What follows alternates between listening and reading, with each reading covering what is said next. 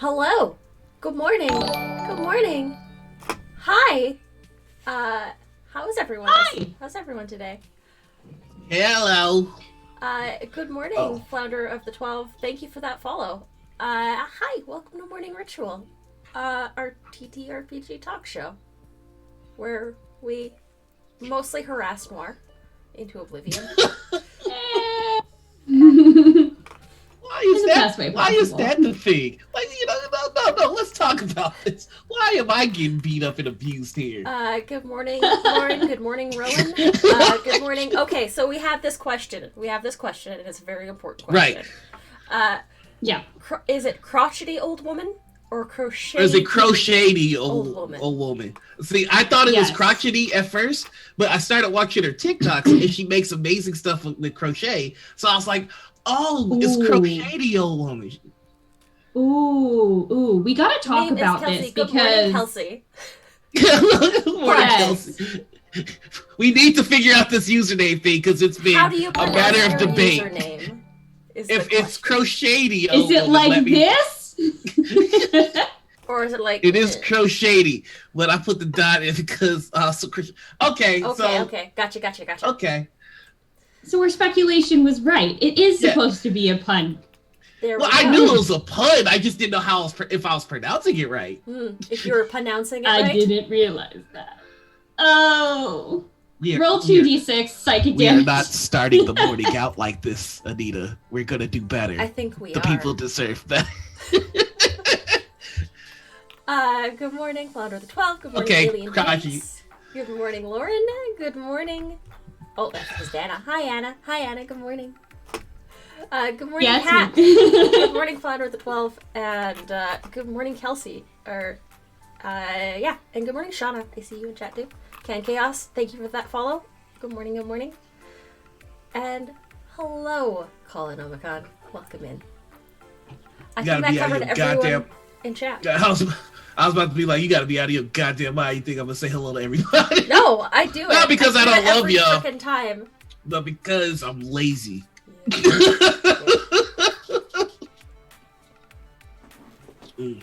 This just reminds me of like when I was a kid growing up and you'd like go to the church or whatever, that door holder holds the door open for you and their literal job is to be like, good morning, and like shake hands with everyone. And I'm just like, that's okay. That's too much socializing for this early in the morning.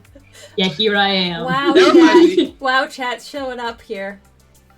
The reason why you don't say good morning to everyone is because you hate them. And also because Noir Senpai refuses to notice them.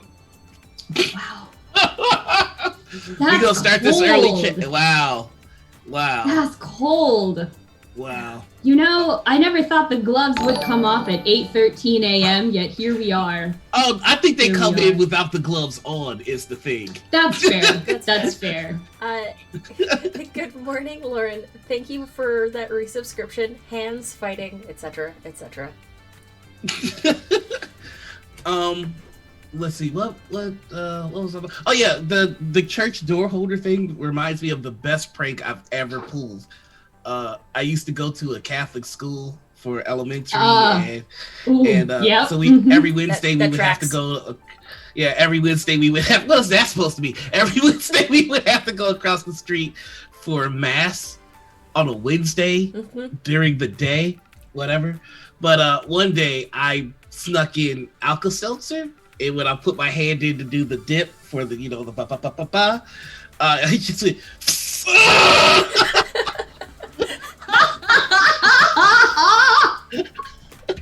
Yep.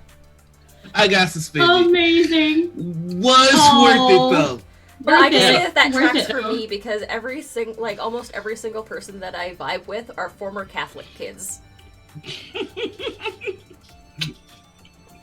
Yeah. I did once almost get kicked out of the, like the midnight mass Christmas choir thing because I was singing in it, and I got in trouble for when we were singing Silent Night. We're like, round yon virgin mother and child, holy infant so tender and mild.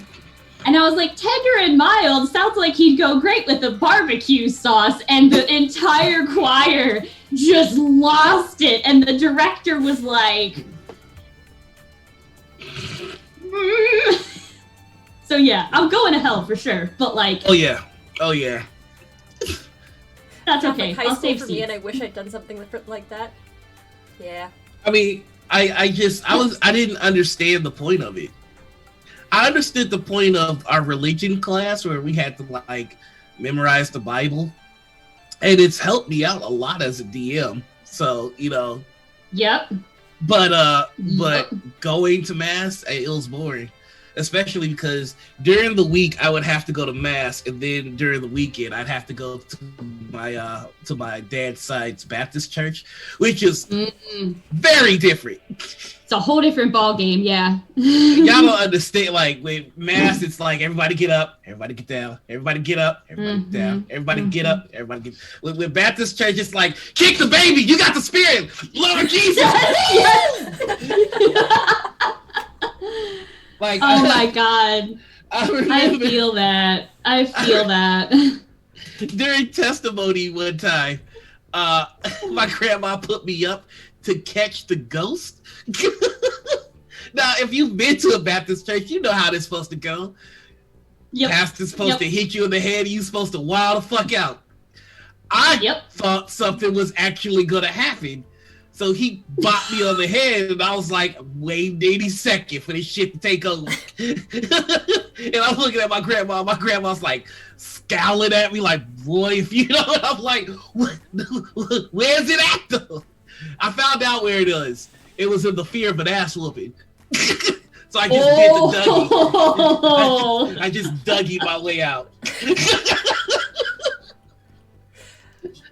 All these stories about church and religion stuff are so alien to me. Brought up an atheist, agnostic, and never wants to be in church. Yeah, I was brought up Christian-ish. We never went to church though. But literally, spouse raised Catholic. All of our friends are like raised Catholic, but lapsed. Like, I seem to vibe best with lapsed Catholics for some reason. I don't know why. Because we're awesome. It's true. Yeah. I think it's because you have that little bit of guilt that brings about a good sense of humor. That's like guilt and repression. That leftover guilt and repression does wonders for your sense of humor. Yeah, I think in order to be a lapsed Catholic... Oh, go ahead. Sorry. Nope, sorry, what was that? You go first. I was just going to say, I think in order to be a lapsed Catholic, there's a part of you that has to come face to face with the fact that, well, if this shit is real, it's too weak to like stick to, so fuck it. Like, you really have to come face to face with, are you ready to go to hell? And I'm like, yeah, fuck it. They'll probably be cooler people. Hey, I mean, honestly, and this is gonna sound, I don't know, a type of way, but like, I'm really curious as to what the fuck Hitler's punishment is. So like, I think it might be worth it to go to hell just to see. Like, yes, I'm also getting punished, but what are they doing to that motherfucker? Like, I'm curious. I mean, I'm pretty sure that like we could get down there and just kick him out, because yeah.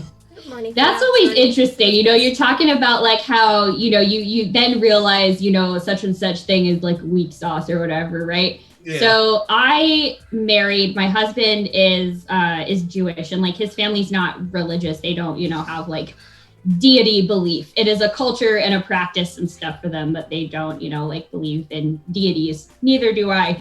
So we get along quite nicely. But he's like asking me questions about, you know, being a kid, and like First Communion is this thing when you're 7 years old where like if you're Catholic, you literally believe like the bread and wine are flesh and blood of Jesus. Yep. Literally. They hit that hole. They hit that hole. So you have to take a test to like make sure that you know that you're drinking blood. Oh my God, we have a hype. And so, what? Oh my God. Oh my God. Wow. Thank you all for the subs. Thank you because thank you, Colin, for the subs. Thank you so much for Chaos Art for subscribing at tier 1. Thank you guys.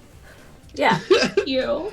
So I remember describing this to my husband, and I'm like, and so because that's what, Catholics believe, when you're 7 years old, you dress up in a white dress, kind of like a bride, and drink God's blood out of a golden chalice. And I'll never forget, he looks at me and goes, that's metal as fuck.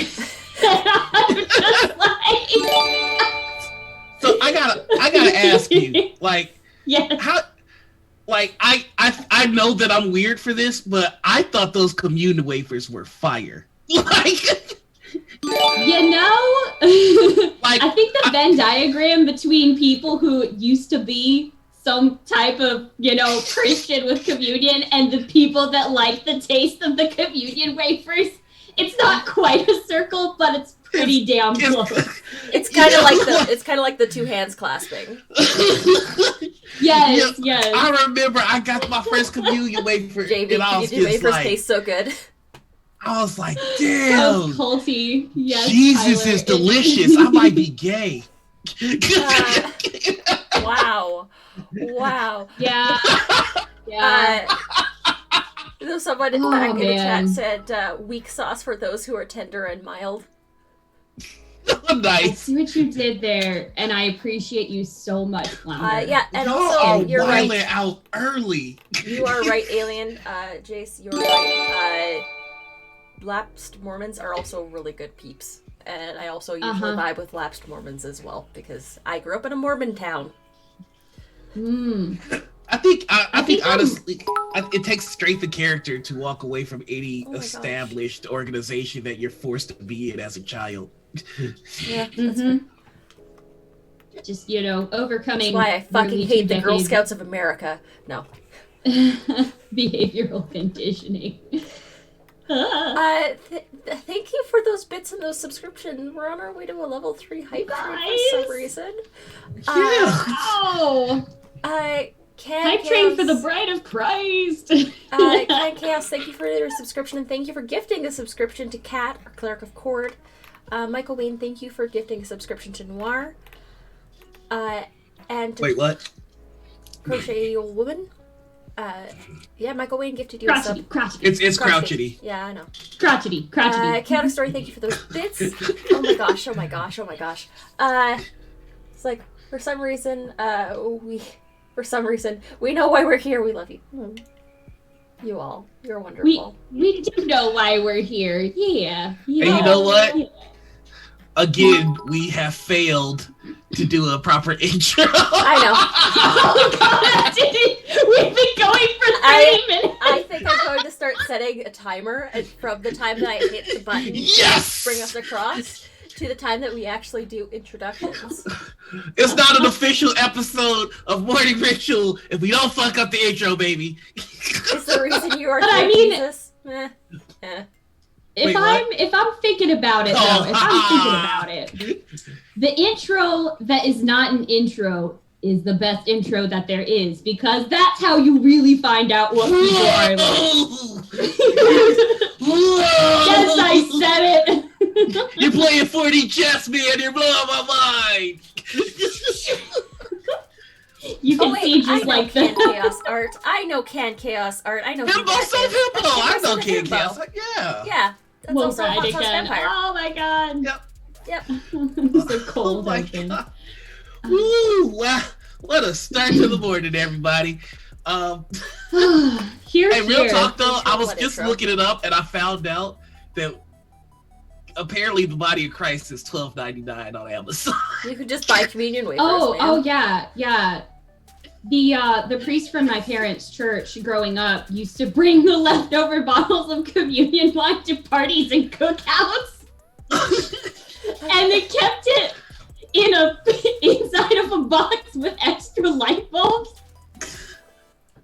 And everyone's like, oh, this wine is so good. Oh, we're glad that you're our friend and you're here. And he's like, dude, you can just order this online. It's $14. Yo, I'm low-key really thinking about buying this box of communion wafers, because like just thinking about it, I miss it because it tastes like it comes into your mouth like a really thin cracker, but then it turns like paste-like. It's like the only way to eat glue and not be an asshole. Like, it's just... How in the heck? Oh my god. How in the heck? Alien, you pushed us across, and Chaotic Story, you both pushed us across to a level. Oh my god, they're still going? What the fuck? Into you guys! What? Again. What the heck is happening right now? We haven't even introduced who we are! We haven't even got... It's like the intro is like My Favorite Murder, where they keep going until they realize they're in the recording studio. Like it knows and not shrimp crackers. Because shrimp sense. crackers have a weird shrimp aftertaste, but Jesus crackers have a really nice Jesus aftertaste. You know, they just taste like the body of Christ. You know, I'm like, you know, this has a tang of Messiah. As the non-Catholic kid, I love my this job so when I go much to right mass now. is usually to hold people's children and make sure that they're okay when everybody else goes up to take communion. Aw, that's nice. Yeah. Yeah, mine is usually just explaining what's going on because people are like, how do you know when to kneel? And I'm like, well, first you're born, and then your parents make sure that you go to the same church every week and you go to Catholic school for a while and you have to, you know, just follow along because you don't want to be the one kid in the kindergarten that's just like, la la la la la. And you know what? I'm sorry. This is gonna be a rant. And this is 110% selfish, but it needs to come out because that story made me think of something. Fuck you, Father McCarville. Father McCarville is one of those motherfuckers where you would come up like this. You know what this means? This means put the cracker in my hand. Put it in my hand. Yes, and he'd put like at my mouth, like, you know, put your tongue out. I'm like, no, Father McCarville, I've got my fucking hand. I got my hand cup. Hand cup means put Jesus in the hand. But he would try to put Jesus directly on my tongue. I want that. I want to put Jesus on my tongue. I want you to do it, Father McCarville. But he puts me directly in my fucking mouth every time. And like, I would try and like hand bob like a fucking Stevie Wonder. He fucking try to chase me. So we'd be up there for like a awkward minute. Motherfuckers are singing, and I'm just trying to dodge this Jesus coming at my face. And I'm giving him the handcuff sign, which is universal Catholic. Put Jesus in my hand. Oh, Father McCarville, if I find you, I'm gonna fuck you up for that, because that shit was embarrassing. I don't want anybody to fucking spoon feed me Jesus. I can eat Jesus on my own. So you're making that purchase on Amazon, right?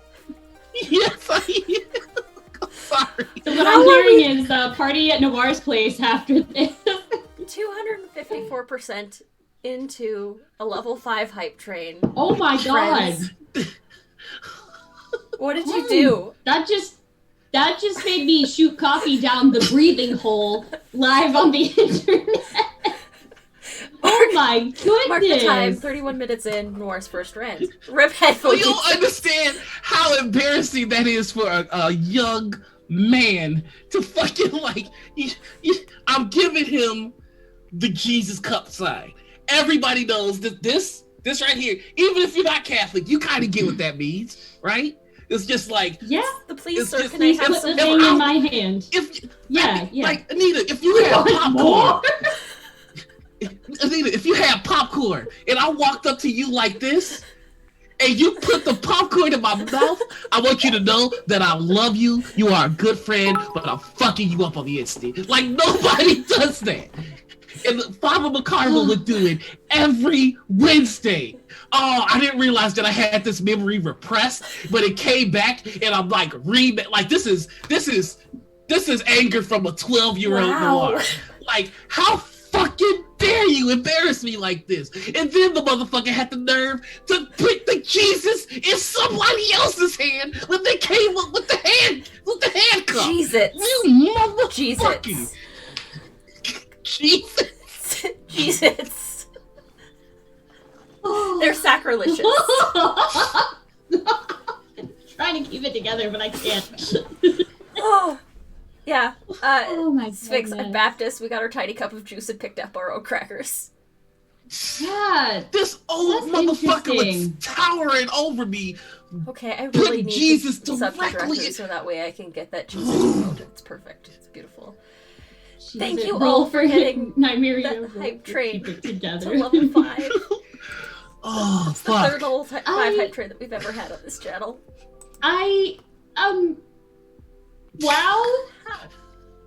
Hi. There Damn, are rated R reasons why the father would do that. Well, the thing is, he got busted for diddling kids, and I wasn't one of the kids he diddled. I think he just, like, fucking messing with me. Like, oh, well, sorry, was this too real? Like, look! No, but it was... Oh my god! Let me just do a quick thing for you, Rowan, so that you can post that. Chaotic Story, if you really want me to roll for Keep It Together, I should warn you that in every PBTA style game, I'm aggressively average. It will not happen. Oh my god, I'm just so fucking mad. It was emasculating, is what it was. Like, that's probably the whole thing, is that it's a power thing. How the fuck dare you?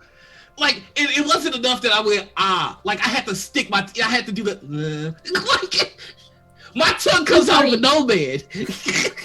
I'm sorry, you had to do what now? You know, like, okay, so there's the hand thing, right? Yeah, no, you just made a sound. There's the or like you give me the Jesus right here, and then there's the Thank you. Yeah. And then they put the Jesus cracker directly on your tongue. Yeah.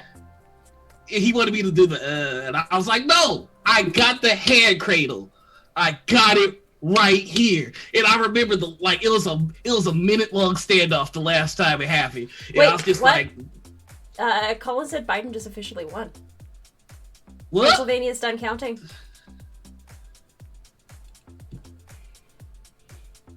Hold on, refreshing. Hey! Everybody, damn. Donald Trump, you get the fuck about here, boy. Oh man, I'm so happy I have champagne in my fridge. When we go to break, I'm coming back with champagne. Oh shit. Oh my god, you guys. 273 to 214, you get the fuck up out of here, Chaotic boy. Story. Why? 5,000 bit. Good. Why fascist Cheeto Good dust? vibes. This finna be the best episode of Morning Ritual ever. Wow. Oh, we sorry, got that orange I might cry on the motherfucker. internet. Yeah, damn. Oh boy. Well, fuck oh it. boy. Feel the feels. Like, y'all understand. This is a historic moment, so we go fucking. Oh my god, I'm so relieved. Wait, this is a show? Yeah, this is a show. Fuck me. God damn. We still haven't got to guest introductions, by the way. Just thought you should know that. You know what? Shout out to guest number 2, America not fucking up because black people, the POCs, and the LGBT community pulled this motherfucking country by his motherfucking legs. Like, get your ass over here. Also, on the right side of white woman, as a fellow white woman, yes, you're on fucking notice. Because I saw where you were voting. I saw where you were fucking voting. You're on fucking notice. Mm-hmm. Why don't you give a fuck about yourselves? Or other people? Also,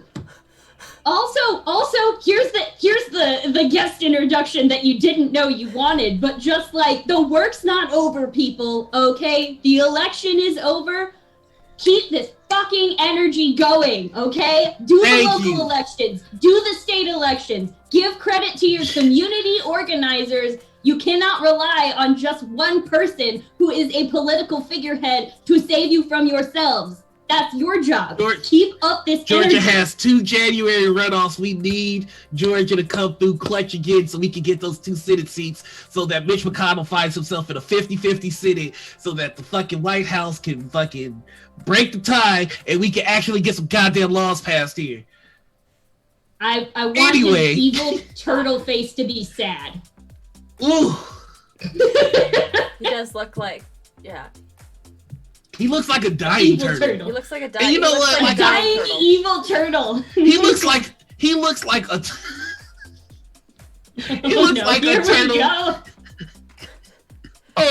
He looks like a turtle that stared at the Ark of the Covenant for too long. He looks like a turtle, got the polymorph spell, but only ever heard about a human. Didn't see one directly, so he was like, I think they look like this. I read about humans in a book once. Or it was But like it looks like the human that he read about was Voldemort. The humans that it was like one of those illuminated Catholic scripts where like where the art is like really, it's only like some knight telling a priest who told a priest who told a priest about this human that they saw. Yeah. It's like those. I love that in the same hour. I love that in the same hour the taxidermy lion, yes, Joe Biden. But on humans, yes. That's 100% it. I love that in the same hour that they named Joe Biden the president-elect. Donald Trump's last tweet was, "I won this election by a lot." Boy, you thought. Get your goof ass out of here, boy. Yeah, that's only one part of the problem, Michael Wayne. There's a lot of problems that need to get solved before things get right. Like, everybody roasts Donald Trump for a bunch of different reasons. As emotional As emotional support Canadians, we're here for you. Ooh. We should probably introduce ourselves. Yeah, fuck. Before the next historic, life-changing event rolls on in. Hi. Welcome to Morning Ritual, the TTRPG talk show, where we're eventually going to get to talking about TTRPGs when we're not talking about Catholicism, religion, or elections. Our guest this morning is Anna, or Nymeria.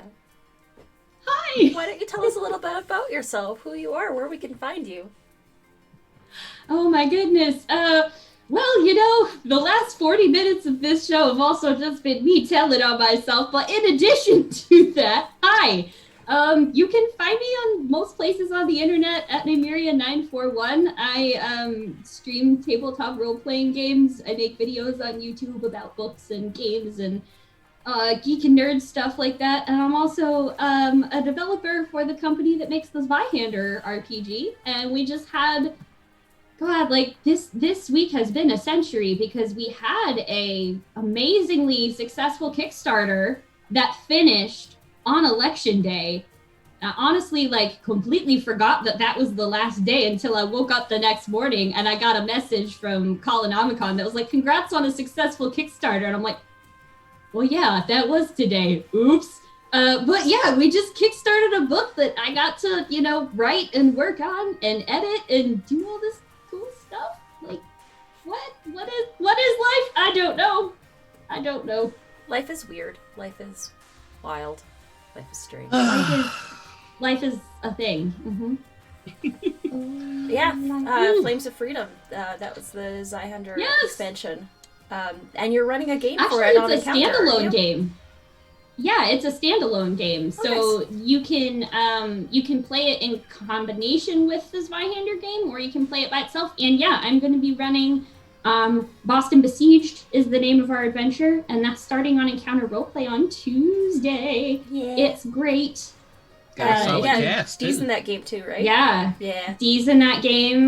Lydia Half-Arse-Termit's in that game. We have the Big DM, Fenway Jones, Mighty Jerd, and excuse me. Hiccuping. I'm so sorry. We have just gotten like yeah, it's all right. Roller coaster of human emotion is shooting through my head, and also caffeine, and so my brain is just like twitching a little bit. It's fine. Mine too. But yeah, we're gonna go break the siege of Boston, and there's gonna be, you know, magic and exciting things, and I won't go too into details because there's players in the chat, and I don't want to give away spoilers. So is it required to quote Hamilton while you play this? Because I think that do you know, Noir, they say that you should never bet on things that are certain. So in my way of thinking, you should never require things that people are already going to enthusiastically do anyways.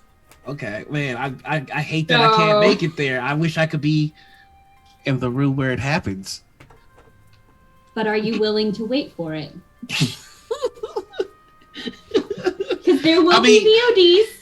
I mean, I'm certainly willing to wait for it. I have no doubt that I'll be satisfied.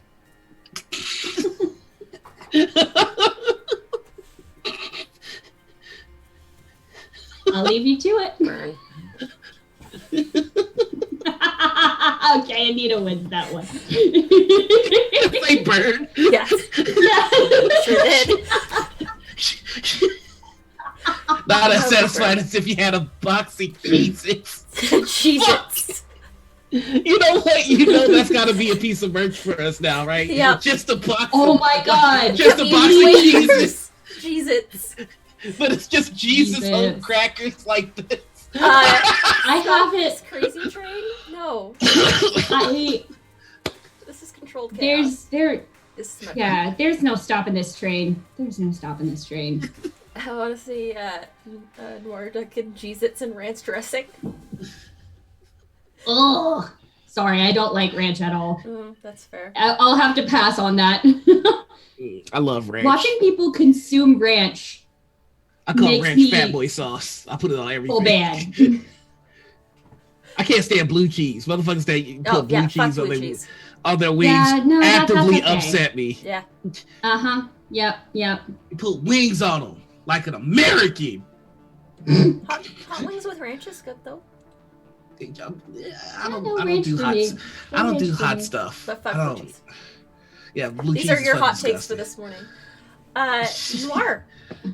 Huh? What? I didn't do it. Who? I mean, Anna introduced themselves.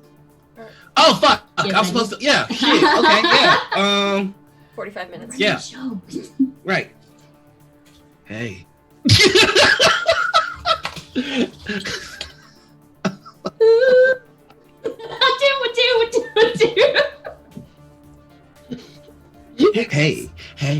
Hey. Hey everybody, I'm Noir. You can find me on Twitter and Twitch as the Noir Enigma. I'm on a bunch of live streams, but I'm not gonna break them all down. You can go to my Twitter for that. Yeah. Yep. You ready for some motherfucking breakfast? No, I'm just kidding. No, but seriously, I do have a list now. So on Mondays I'm over on Encounter Roleplay with Song of the Deep. It is a game that I'm extraordinarily proud of.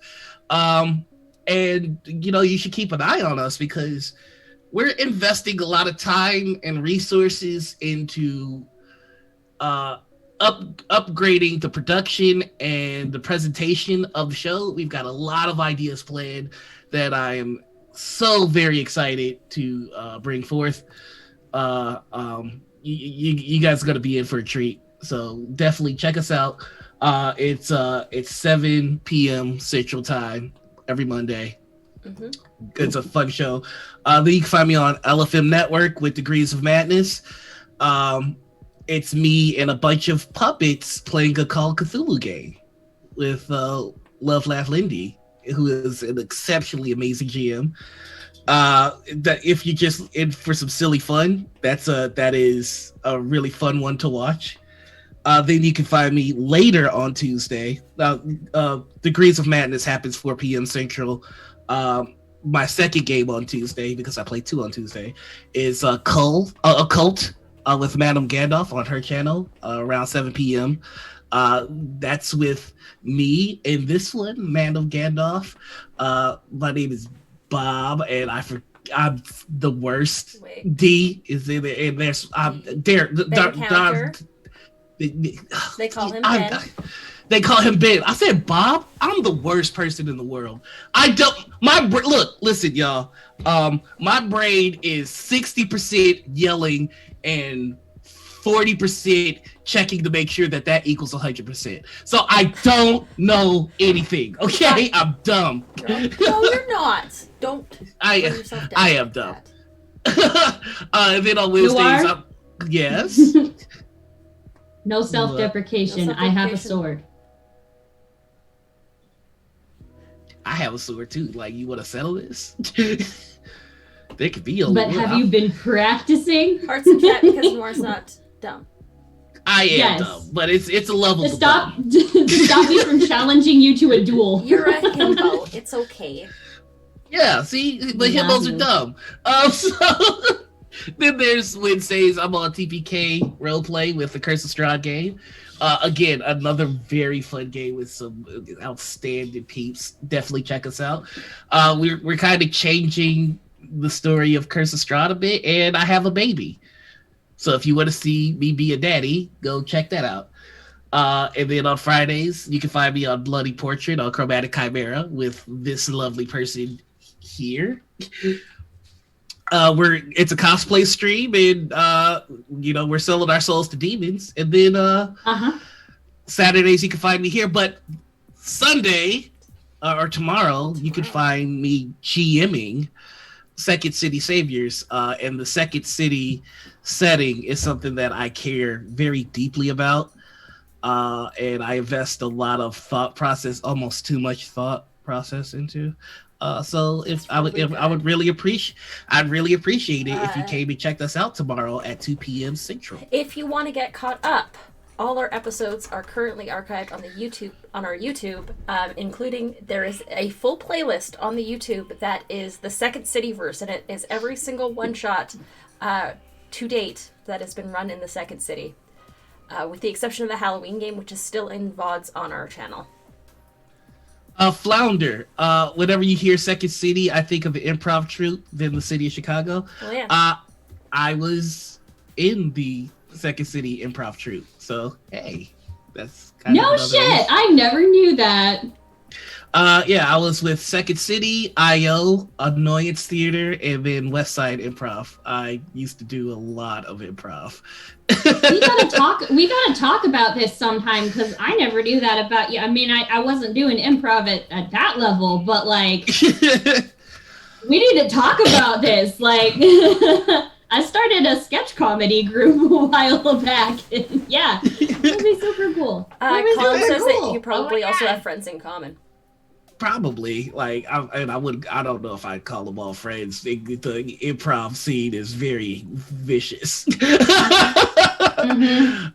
Funny enough, like I used to do stand up in Chicago too, and the stand up scene, even though it's very mean, it's a lot nicer than the improv scene, because a stand up comedian would just tell you, like, within the first minute of meeting you, like, hey, I don't fucking like you. Stop talking to me. But an improv troupe will be like, oh yeah, join our troupe, and then like the whole time they'll be like, this motherfucker sucks. Your yes ending. Yep. Exactly. You're right. Oh god, I've got some really bad improv stories I can tell y'all all day. And scene. But anyway, that's me. Sorry for my extra long introduction. No, that's fine. That's perfect. But speaking of that first thing that you mentioned, that show on Monday, Song of the Deep on Encounter Roleplay, I'm weirdly proud to announce that my shitposting for some reason gets results.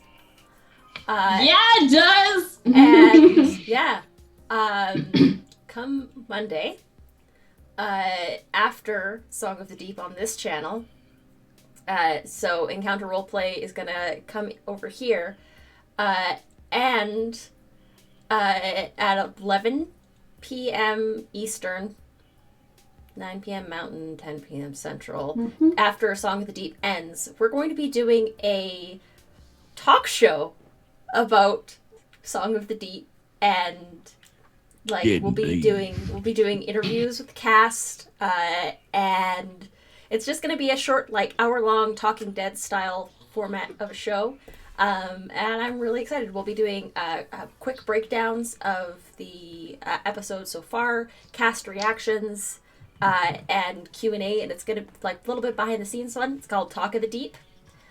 The Choir of the Deep is a good name too. It's going to be called Talk of the Deep, and yeah, we'll be hosting it here. Thank you so much for those bits, Kitchen. Thank you, Kitchen. Deep Speech is also a good name for it too. Ooh, that is a really good fucking name. That is a good name. I for don't a cat. think any Do any of y'all have deep speech as a language? Because, like, I don't think I'm just thinking about, like, in the fiction of this world that y'all have created. Huh. Interesting. That's one of those languages that, like, nobody ever takes, but when you do, cool shit happens.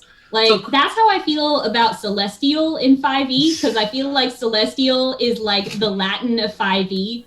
And as somebody that spent years of my life studying Latin and joking that it was so I could talk to dead people, like, whenever that shows up in a game, it's just like, I always take Celestial. See, for me, the one I always take is Undercommon. But really quickly here, Crotchety Old Woman has a question for all of us, which is, how did you get into the streaming world of TTRPG? Guess first. Oh, boy. Well... Really, the breakout for me happened this year. I had been trying for the past 3 years or so to break into streaming, live theater here, all of this other stuff. I'd been applying for streams, getting rejected. The first live stream that I ever did, I don't know if they're still in the chat, but Tyler Moonsage and I actually played in a Death House mini campaign together, where inexplicably all of our characters lived. I think it's because we had 2 clerics and a celestial warlock, and we were all so like, nope, let's just not open this door, walking, looking down. So that was my first stream game, and then it was another 6 months or so before it was another 6 months or so before I got cast in the Guards game on Encounter Roleplay with Lydia as the GM. And honestly, like, how did I get into TTRPG streaming? I literally thought it was a mistake when it happened, because I was just like, there's no way. I've been applying to Encounter Roleplay for like multiple times now, and I remember filling out the application just being like, well, I'm just gonna do this because they're just gonna say no. And then that didn't happen, and now it's just kind of exploded, honestly, which is ridiculous. So how did I get into TTRPG streaming? Just banging my head against a proverbial wall, and then one day the wall disappeared and I kind of fell into it. Just like, boom. Fell right into the space. Wasn't expecting that. Yeah. But I mean, like, I've been playing TTRPGs since college. I started out with Pathfinder 1E in college, and took a break from them for a little while because of some personal life stuff. And then when I moved out here to Seattle, I had bunch of big life changes and then moved out here, and then I got back into TTRPGs because my doctor told me I needed to leave my house. So joke's on you if you're watching this, because now I'm playing TTRPGs and I'm in my house, so ha ha ha. But no, seriously, like, that was great advice that I got, and it got me back into games, and it got me back into that part of like storytelling through playing, and it was a lot of fun, and I'm really glad that I did it. Nor? I was waiting for you. Okay. I mean, I can. I've also been doing this less than a year, or less than a year. Hey, high five. I can actually find when I started here. I signed on for a one-shot on Scraticus Academy. And then I got in another one-shot on the Scraticus Academy for the same game. I have a good one, Flounder. I hope your doctor's appointment goes well. So I got put into 2 one-shots in the Scraticus Academy, and then I got asked to be on a campaign. I'm in Calgary.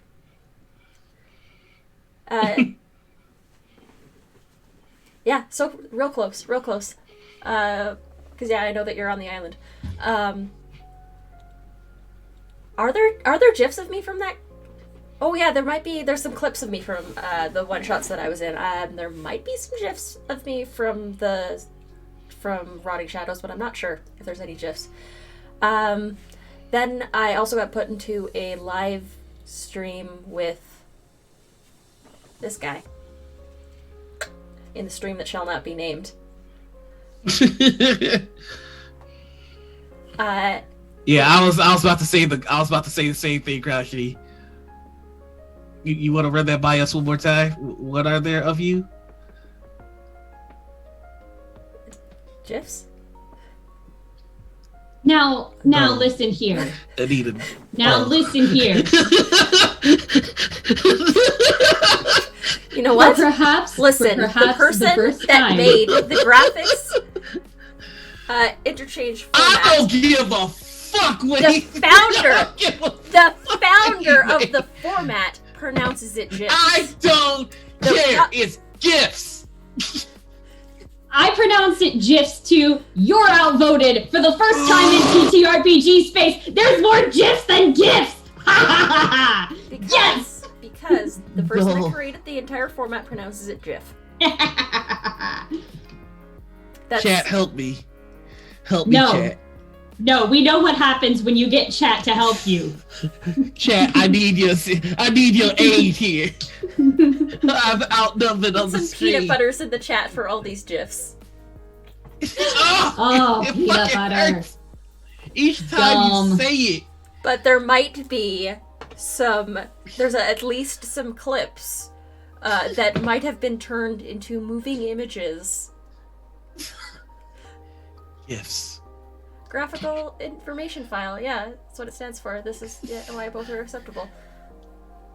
Moving pictures, see? When it was bought by CompuServe, they pronounced it GIF. See? That's what happens when corporations take over things from small creators. They make things worse. I have vowed to never publicly agree with Noir, but I have to change that today. Well, guess what? We're gonna start fighting tomorrow when we play these things. I love crotchety old woman said, do you think the creator of the body of Christ would come down and say, hi, it's actually pronounced Jod? I so wish that would happen. Hey, like, that would be fucking hilarious. Actually, it's Jod. It's Jod, not God. 2,000 years and you've had it all wrong. It's Jod. No one gets to heaven now. I just came back to say, it's Jod, actually. Jod. Jesus. I kind of like the idea of Jesus talking like this. I'm sorry, you mean Jesus. OMG, my body! Take my blood! Jesus. Oh. It was written in Hebrew originally, that's true. Yeah. We're going to double hell with gasoline. Technically speaking makes it Yahweh. Yahweh. No way? Yahweh. We going straight to hell. We are, but all the God. people are there, so it's okay. I know. Yes. We gonna get to heaven. She's gonna be up there like, I heard you was talking shit. Why does for some reason God sound like your character from the Kobolds one shot that we did? I don't know. Jesus is a kobold. You heard it here. Ooh. Jesus is 3 kobolds in a trench coat.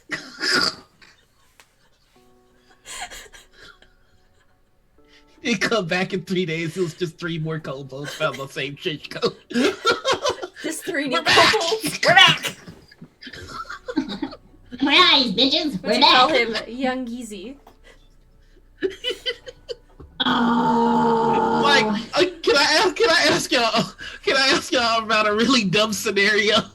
Okay, go for it. What if you get to heaven and Jesus has a mixtape and he's like super proud of it, but it's actually hot garbage? Like, how do you tell the Lord? Maybe that is the your true test of faith. Maybe everybody's test of faith is like a little bit different to prove that you're willing and worthy to be in Jod is 3 kobolds in a trench. Jesus is just like, welcome, you've made it to heaven. Now listen to my mixtape. And you're like, Ooh. I feel like I just turn off the stereo, honestly. Like, no need to dig myself into a hole of unnecessary criticism here. Just like, boop, next track, please. I just take the headphones off like, Jesus, you should have known better. All the fires in hell.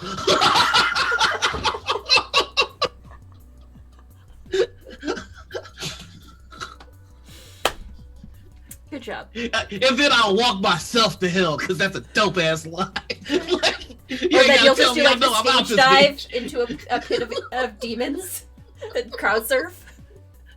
That sounds like fun. I think I'll just skip the mixtape part and go straight into crowd surfing in the pit of demons. Oh man. Oh, crowd surfing. How the fuck did we end up here? I never know how we end up where we end up. You invited me on the show? Welcome to Morning Ritual. Please sign your soul away here on the dotted line. Oh my fucking god. It's like Jesus gives you a mixtape and Wait, we were talking about how we all started. No. We were all talking about how we got started streaming, and suddenly we got up to the topic of rejecting Jesus' mixtape. Yeah, so that's how I'm here. Is I got put in a one shot, then put in a one shot, then put in 2 campaigns, and then when a certain somebody who is sitting right next to me might have left the show that we were in together. We stayed up really late one night and got high and founded the idea for this channel. Pretty much. We thought it'd take fucking years to get to this point. Nope. COVID's a hell of a something. The time dilation, right? In the year 2020 is something else. Fucking wild. Uh-huh. Mm-hmm, So I just found the first stream that I ever did. Woman. Why would you say that? Wait, Jesus invites you via communion waiver, but you have to accept it on your tongue. No, Jesus, I'm giving you the handcuff. He's like, handcuff. Handcuff, Jesus. So kids, don't do drugs. Hi, Jay. Welcome in. Hey. So I started streaming in September of 2018. So I've been at this for 2 years. I just realized. Wow. Rats. I started by I was at a rough point in my life. I was living at a crack house. Don't ask questions.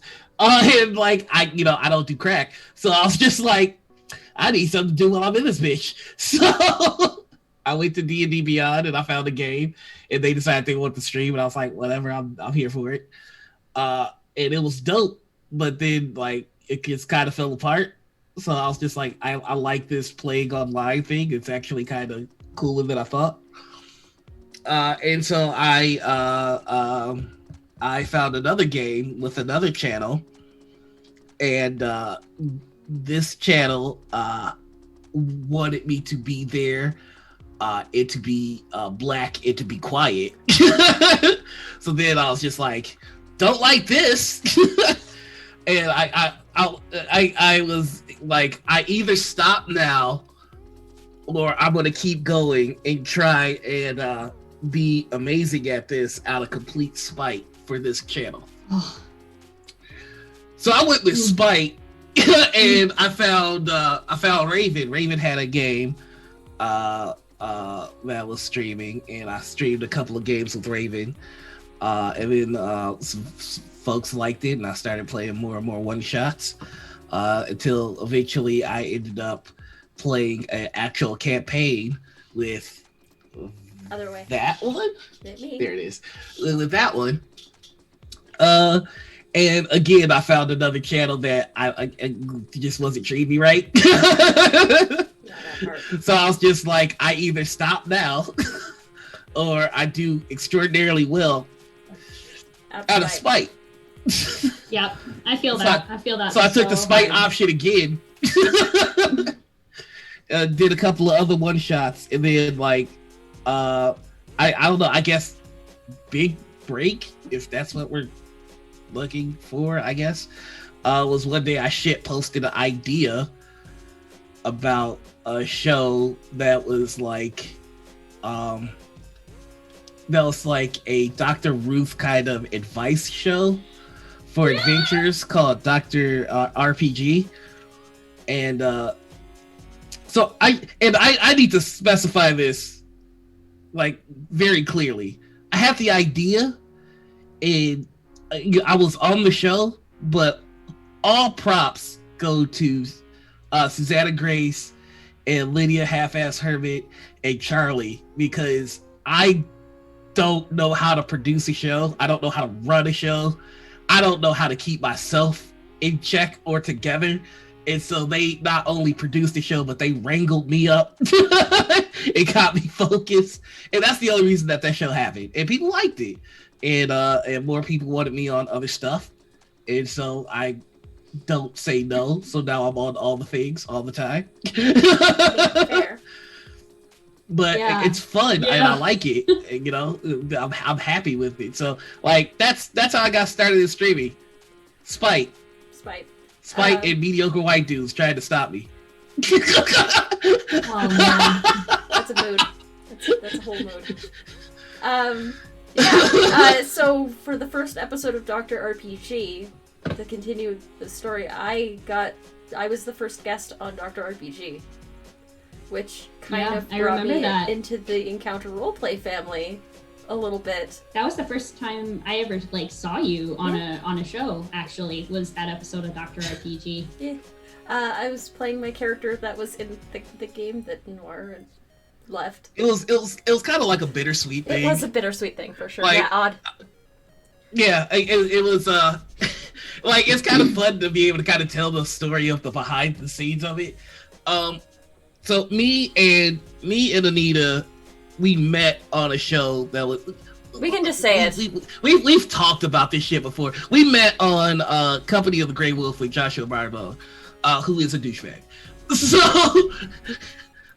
you said I'm sorry. Was I supposed to take the high ground? Nope. Because I'm not Obi-Wan Kenobi. No, honesty is very important. Honesty is very important. Naming things explicitly is very important. Yeah. So we met during that show, and me and Anita were the last additions. So I had my session 0, then Anita had their session 0, and my session 0 interacted with their session 0. All right, so it was our characters everything tangent. Yeah, like the plot for our characters was already written. Yeah, because that's for us essentially. I mean, it is what it is. So the DM decided that for 13 months, my character was Anita's character's prison guard, and I kept Anita trapped in a room. For 13 months. Now, for 13 months. Now, not a great way to start. Let's be honest. But here's the thing, here's how I knew that, I found somebody that is going to be my best friend for a very long time. We didn't see how bad, I didn't see how bad it was at the time. Neither did I. Because we added heart to it. It was just I was playing this very stoic, very blah Shatterkai that's just my job is to keep you in prison, but I'm not going to do anything else. And it's not even important that you know my name, because... Right. You're just going to be dead in a couple months anyways. Yeah, we're not friends. Sleep well, I'll most likely kill you in the morning. and Anita played her character in a way that was just chipping at the broodingness. Just a taste. And then we took that and we brought it through the campaign. And they became very good friends. And the potential is there for a very good story, and real life shit made me leave. But it was always kind of one of those storylines that I was just I wish you were in the hands of a different DM, because I would love to see how that plays out. Yeah. Because also, one of the things, too, was, like, you were playing up the fact that you felt guilty for keeping me in a room for 13 months. Right. Mm-hmm. And you got shit for playing up that guilt. Yeah, I was told a few times, like, you don't have to play up that, the fact that he feels bad about what he did. It was orders. And I was just like, if I don't, then I'm a Nazi. Thank you. I was just about to say, don't mind me while I Kool-Aid man my way into just be like, no. Yeah. No. Anyway. Fueled by spite. But it's okay. I blew up that campaign. Yeah. But the thing is, like, we that's kind of like part of every conversation that we have. Initially, it always comes back to like, damn, it would have been cool to play that out. So I get, I don't know how, but I get a show on Encounter Roleplay, and they're like, go nuts, and I'm like, okay. And so like I'm nervous, and I don't know if this is gonna work because this was just a high idea I had one day on Twitter. So like I needed somebody that I knew that I could be able to talk to for 2 hours. And like every time me and Anita talk, it's just like, man, what if we could have this with these characters? And I'm like, oh, so I'll just bring that on. So like, Anita was a very, very, very clutch safety blanket. That's the entire reason why I brought you on to be the co-host on this show, is because I like you and I can talk to you for 3 hours at a time. I'm looking at some of the cat's reaction. My heart is just like shooting hearts out of my eyes right now. Just, you beautiful, beautiful people. I love you. It's like so many dope friends, man. It's crazy. What role playing is left at that point.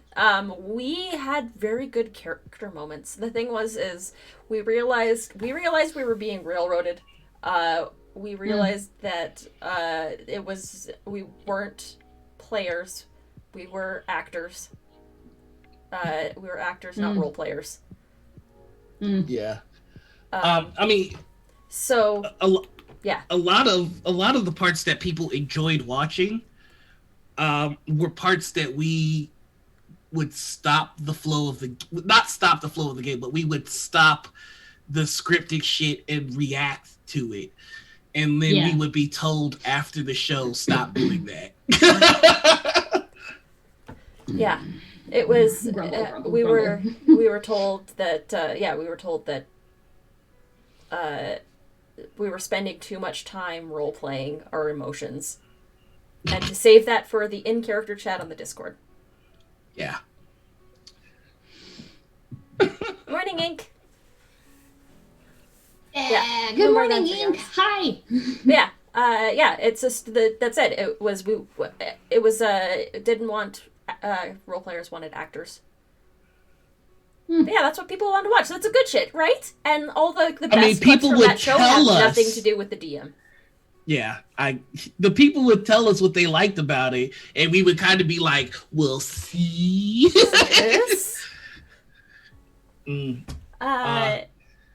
Real talk, though, to bring it back to our ridiculous off-the-rails introduction this morning, it reminds me, though, of what you said, Noir, about, like, it taking courage to leave something that is...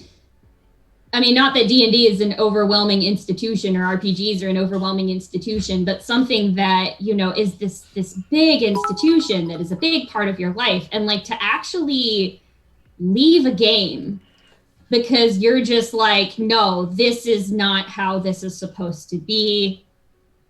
I need to play an RPG that's an actual RPG and have a table that, values the talent that I bring to it and is interested in telling a good story. It's a hard thing to do. Yeah. So, like, good on both of you. Like, leaving games sucks. Yeah. I've had to leave games through, circumstances beyond my control before. I've had to leave games because I just decided, no, you know what?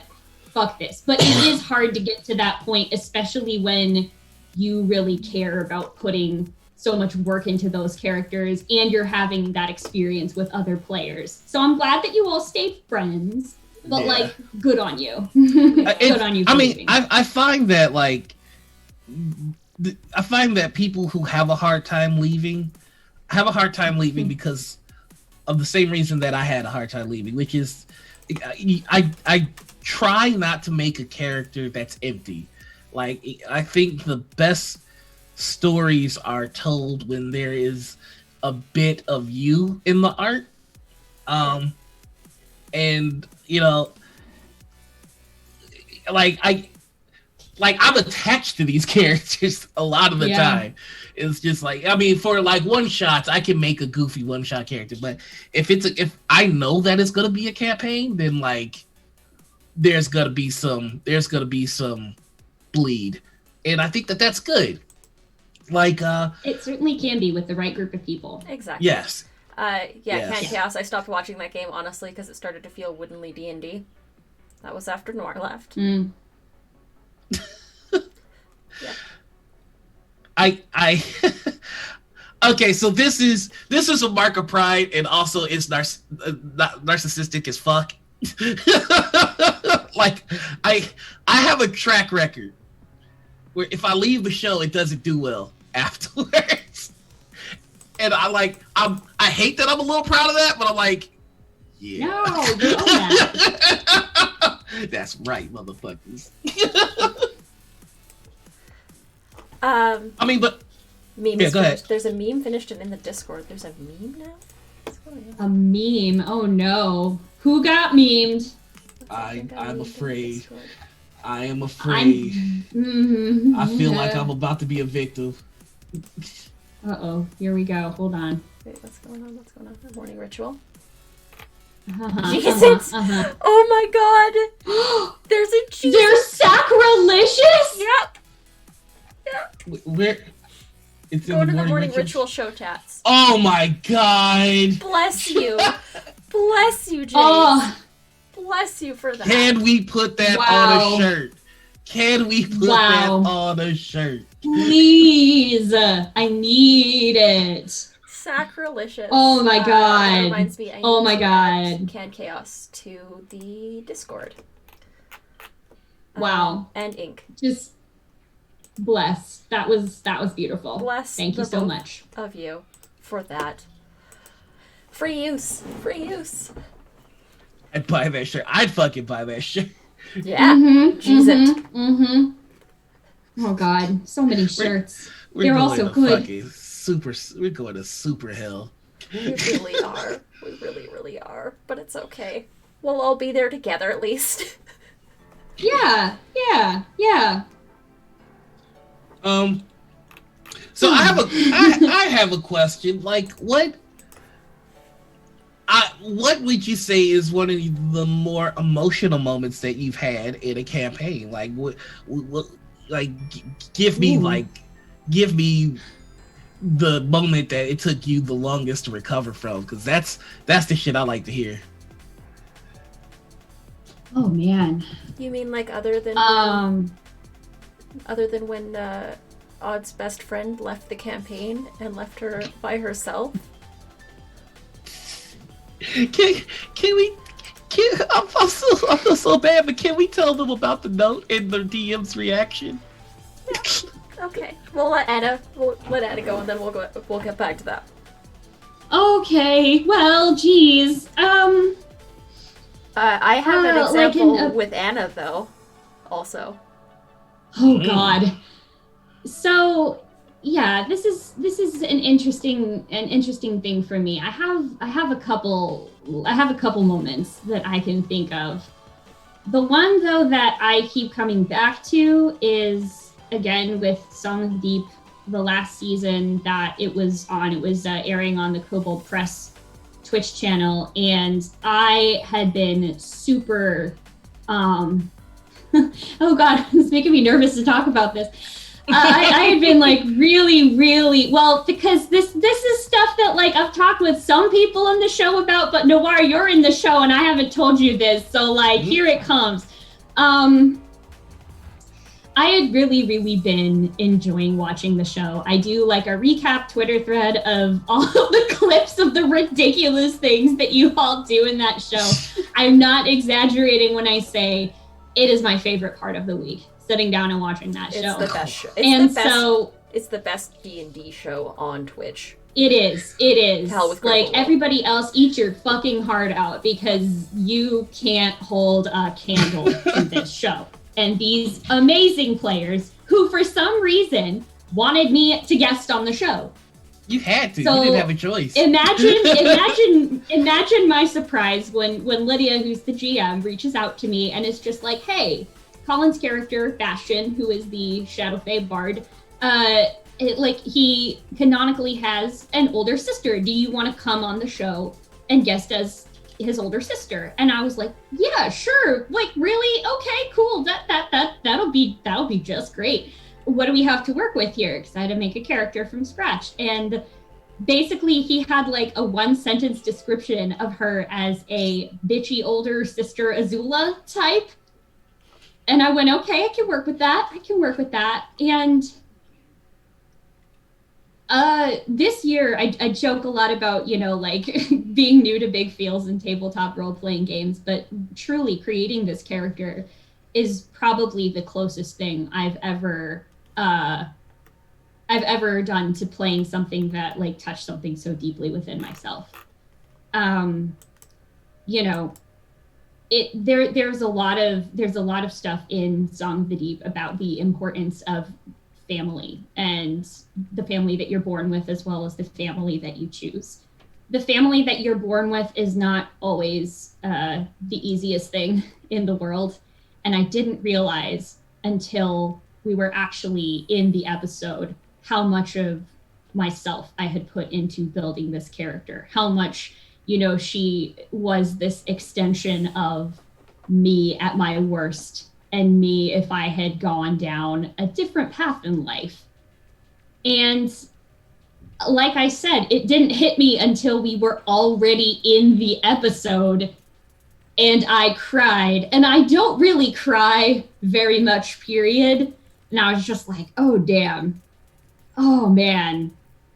Like, the real life stuff with sibling relationships is so important to me because I am the oldest of 4 siblings. My second sister and I basically raised the youngest 2 when we were also children. And so, like, that feeling of creating a character that would do anything for their sibling, even though the 2 of them have, issues and they hate each other's guts because of reasons and, they can be terrible to each other. But at the end of the day, I did not realize until we were in the game how much I had put myself into that character and what that was going to mean to me. And I'm still not over it. So like when they did the last week was supposed to be a regular episode that then became like an impromptu Q&A thing. And some minor spoilers for the most recent episode, but essentially the characters went through something that led my character Katrine to think that they had all died.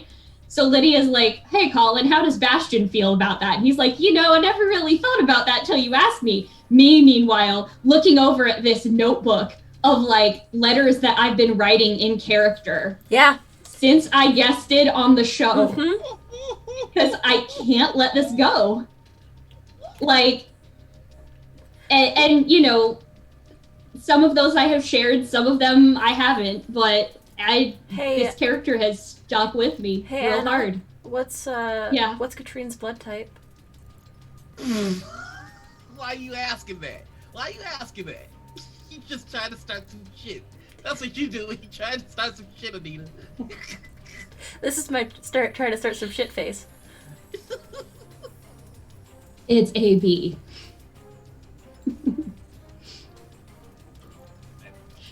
Noir, it's okay if you just want to take a quick break and walk around the produce section while you collect yourself.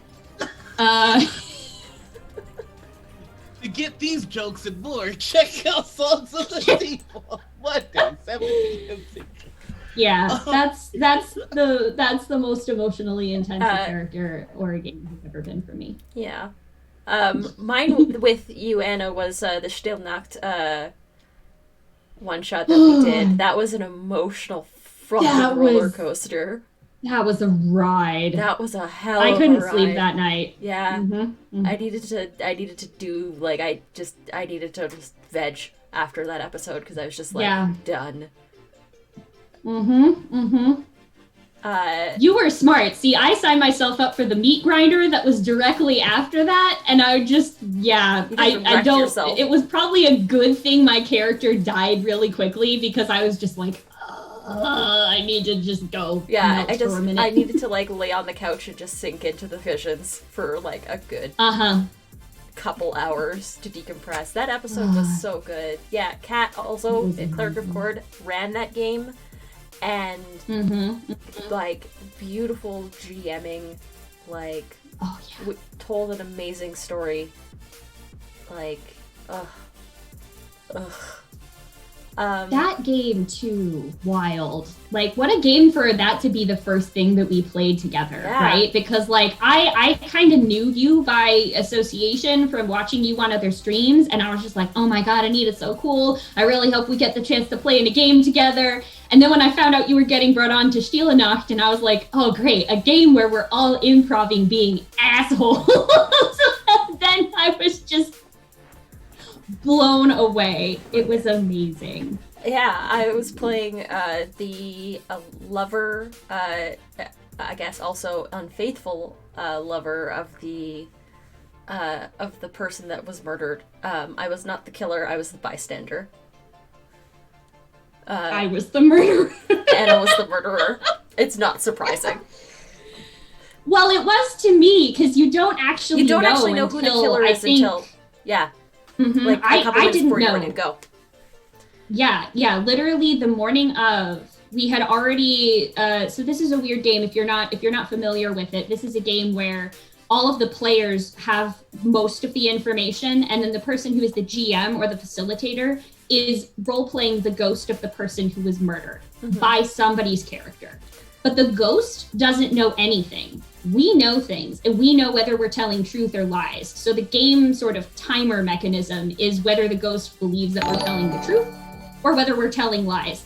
And as such, we make our characters, but you don't know until like 10 minutes before the game starts, are you a bystander or are you the murderer? It's so literally super light on prep. all you need is you need your name, your occupation, and your relationship to the ghost. Oh yeah, we should give, can we give Cleric of Cord permission to post the link to the game in chat? Because... Yes, Jamie, if you're still watching. Perfect, thank you. Yeah, you can post the link. Yay, thank you. It's a wonderful, wonderful game. It's very intense. Use your safety tools. And yeah, it was like, we built the shittiest fucking ghost that we possibly could. Like, unfaithful to his spouse, was cheating on his spouse with me, had, like, a little thing on the side also with Anna's character, was like... This ghost fucks. Yeah, I'll, like, mean But not in a good way. Yeah. Like, in the shittiest way possible.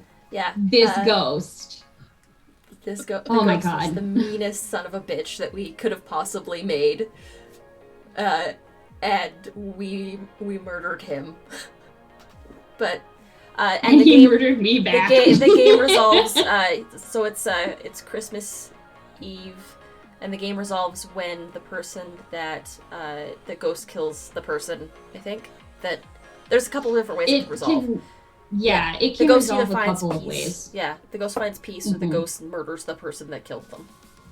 Or the person that's responsible. Sometimes the ghost murders innocent bystanders, too. Yeah. There was another game on Encounter Roleplay of that, where Lydia was the GM where that happened. Yeah. Some people who... It is a fantastic game. And, like... beautiful roleplay moments. But yeah, there was that one. That was one of my emotional ones, and that like wrecked me for a little bit. I was still thinking of that game like a couple days later. The other one is like the little character. Oh, okay. We're gonna deep into the reads here. The season finale of Rotting Shadows. Mostly just because that was emotional for me as a human. Yeah. Yeah, I talked about it before. Yeah. The week before, I was not on the penultimate episode because I was the night before my mom's funeral. So the next week, I had to go in to do the final episode, so I had to say goodbye to the character. I had to say goodbye to the other players. And throughout that entire thing, my mom was sick, so I had to say goodbye to my mom. Yeah. But yeah, that was the whole thing. Nor, how about you? Let's go get some water. CRP.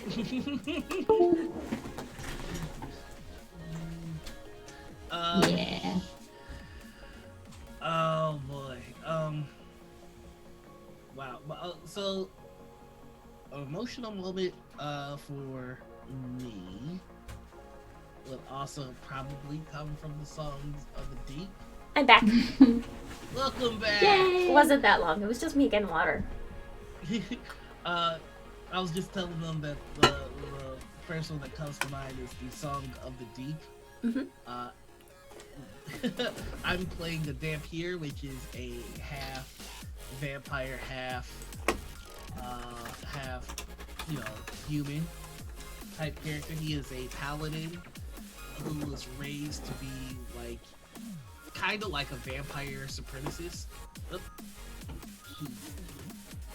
One second. Raised kind of to be a vampire supremacist. We okay? Very good. Better. Yeah, better. Okay, cool.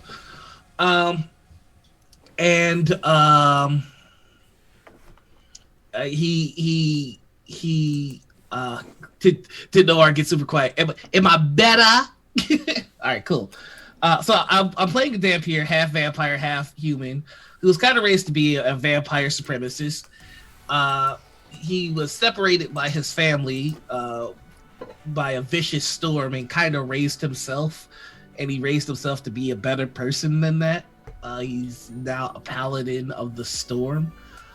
But he still has some very deep ingrained beliefs. Like he as a Dampier, he can eat food. But growing up, he never did because he was rich and the son of a vampire. So they just brought in people for him to eat. And if you, I mean, that's as good as it gets for a Dampier. But now he's trying to get past that. He buys blood legally where he can. And the season kind of represented a very slippery slope for him, where he was buying more and more blood of better quality until he ended up in a plane that had a river of blood. It's basically the afterlife for the undead, and it's like an open bar for an alcoholic, and he fell. He fell into the temptation and got lost in the sauce.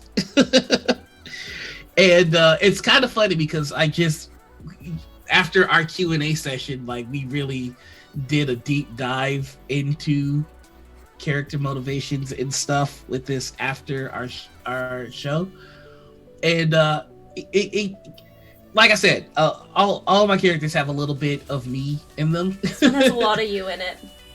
It has a lot of me in it, and it's me from a very particular time in my life. I'm not exactly proud of, but one that I've forgiven myself for. But yeah, it's so like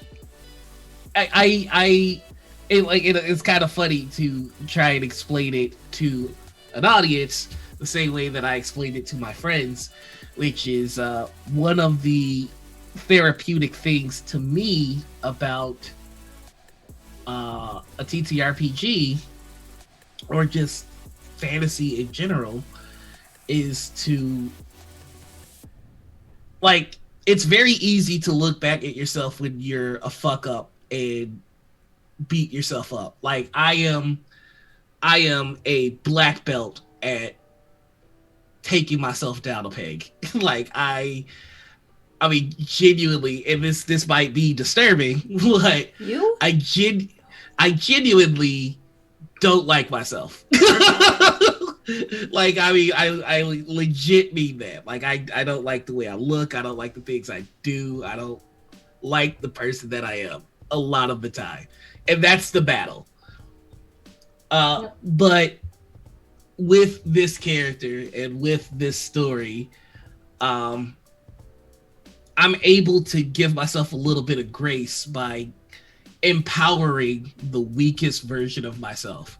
Like, taking the most pathetic piece of shit version of me and going, you're a paladin now. like there's something to that is cathartic, you know? Yeah. I like looking at that version of me, giving him a sword, giving him power, and go stand the fuck up. Like, you can't be down.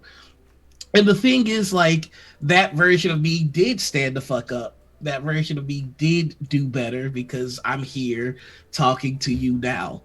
But, like, being able to play that out with players that are just out of this fucking world, just Colin is amazing, Savvy is amazing, Dracu is amazing, and Lydia is amazing, and they're all supportive, and we all care. It's been nice, and that's why I'm very proud of it. Colin has a question. I think for you. Ooh. Was there a particular moment in Evermaw that really got you? Because damn, that got me. Yes, there is a moment. Okay, so the Evermaw is the name of the plane that had the river of blood that Lorenzo succumbed to. There is a moment where he takes his clothes off and he jumps into the river of blood, and it is a river of the most delicious blood that a vampire could ever drink. It is just fantastic. And the and the deeper he sinks, the more he sees other vampires down there, and some of them have been down there so long that they're starting to bloat and just get fat and just they're done. They're down there forever, but they look happy. And there's a moment in all of it where he starts to forget everybody. He literally backstroked in it. Shut up, Ryan. There's a moment where he's sinking and he's forgetting everybody and everything, and he's just in the moment of enjoying the excess, and he feels himself starting to get swollen, and he doesn't care, and that it was when, you know, when your DM gives you something and you know, like, this is a deciding factor of what happens next. He was in the blood. He was forgetting everybody. He was at peace, and then he starts to feel himself bloat. Like, I know that is the DM communicating to me, the player, like, you might want to get your character out of here, or some bad shit might happen. But in the mindset of the character, it's like, do I care? and so I went back to so I played the House of Blues, which was always a dream of mine. I remember one summer I was walking in Chicago and I was just like, my heart doesn't get to stop beating until I play in that building. I bust my ass. I played shows like I'm doing these RPG shows. Like I played any bar that would let me play. I went to every open mic I could find, and then finally, I talked to the right promoter, the right booker. They were like, "Okay, we got a piece of shit show nobody's gonna come to at the House of Blues, but you get to be in it." Awesome. And it was everything that I wanted, and I thought that it would give me validation and make me happy. And you know, I brought my pops because honestly, daddy issues, duh. And the first thing he said to me was, you know, I remember when my buddy Kenny played here. Kenny is now a professional guitarist that plays Saturday Night Live. You should talk to him, and he can really help you clean up your set. And I was like, thanks. Awesome. I got fucked up that night. I did all the things. And I did enough to not feel how fucking angry I was. And I was happy. I knew that I was like, it was the kind of fucked up that I was just like, I cannot drive. I don't know how I'm gonna get home tonight. And I was just like, I was very happy. And like, it got to a point where I'm sorry that this story is taking so long. Okay. It's just, don't apologize. It's important. Take the time you need. Thanks. I mean, and the thing is, when you're playing at venues, you get a band tab. Now, my band tab was like $700 that night, because it's a band tab. But I'm a solo musician, so let's do it, baby. It's just me and a guitar. I blew through all 700 that night. I've never done that before. And I woke up the next day and I was like, I did the one thing that I said I was gonna do, and I had to get obliterated to not feel hurt and angry and upset and sad. And then the next night I went to an open mic and I did it all again. So I was just like, I have felt what it's like to be in that river. Mm-hmm. And I have lived the moment where it's just like, this is the bad road. This is the bad end if you keep going. And I have made the decision, fuck it, let's ride it out. Let's get to the bad end then. And Lorenzo was at that moment. He was just like, you know what? If I'm going to be one of those bloated motherfuckers, that's fine. I don't care.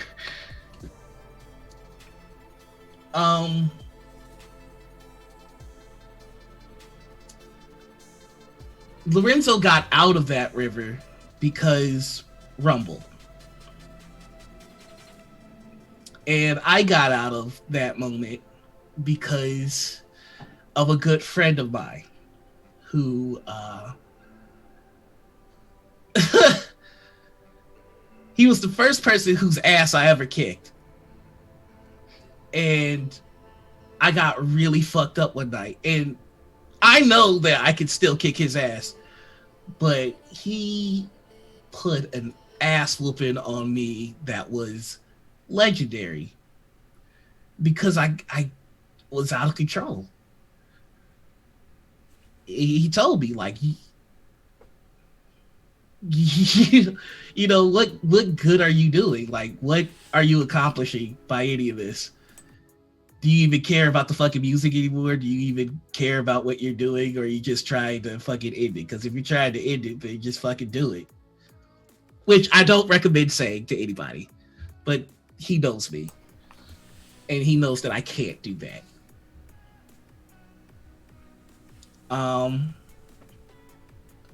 And so I know what it feels like to be pulled out of the river, and it's easy to say I'll never do it again. I'm sorry, but that's not how it goes. And so that's what Lorenzo is going through. He's been pulled out. He said the I'm sorry's. But now the work has to begin.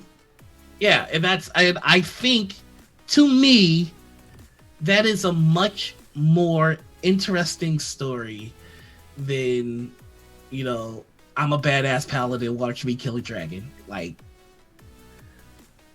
I like seeing people show the strength that, to me, is the hardest, Mm-hmm. And so that's all that is. Aw. Hearts in chat, friends. Hearts in chat. Yeah, Bastion had to give Lorenzo an ash chewing that even I, Colin, felt bad about. There is a moment like this in Mad Adam by Margaret Atwood. Mad Adam series. Have to check that out. Still replaying the things that I said in that scene. Yeah, vulnerability is strength, and it takes a lot of courage to be open and vulnerable, and I thank you for being open and vulnerable in this space. Right back at you, shit. Yeah. I will say this, though, like, it's becoming easier to share parts of me in these characters in shows like this, because of people like you, Anita, you, Nymeria, in the chat. It's just, I feel like there is a hunger for real shit right now. Like, we are all cooped up, we're all frustrated, and we've all seen the power fantasies. I'm tired of seeing the power fantasies. I'm tired of seeing the self-inserts that could dodge bullets. I want more than that right now. And so that's, and I think other people do too. And that's what I appreciate about, like, just this space right now. Y'all being willing to accept that.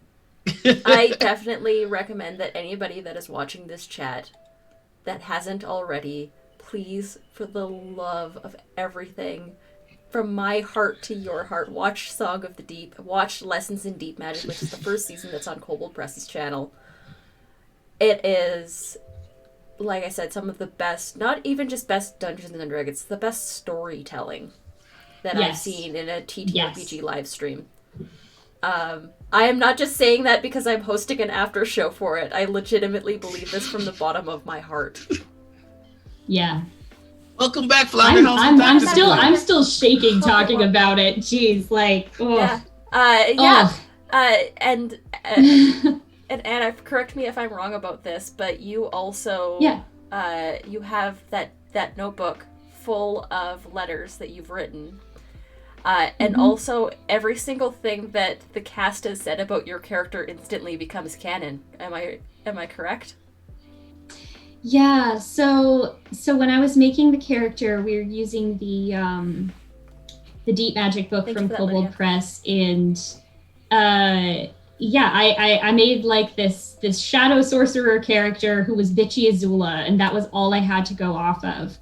And then when, they were like, oh, come be on the show or whatever, there were certain things that the players had said in character about Bastion's sister and the kind of relationship that the two of them had with each other. I drew a lot on that when I was figuring out how it was that I wanted to play her. And the character's name's Katrine, by the way. So if I mention that or we're talking about Katrine, that's who the character is. I'm not even sure if I mentioned that. And now, because I was on the show for an episode and watching the subsequent episodes and like listening to, I have in my own head my idea of what this character is doing. and how she's keeping track of her brother and how she's keeping track of these, weirdos that he's decided to throw his lot in with. Oh my God. And yeah, everything that you all say in the game about how this is, that becomes part of the way that I'm continuing to tell our story. Like, I'm continuing to write that story. It's interesting. I come to this whole TTRPG thing primarily as somebody who in many ways was very, very similar to Katrine growing up. I had a very strange sort of childhood. I was a very lonely kid. I had, my siblings, and that was about it. There are just things about my childhood that they don't make you bond well with other children your own age, unless they're family, and unless you've gone through those things with them. Mm-hmm. So for me, playing Katrine, even with the if I start crying, don't mind me, I'm fine. Playing her with like this sibling relationship being something that's so important, because I will stand by this, that your siblings are really the only ones who know how to live with your parents. They're your allies. They are the people that will always be there for you. Which reminds me, I need to call my dad after this. It's his birthday. Oh, happy birthday! Happy birthday, Anita's dad. Birthday. Yeah, so there are just so many things that y'all put into that show that of course it would become part of who this character is. Of course it would. And I come to TTRPGs through being very much a writer that came out of me being such a lonely kid, that was just my life. Like, really, until I got to college, I don't have any friends that are not family members that I've had for longer than the beginning of college. Yeah. Like, people talk about, something like that. I remember like when we were little and in diapers together and stuff. And I'm like, no, for me, that's my sisters. Like, for me, they're the original ones. They're the ones that have seen me at my absolute worst and best. So yeah. How could I not have realized that this character was somehow going to be extremely real? Yep. Yeah. It's like when I built Finny, who was like, Finny is a cleric, and Finny's deity is his ex-wife, or his wife.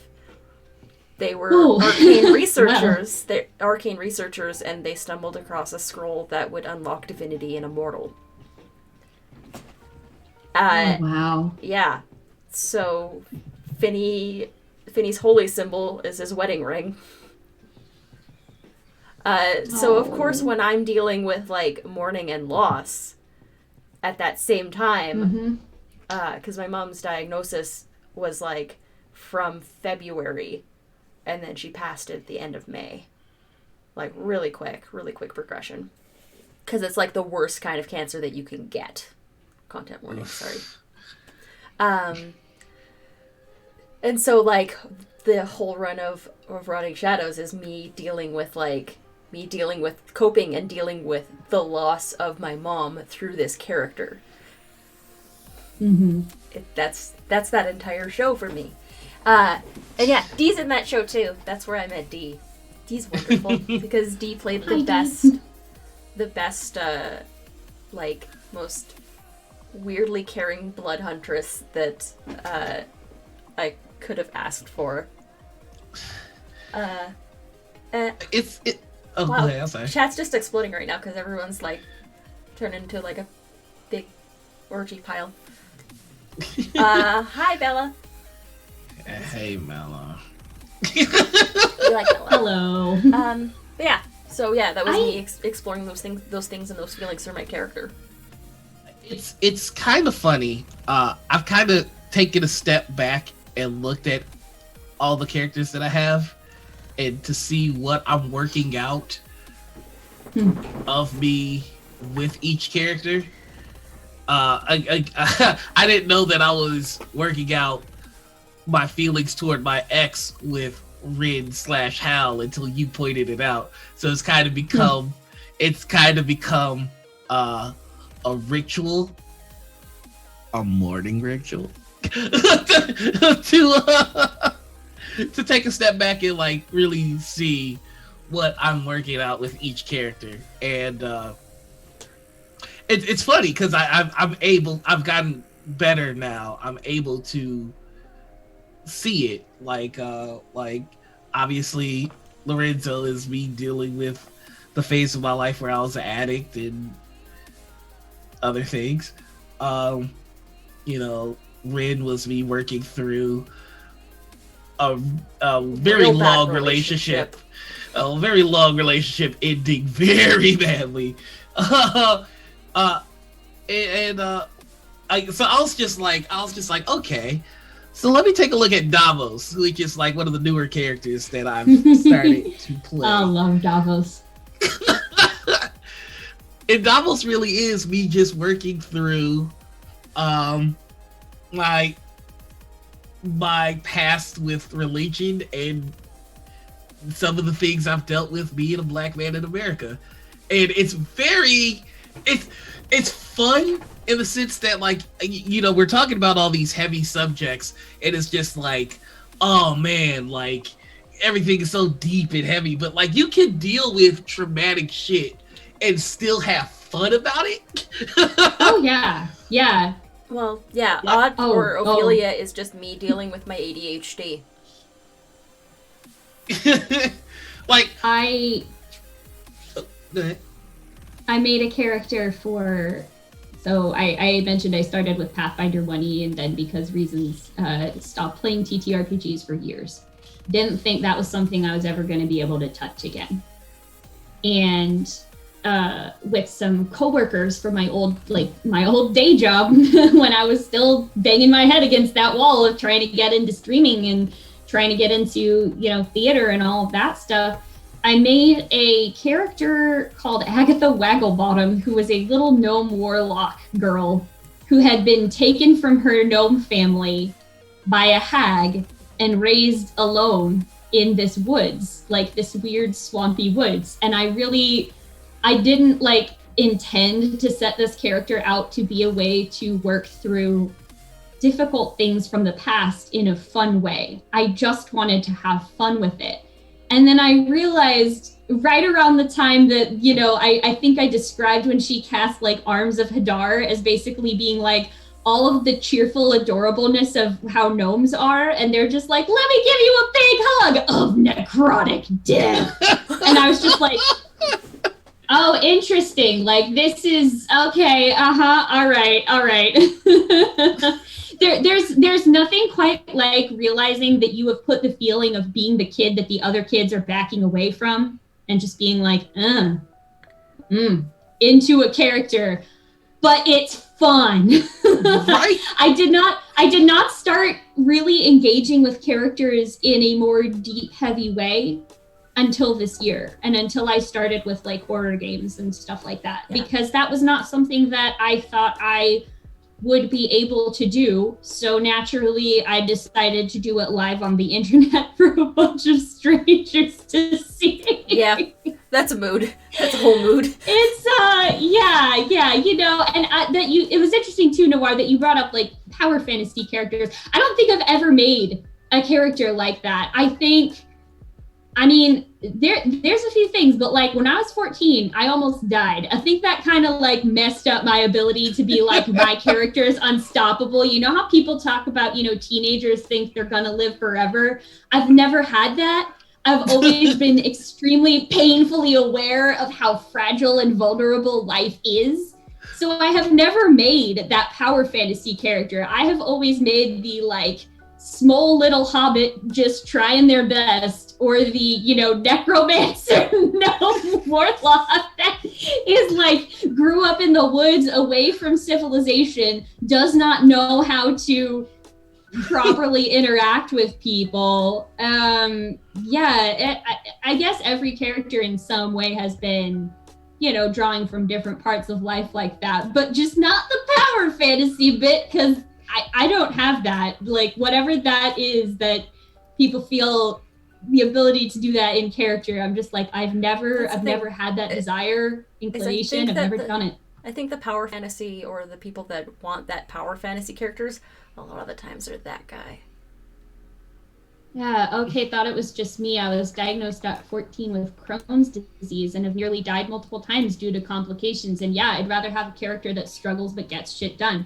I think that's been really important, you know, in TTRPGs is, yeah, just like realizing that, you know, when life makes you realize that you're not the hero and you're not special and it can be over like that super fast.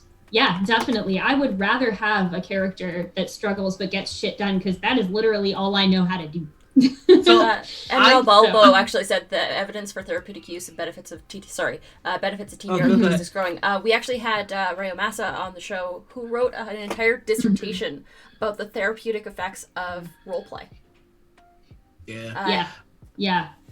So I did make a power fantasy character. In fact, I am still named after my power fantasy character, Noir Enigma. And I think really? Yes. So that's so cool. So I always thought that was like a secret agent name or something, and I was like, this guy's so cool. His name's the Noir Enigma. But I didn't realize it was a character. So and you can see here, I've actually got a model of it. The Noir Enigma is a book, right? And so I'll take you through the whole story. I've told this story multiple times, but I you know, whatever. So my first experience playing second edition, I had a character named Xander Cross. That was basically a self-insert for me. And I was playing with a bunch of old school players who were racist. Let's just and they tortured that character for a while. And ultimately, he ended up dying by being hung. So it was my turn to GM, and I brought the character back. And not only did I bring the character back, I made him central to my world's lore for a campaign that ended up running 20 plus years. Yeah. There's a lot of lore around it, but the long and short of it is there is a riddle called the Noir Enigma. Whoever solves it becomes the Noir Enigma. And what their job is to guard chronography or chronomancy. By solving the riddle, you open the gates, and now humanity in the world can access chronomancy, but you're responsible for all the paradox. So you've got to go fix it. You're like the time cop. That's the punishment for giving the fire to the humans, essentially. And so, like, that was a power fantasy character that I made, again, can I break out of spite. For a little bit? Huh? After you're done, I'm going to break this down for you. Oh, okay. I have thoughts as well. Let us take some turns. But Let us take, because I'm now realizing. Yeah. Okay. Mm-hmm. Mm-hmm. Okay. Feelings live on the internet, y'all. Yeah. Good shit. Okay. So yeah, that was your self-insert power fantasy character, correct? Yes. Okay. Here's the thing that makes it different from a lot of self-insert power fantasy characters. Once you get that power, you're willing to give it up to someone else. Yeah, the Noir Enigma is meant to be passed on from time to time to time to time. If this was a true self-insert power fantasy character, that power would never be relinquished. Never diminished. Never taken away. You would have just sunset that character and been done with it. Or kept it as the central power fantasy character forever. There wouldn't have been, if you had done this the way that most people that do self-insert power fantasy characters, that god would be a god forever. But the way that you're different is the fact that you are willing to share and you are willing to give that power up to continue the story.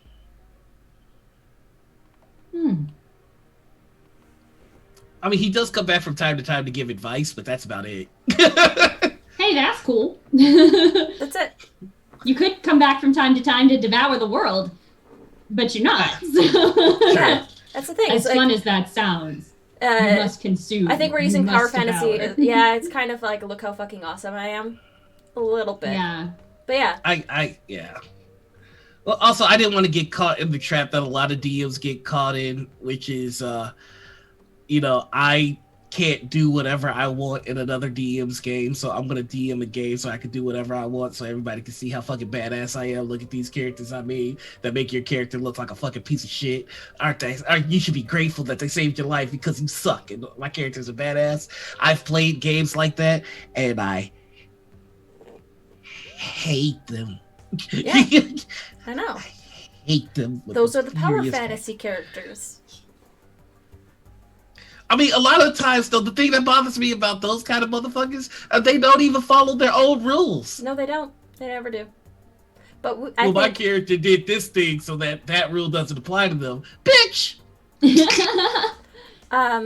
Though, right now, we're about 2 hours into this. Do we want to take a quick 5-minute break? Do bio stretches, get some champagne? Yes. I will be back. Are we dabbing for... Are we... Which direction? I like that we did. No, we did opposite directions. It was perfect, though. Yes. Which direction do I go, though? Because I'm going to make it not be symmetrical, so I need someone else to make this decision so that I don't hurt myself because I get bothered when there are an uneven number of trees on either side of the road. So, what I would recommend is to do a dab and then a dab.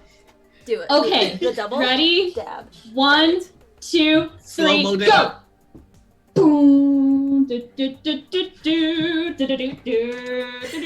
Yeah. And we're gonna T-pose. Why is anybody watching this? Why is anybody watching this? We'll be back in 5 or 10 minutes. We'll see you in a bit. All right. Let's move across. Hi, we're back. Hello. Welcome in. Welcome back. Toasting to a joyous, joyous day. Cheers. Raise a glass Bunch to of freedom. If Alexander can get married, there's hope for our ass after all. Oh. What a time to be alive.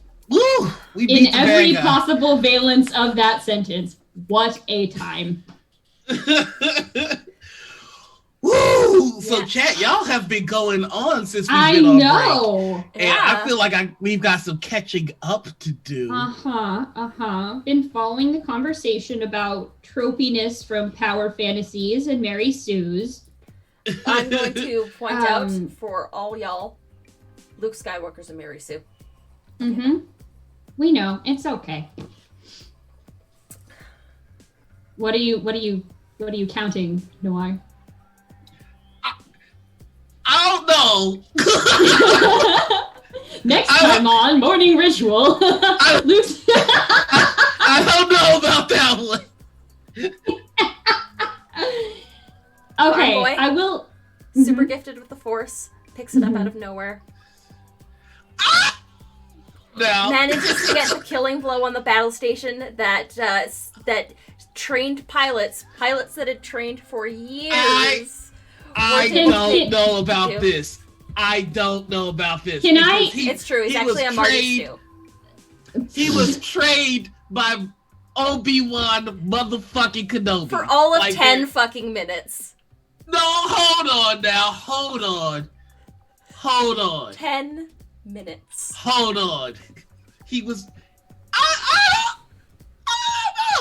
don't know about that one. I don't know if I can ride with that. Your voice went really high there. Oh, I can agree with that one.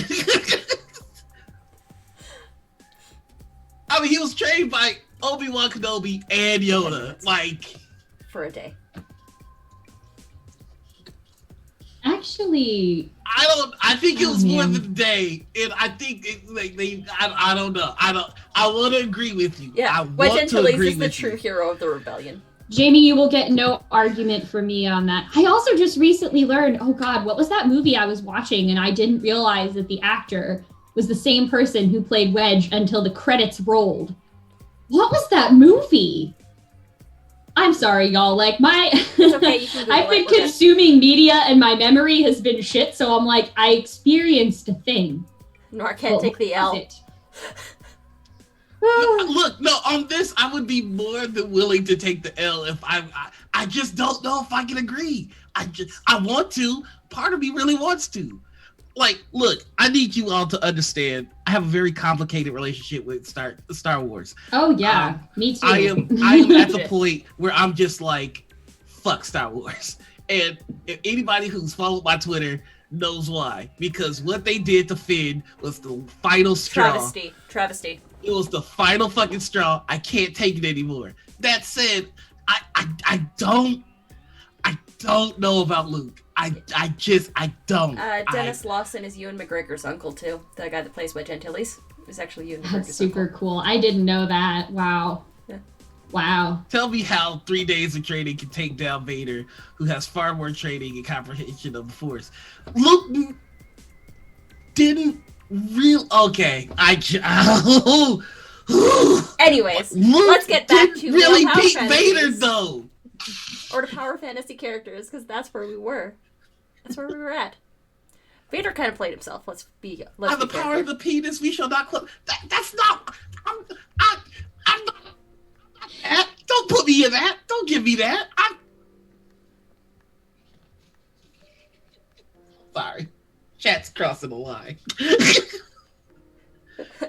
There's no L if he keeps ranting. That's true. That's true.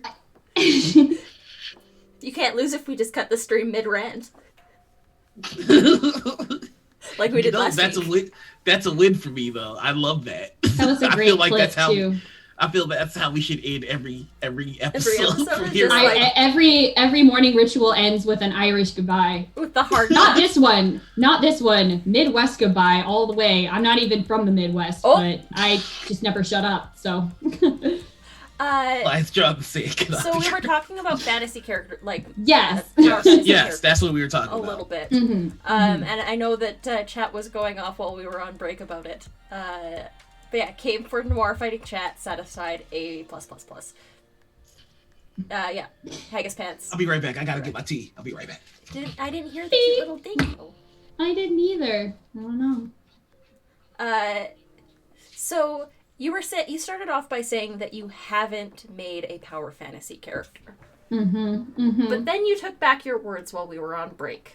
I did, yes. Live on the internet, I changed my mind. It's a dangerous thing to do. Someone being wrong on the internet?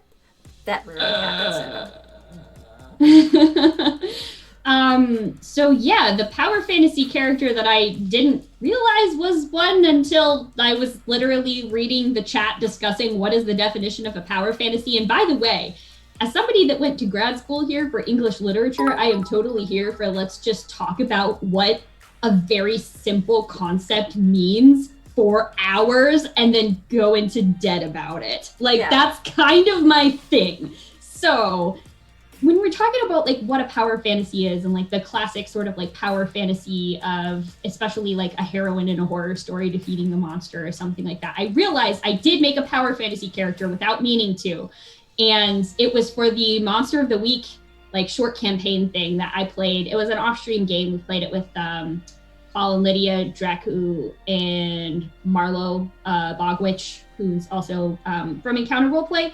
And I realized that the character that I made for that was like literally just now realized. I was like, oh no, you know what about this character is like, this is kind of exactly who I want to be and who I try to be. I guess that's a form of a power fantasy, right? That is. You know, like idealized versions of yourself.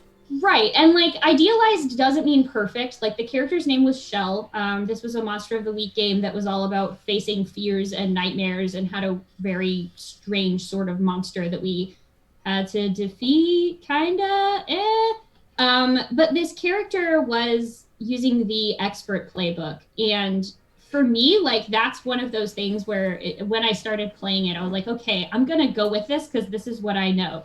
I'm a very doubtful person. I don't have a ton of confidence in myself. I'm just really good at trying to hype myself up, etc. and be like, no, you got this, you can do it. I don't, Noir, when you're just like, I don't really like myself much of the time, I'm just like, hello. That's why we're all here. The big feels. So, but one thing though that like I have always felt very confident in is my ability to take something apart and try and solve it as a problem, right? So like I may not know how to solve it, but I know that I have the tools that I need to take something apart, see how it works, poke it, and fix it, right? So that was the whole idea behind this character's playbook as the expert is kind of like, again, going off of tropes, very similar to the Giles from Buffy, or, the person that's like, all right, there are demons around and we got to get this and we got to get this and we got to do this. But even more than that, like having that as that character's core was very similar to how I am in real life. What I didn't realize is that the power fantasy inherent in that character was her desire to take care of and provide for people where they were at. Like, she was not very interested in interrogating people's pasts, in necessarily figuring out their motivations. She was just the kind of person who would see someone and just be like, all right, we are going to treat this kind of like we treat everything else. We will see what it is that you need, take it apart, poke it, and try and meet you where you're at. And that character was pretty flawed, like as a person.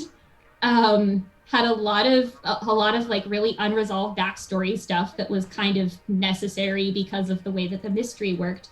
But I realized like that is a power fantasy in some ways for me, because that's something that I try to do very much. Like we've talked, I mean, like you've talked on this show before, and I know that like Noir has also talked about this with like numbers on social media and stuff like that, right?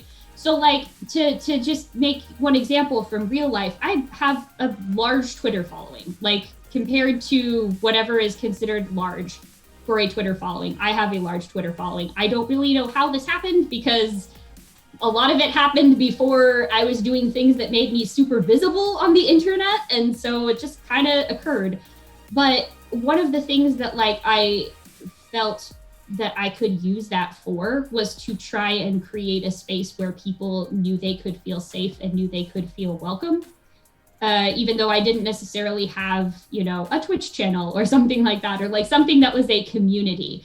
But for about as long as I've been doing that, it's specifically been for like LGBTQ type stuff, like trying to meet people where they are at, trying to just be like, hey, if you need somebody to talk to about whatever it is you're going through in public, in private, whatever, ask me questions, send me DMs, And I realized like, yeah, that is a power fantasy in some ways, because it is also me wanting to provide for other people the things that other people did not provide for me. Yeah.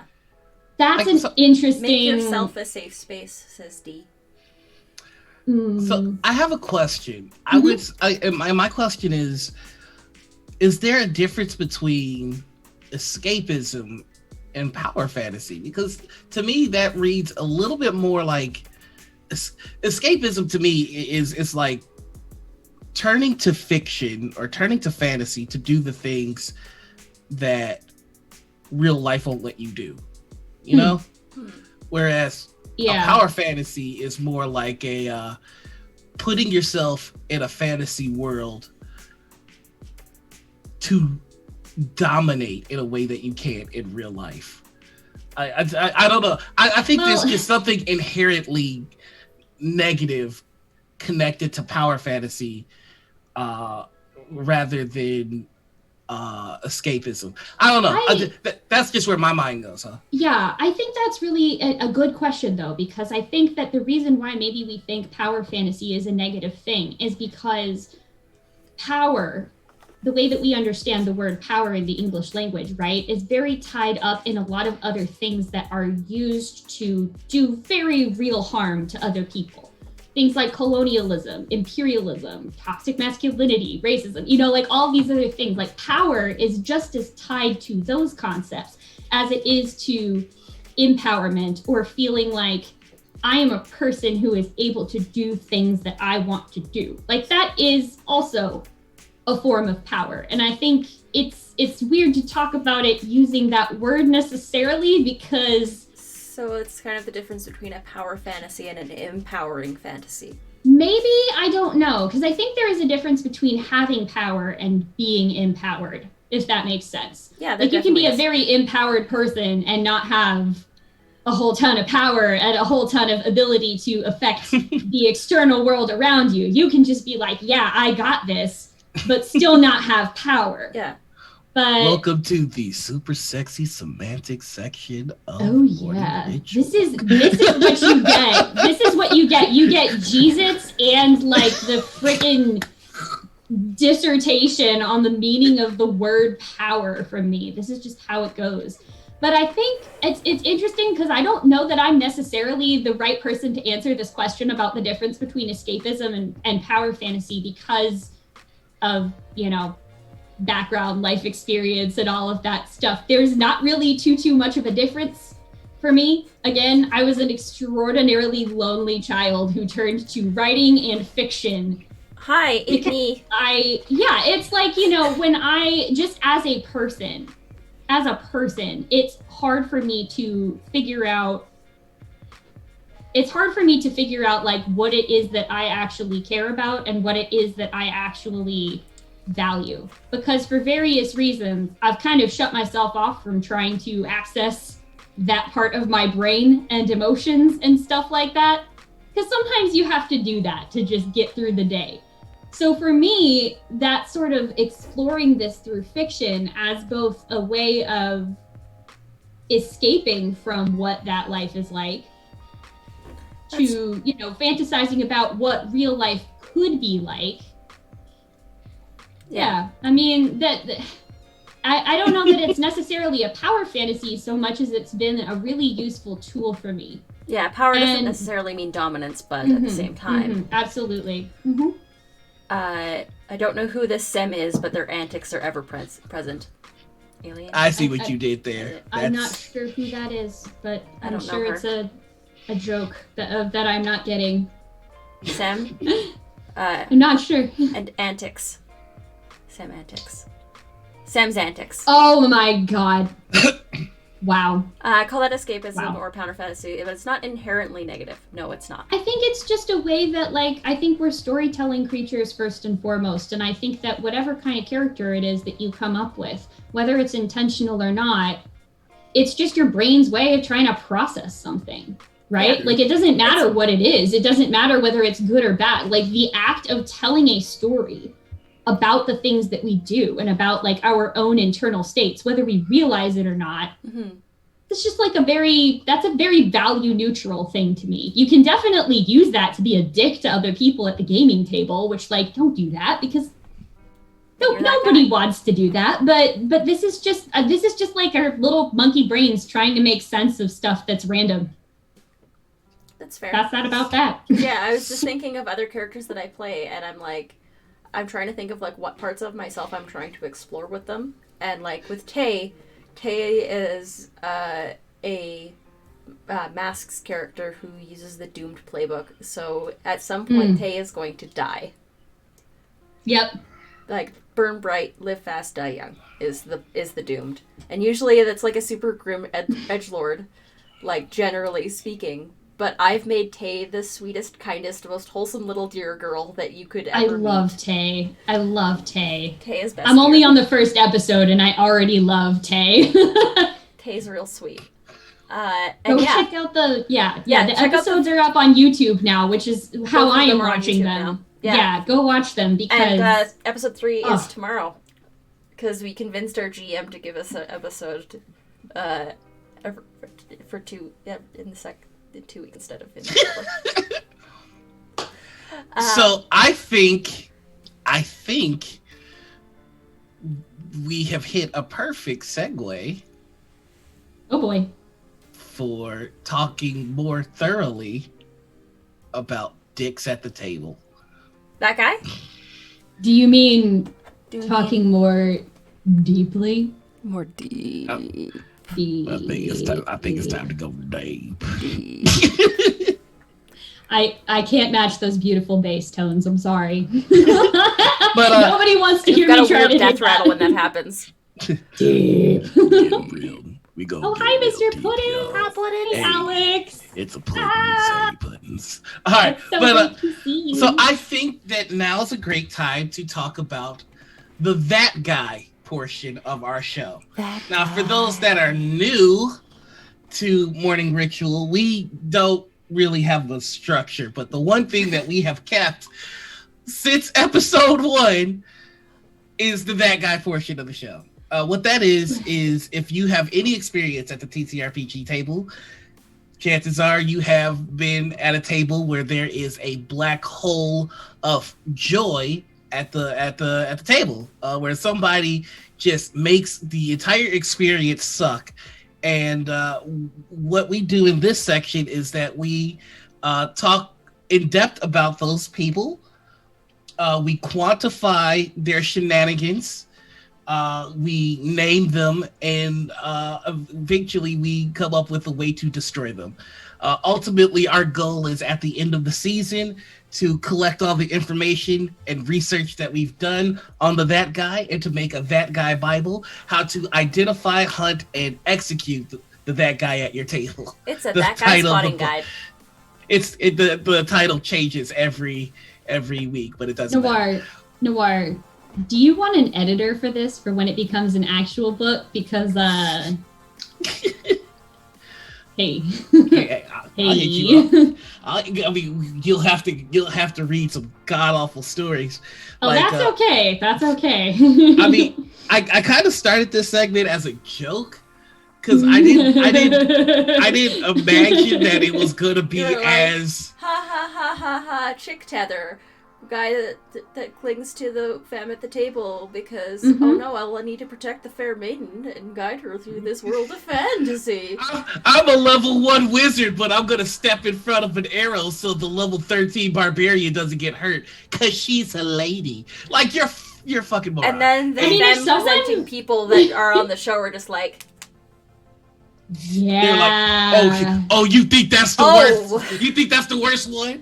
Well, excuse me while I fucking grand slam every fucking week. Like, I keep expecting at least one person to come on this show and go, that guy? No, I don't think I have a story. And it hasn't happened yet. Each time, like, we bring somebody onto the show, they're like, oh yeah, well, here's the thing, and it just gets worse in a different way, and I hate it. But I feel like we need to take the TTRPG community and put our nose in it so that we can make it stop. D and Thems were like, nah, I got a story about someone licking me. It was biting. Yeah. It was biting, and that happened to Sephi. Both of those are like, I don't know which one is worse. They're both so bad for such similar yet different and distinct reasons. Yeah. Ugh. Like I just yeah, it's a wild ride, yo. I can't fucking believe it. Like it's there's the thing. Like I keep thinking like, look, I'm never gonna find. Like I think I've heard the worst story, so nothing else is gonna creep me out. Like even Eris's story of like Check's ring, like the Check's ring guy said it out loud. It's just like checks for ring? No.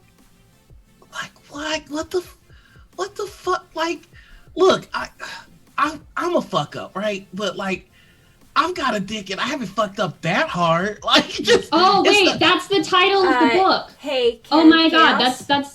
Sauce. Go ahead. I'm sorry. If you can please just tell me the name and the address of that GM. I just want to talk. And I might bring my cricket bat. Anyways. I think I have potentially a title for this forthcoming book. It was the title. The Critical Mrs. Field Guide to That Guy. Subtitled, How to Have a Dick Without Being One. A dick.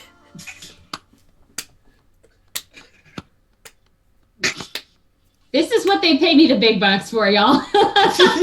Coming up with pithy titles and fixing your punctuation marks. Jesus. Solid title. So, okay, now that we've introduced the segment to everybody, I think everybody in chat is fully aware of what to expect. Anna, do you have a story that you're willing to share? Can I go over Can Chaos' story real quick, just because I want to fucking drag this person through the mud? Yes. Let's do that while I psych myself up to be vulnerable on the internet again. First game, get super stoked about Butch Night Lesbian. Get told females are biologically weaker than males, so you can't be that strong. And then also said that trans people, to me, a trans person, don't exist in this world. Current partner or friend that we slowly lost contact with. Good. I'm going to find that person and I'm going to murder them. And I will burn their house down. Here's what I have to say to that, people, because this is not... with lemons. Here's what I have to say to people like that, because I know there are people out there that are like that, and they think, well, no, it makes sense, science, biology, all this kind of shit, which is bullshit in the first place. But here's what I have to say. Biologists will tell you that's bullshit. I'm like, I'm sorry, but I missed that you have a fucking PhD in genetics, because I don't see letters after this name. But here's what I have to say to that. Dragons don't exist. There's no such thing as a Teresk. Liches aren't real. You can't cast Fireball from your hands. You can't fly. You can't take an oath and then give your weapon divine energy and smite them. If all that shit is in your game, if you can somehow manage to do the mental exercise of having fantasy shit in your fantasy world, but you can't comprehend having trans people in your game, you are a bad GM and we don't need you. Go away or get better. Yeah, go work on your shit first. You are a scrub. You suck. And you need to grow. You're not ready yet. You are not ready yet. If you can fantasize about a dragon shooting fire on the party. Not even a bad GM, but a bad human, so you should fucking sort that shit out. Yeah, you need to get better.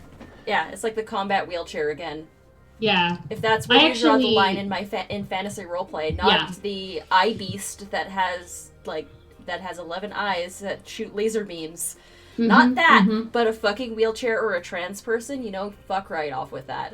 That really just says a lot more about that person than it does about the game. Also, highly recommend, if anybody has not heard of the combat wheelchair, that was created by Sarah at Mustang's Art on Twitter. And was recently featured in Critical Role. For all of y'all that watch Critical Role, I'm so far behind, but I heard about that. I actually got to playtest this, and it's fucking awesome. I made a druid whose combat wheelchair was like a symbiotic plant that could basically do like the wall climb spell thing. And then we had one of the ropes that can carry a lot of weight. So basically I had a gnome druid in a plant wheelchair that could climb walls, and then we would attach the rest of the party to the rope, and we could go anywhere. It was so cool.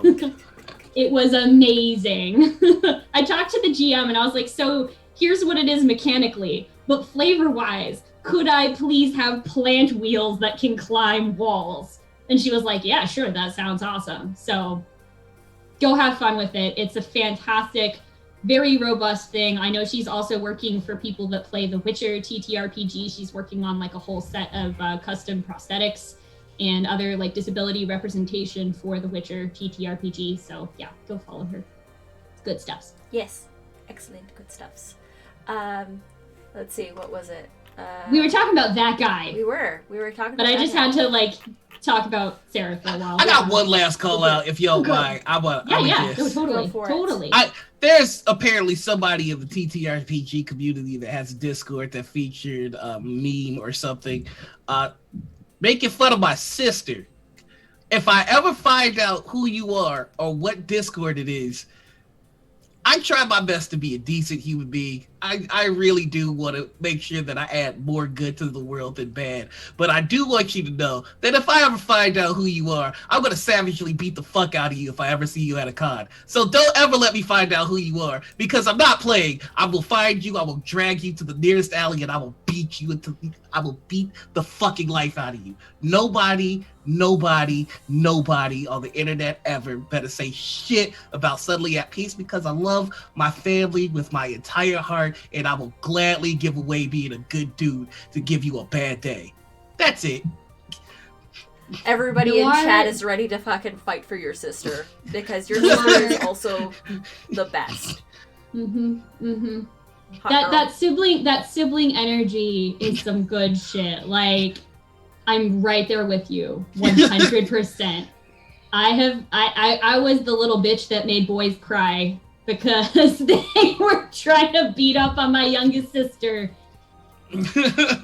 Well, they tried. Joy will also mess them up before you even get a chance, though. I'm absolutely aware of that, and I don't want anybody thinking this is Noir thinking that Joy can't handle herself. She can. She doesn't need me to. But even if she handles your shit, if you are left a pile on the floor, I'm gonna beat that pile. I'm gonna beat that pile to a fucking puddle. Yeah. Either everybody learn to be nice in the TTRPG space, or I'm just gonna be a part of me that's thinking maybe it's you, and you gonna have a fucking bad day if I confirm it. Yeah. Well, if you can find the image, send it to me. I'll have a look at the metadata. She won't tell me nothing because she knows that I'm fully ready to start wilding. Just saying, I can track down who I am fully.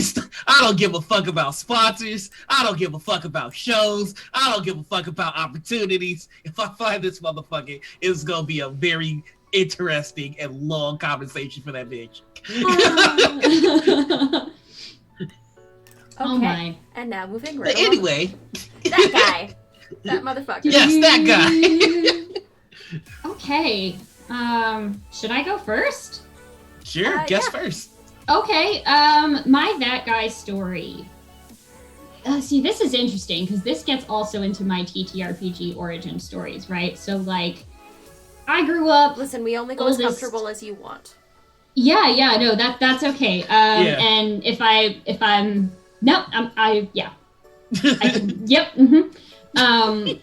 So this goes back to my TTRPG origin stories, and I grew up oldest of 4 kids in the Bible Belt, very Catholic family. D&D was basically like, if you play this game, you're gonna turn into a Satanist basement killer.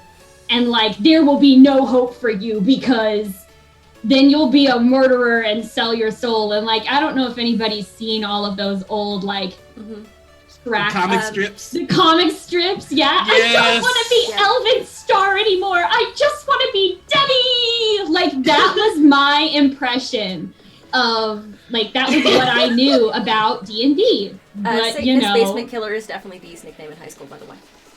Oh, Jesus. Okay, down, wagon. Right. So that was what I knew about D&D, but it was the kind of thing that I always wanted to try because I'm me, and I'm just like, okay, but like, it's fantasy, it can't be that bad, it's based off Lord of the Rings, right? So I started to play TTRPGs when I hit college because I was away from home. And that was the big thing that needed to happen first, was I just needed to not be living at home. Yeah. Oh, Anna! No! Anna just froze. I'm just gonna cut to break real quick. Oh my god! She played Dungeons and Dragons and they took her soul! Wait! I'm back! Okay, you're back. Okay, you're back. You're good. Hello? Okay. Yep. So, Okay, sweet. So moving away from home, they did take my soul. Cautionary tale, kids. Yeah, decided to play TTRPGs because we lost you. Yeah, so I know, I'm too powerful for this world. No.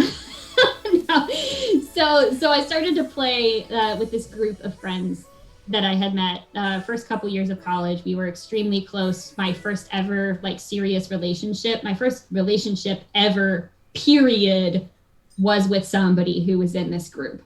And we started to play Pathfinder together, Pathfinder 1E. That was actually where, I've told this story to one person. So excuse me if I just pause and like, for a second. That was where the first ever Nymeria came from. That's why that's my name on the internet, that was the first character that I ever made. And she was an elderly elf wizard who had spent a lot of her time doing the book nerd geek type stuff. And because she was old, had watched a lot of people that she loved and cared about die over the years, because elves live for centuries and a lot of other people don't. And by the time that we started that Pathfinder game, I came up with the backstory idea of she wanted to say, fuck it, let's just go on an adventure because I'm old. I don't really have the people in my life that I love and care for anymore. So I'm just going to go out in a blaze of glory. That was my first TTRPG, first TPK, first character death. It was the first of so many things. And it was the last of so many things for a while, because one of the people that I played with, the person that had been my partner in my first serious relationship, raped me one night after we played Pathfinder.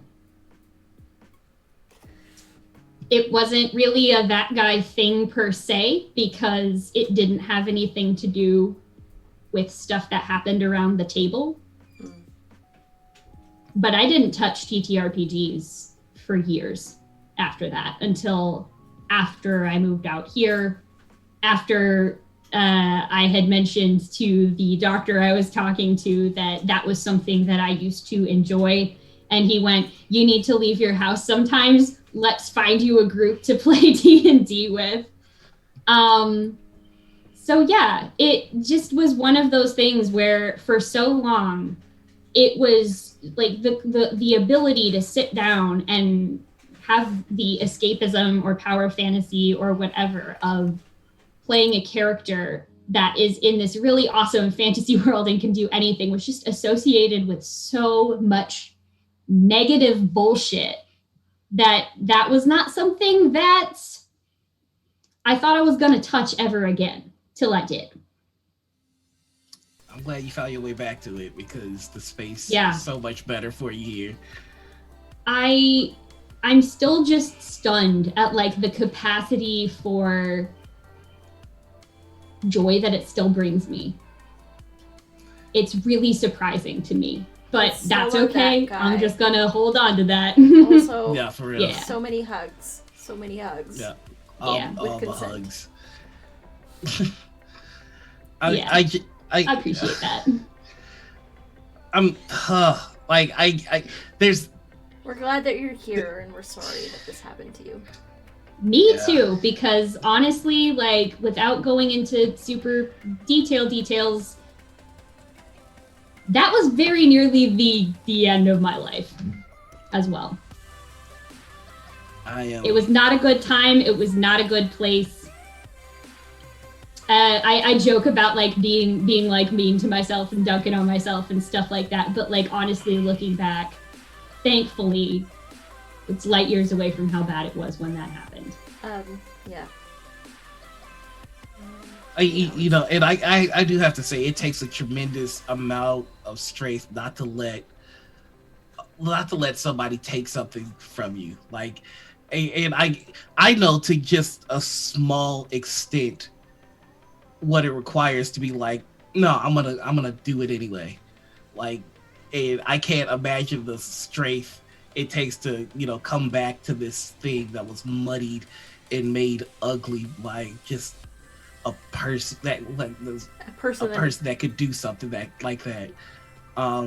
So yeah, I'm very thankful that you found your way back to the TTRPG community because we need you. Me too. And I will say this. Forever slightly damp.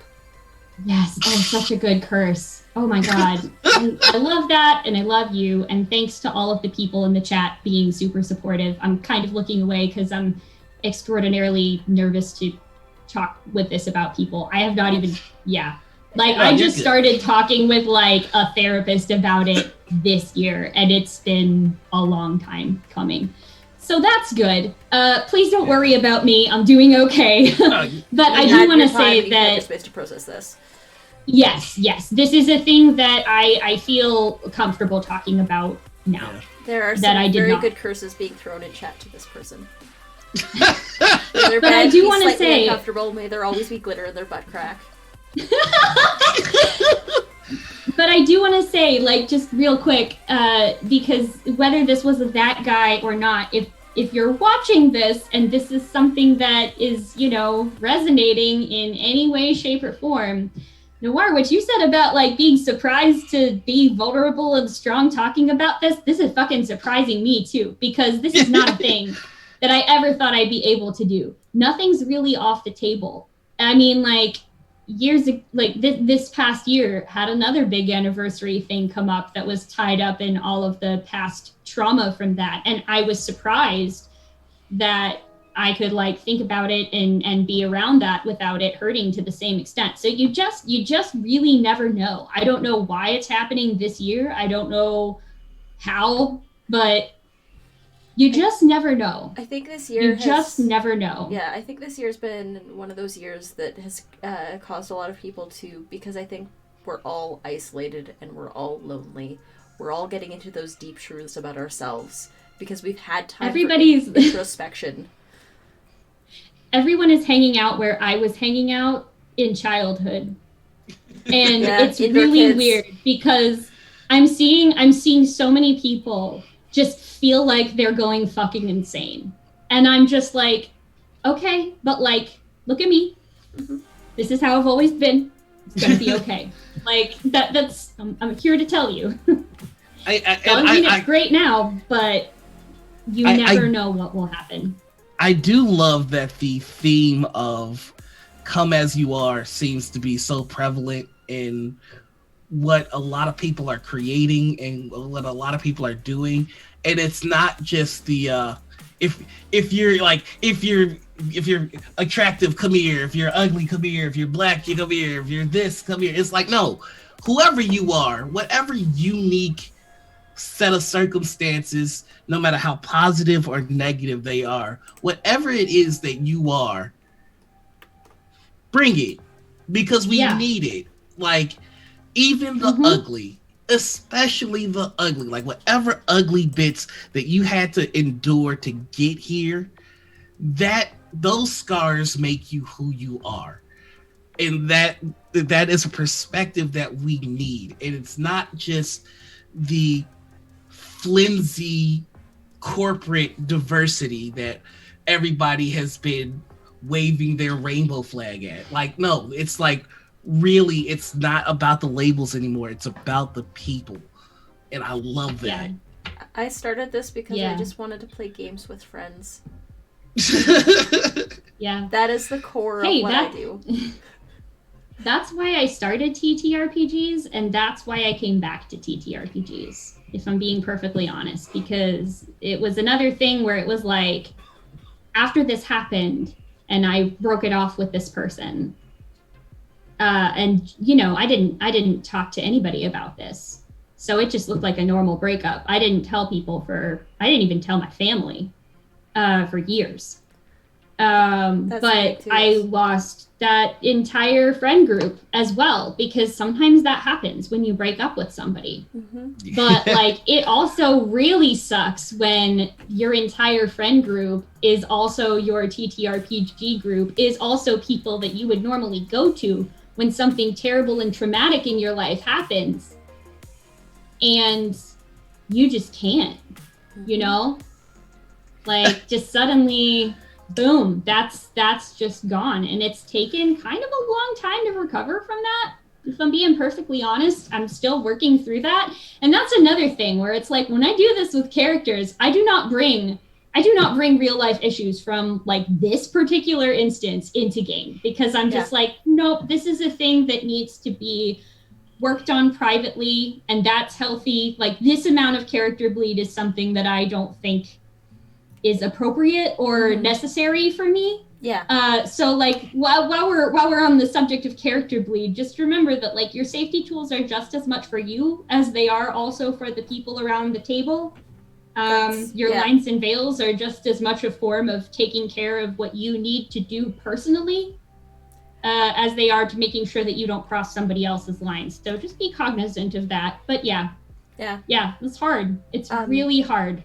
That's also one of the hard lines in any game that we run on this channel is sexual assault or that sort of thing is always line, do not cross.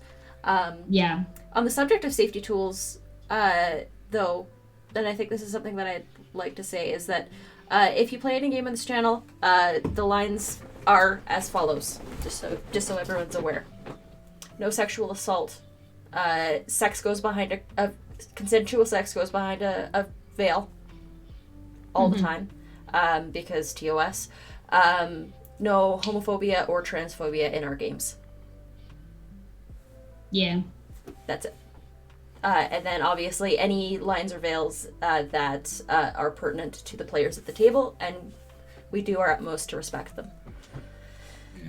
Soapbox. Getting off. It's kind of funny you mentioning losing your friend group, who is also your TTRPG group. My style of DMing is I world build by. I like to sorry, this is okay, here we go. It is, I know.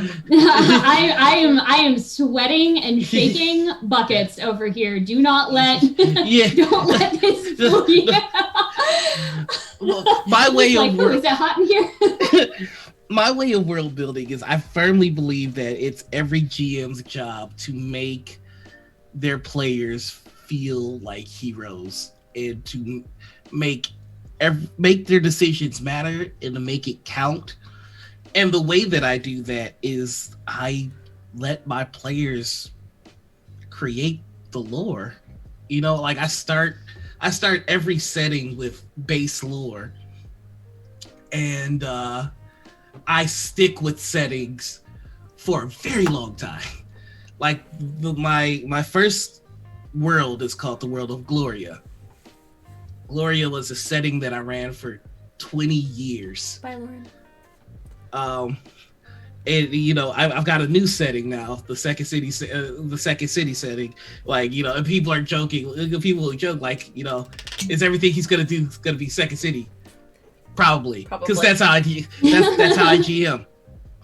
But I do that because I feel like, you know, a lot of the times we play these adventures and, you know, you'll hear about Strahd and Strahd did this and Strahd did that, and Strahd is just some character that somebody made up.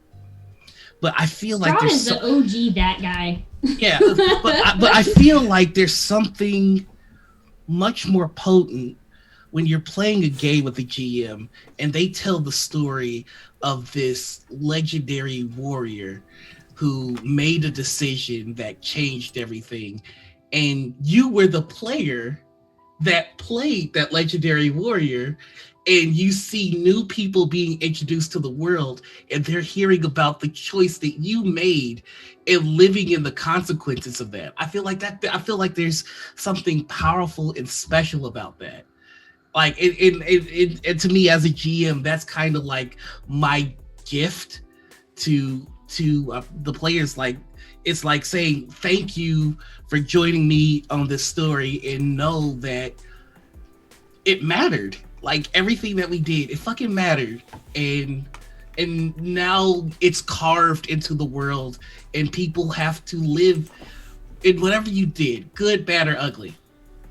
So, saying that, that's my GMing style. I have GM'd the World of Gloria for 20 years.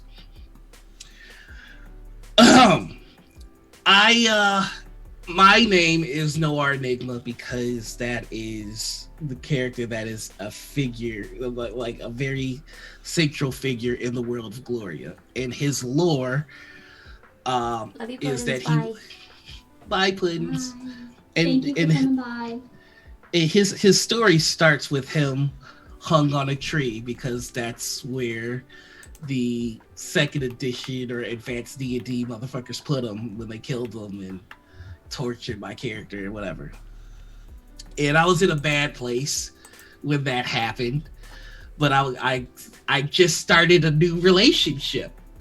So an elven girl found him and took him off the tree thinking he was dead, just wanting to bury him and give him that respect. And his natural inclination for chronomancy kept him in stasis for all those years because he was the one who was supposed to find the Noir Enigma. And so she brought him down and he took a breath. And that's where the story starts. Wow. And that is the lore. That is the start of one of the most important characters in that world. Mm-hmm. And the elven girl who took him down was somebody that I dated for 14 years.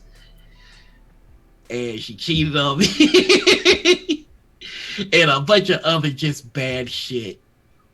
And like, I just hearing you recount like losing your D&D group and that kind of stuff, it hits because I have all these legendary moments in the world. Yeah, and they're so intertwined with this person, and they're intertwined with all of them. Yeah, like it's like if you're trying to uproot a tree and then you realize that the not to compare our friends to fungi, but you know, like when a fungus grows around the roots of the tree.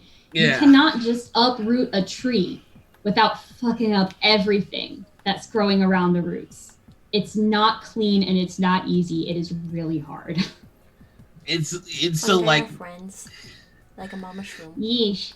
So Second City came from two things. It came from one, wizards being assholes and not wanting to continue to use 5th edition, but I've reluctantly started using it a little bit more. And two, like, in order for me to truly bring people into the world of Gloria, I've got to tell them about a lot of people that hurt me real bad. Yeah. Yeah. And like it's I mean, it's good in the sense that like that means the lore matters to me. Like it's committed to memory. Like, you know, and a lot of the moments in that lore reflect a lot of the real life shit that happens. Like I had a best super best friend, Chris, and he played the quintessential weeb, half angel, half demon type character named Chrono. Absolutely, it was that bad. But Xander, my character, and Chrono had a falling out. And they fought each other to the point where the only option was planar banishment. And so Xander banished Chrono.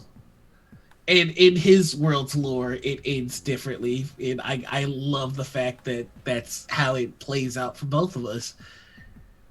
But, like, there are ramifications that happen because of that fight. And it's just, I guess I'm saying all that to say, like, yeah, it sucks. It sucks when your friends leave. Yeah, it's really hard. It's really hard. Yeah. Like, yeah, when I broke up with my first boyfriend, I lost my entire TTRPG group because it was all his friends. Yeah. Though it was for the best, because we've gone over my that guy story with him, and... Yeah, he was a doucher. Yeah. But, you know, I guess... Don't date Pisces anymore. Oh my god, Meg was a Pisces. But me... But Anna, you're different. But you different. You built different. Pisces men, I'm sorry, I should specify. Fair. Oh, Meg was a Pisces. Anyway, I will say this though, and this is where I'm going to embrace the petty in me. Do it. We love this. Let's tell those stories next too. Oh, the petty stories? Oh. Okay. That's why I can't date you, Sphinx. Do you want to go on a date? Because it's not going to happen. But we can be friends.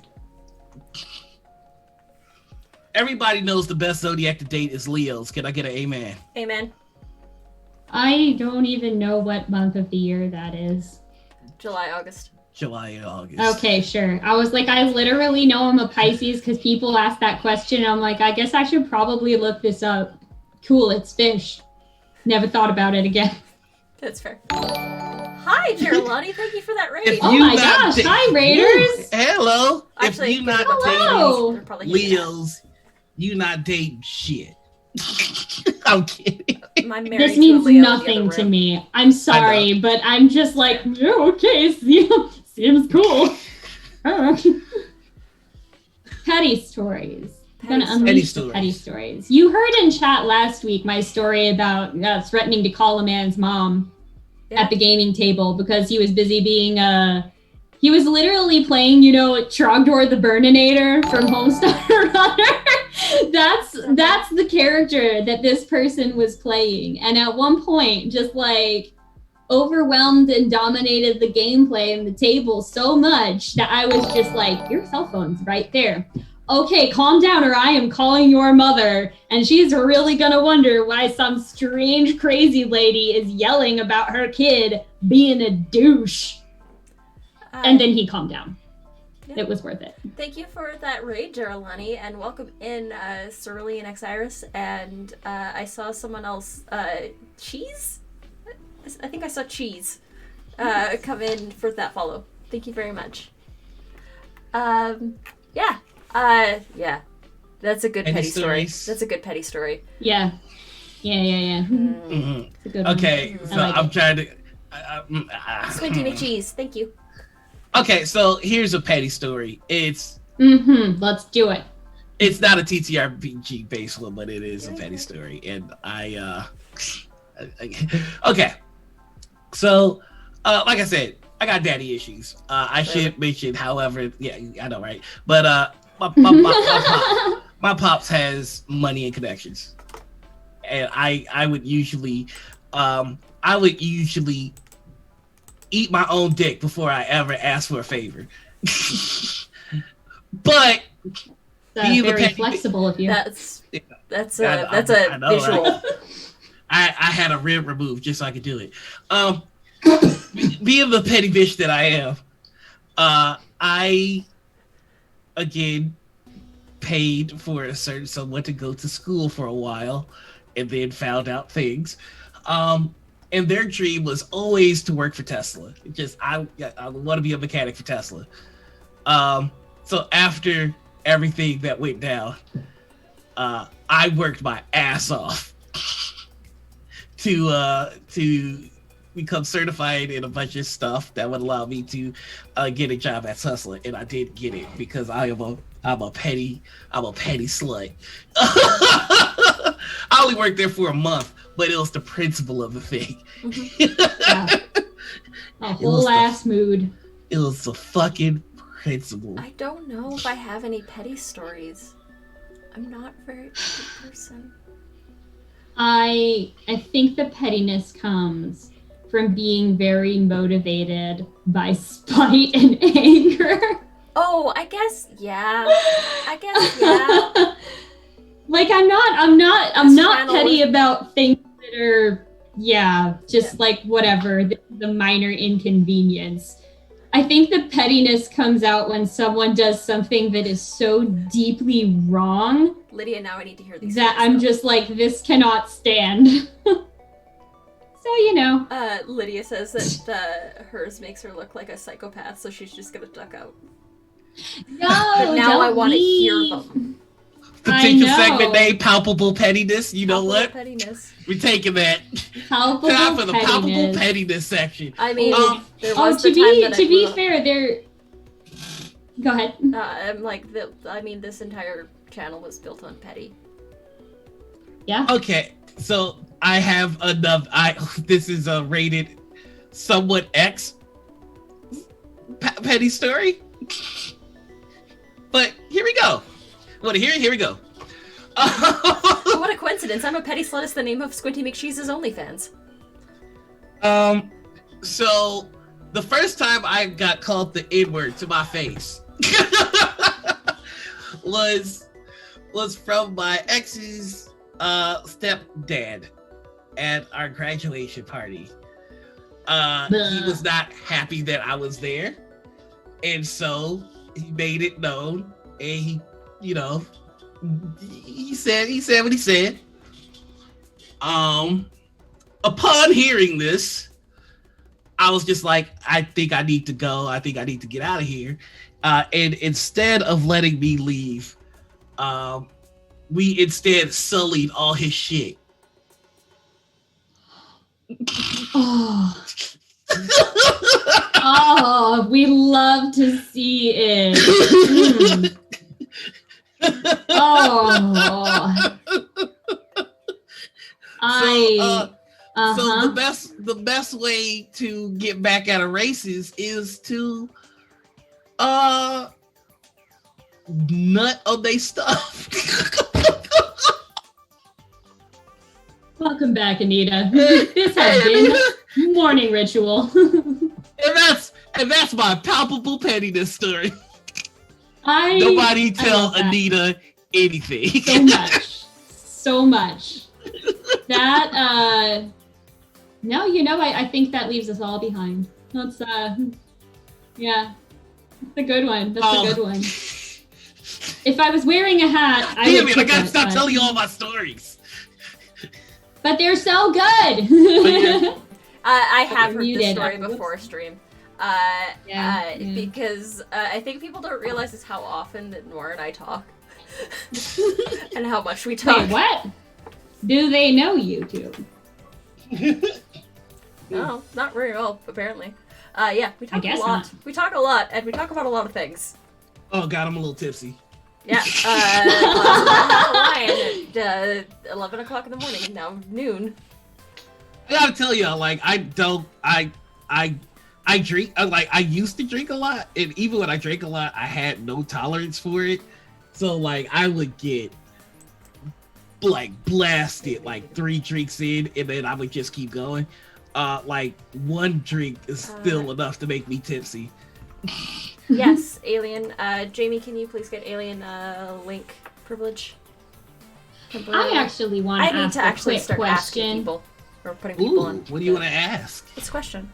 Yeah, well, because, we're bringing the big feelings, and one of the things that, like, I'm trying to do when it comes to that stuff, I want to ask more people, what is it that you're really proud of that you've done around the gaming table? I mean, we can talk about, like, life accomplishments as well if you have something like that, but what's something that you are really glad that you did? I want to know, because... For the time zone badge. Yes. Thank you. Looks at things that we're proud of at the gaming table? Yeah, like what's something, like it can be a role play moment, or it can be, I don't know, anything at all. What's something that was joyful for you? I've told this story before, I think, on stream. I was at Gen Con last year. And I was actually GMing a game for Magpie Games. I was GMing Crossroads Carnival. Nice. It's they needed GMs, and I was like, I could run a game, and they were like, okay, here's this game, learn it and learn how to play it, and I'm like, okay, I've played Masks, let's try it, let's see how hard this is. Spoiler alert, it's not as hard as you think. Oh shoot, wait. Oh no. There we go. Now we're all in the right places again. So yeah, I was at the table running this game, and we had a quiet player. Everybody knows the quiet player. Everybody has played with the quiet player. The quiet player is the person that lays back and is maybe shy, maybe just has that social anxiety that doesn't quite lead to like necessarily not bad role play, but just uncomfortable with the idea of it. And of course they were also speaking quiet in a big room with a lot of people, so like I had to get them to repeat what they were saying a lot of the time. We we're telling the story about Crossroads Carnival. For those of you who don't know, is a game written by Kate Bullock. It is fantastic. It is about the sentence. Kate's wonderful. I love Kate so much. We work together on Flames of Freedom, and I'm just like, yes, let's do every project together, please. Kate is like, yeah. We'll talk about Voracious later because, oh boy, that game is like, anyways, so yeah, Crossroads Carnival, the one sentence pitch is circus freaks fighting the forces of darkness in the American Dust Bowl. Oh damn, I love that. What happened? Why is it so dark? It'll come back in a second. So sorry. Okay. No worries. So sorry to run off like that. My neighbors were fighting. Oh jeez.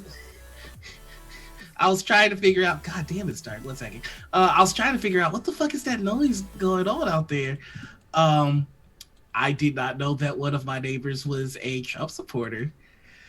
And I went out and I just saw him getting the whole dog shit beat out of him. So it's gonna be a good day, y'all. It's gonna be a good day. Sorry, not sorry. Okay. Anyway, so what's this story? Yes. That I'm telling. You're GMing with the quiet player. I'm GMing with a quiet player at the table. Yes. We're playing Crossroads Carnival.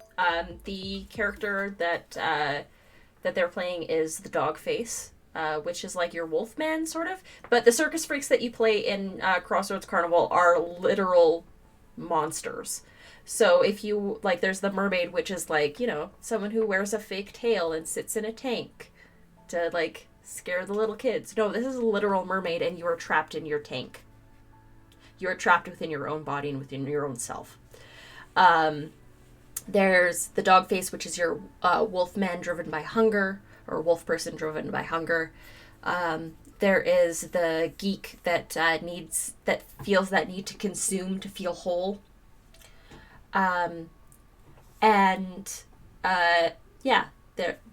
So the person that's playing this is playing the dog face, who is gathering things for the geek to consume, to be able to get that feeling of whole. And it's a lot of game about like interconnectedness and feeling good about yourself in a sense where you in a place where you are feeling alone and vulnerable, but you can be alone and vulnerable with other people that are kind of freaky like you.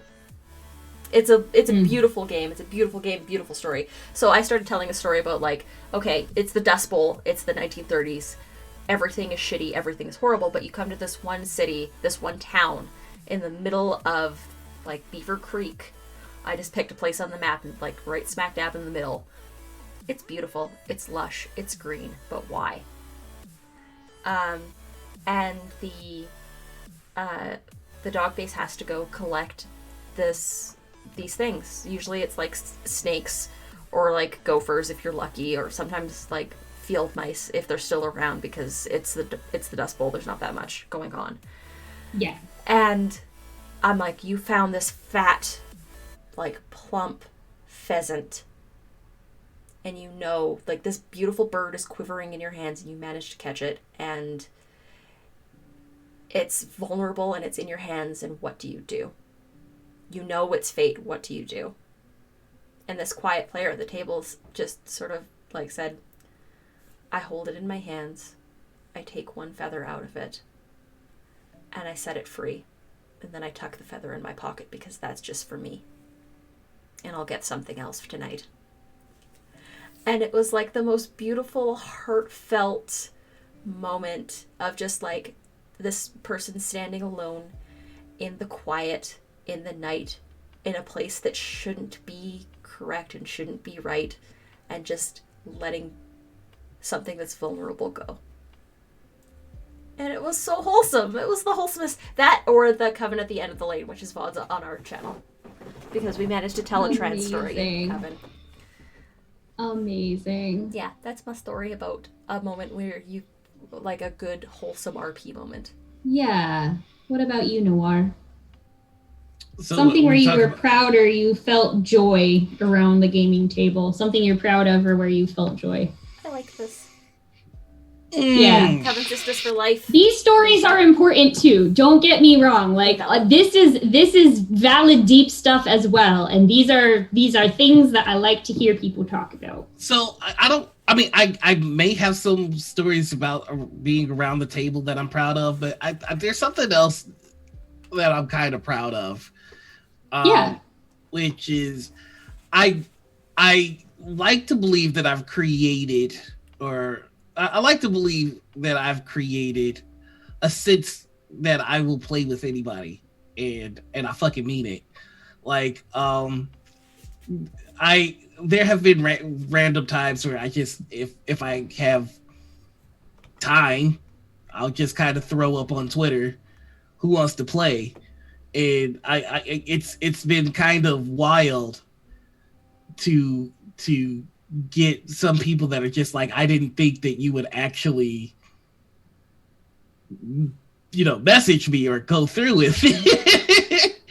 And, each time that I've done that, I've had a fucking amazing experience. And I just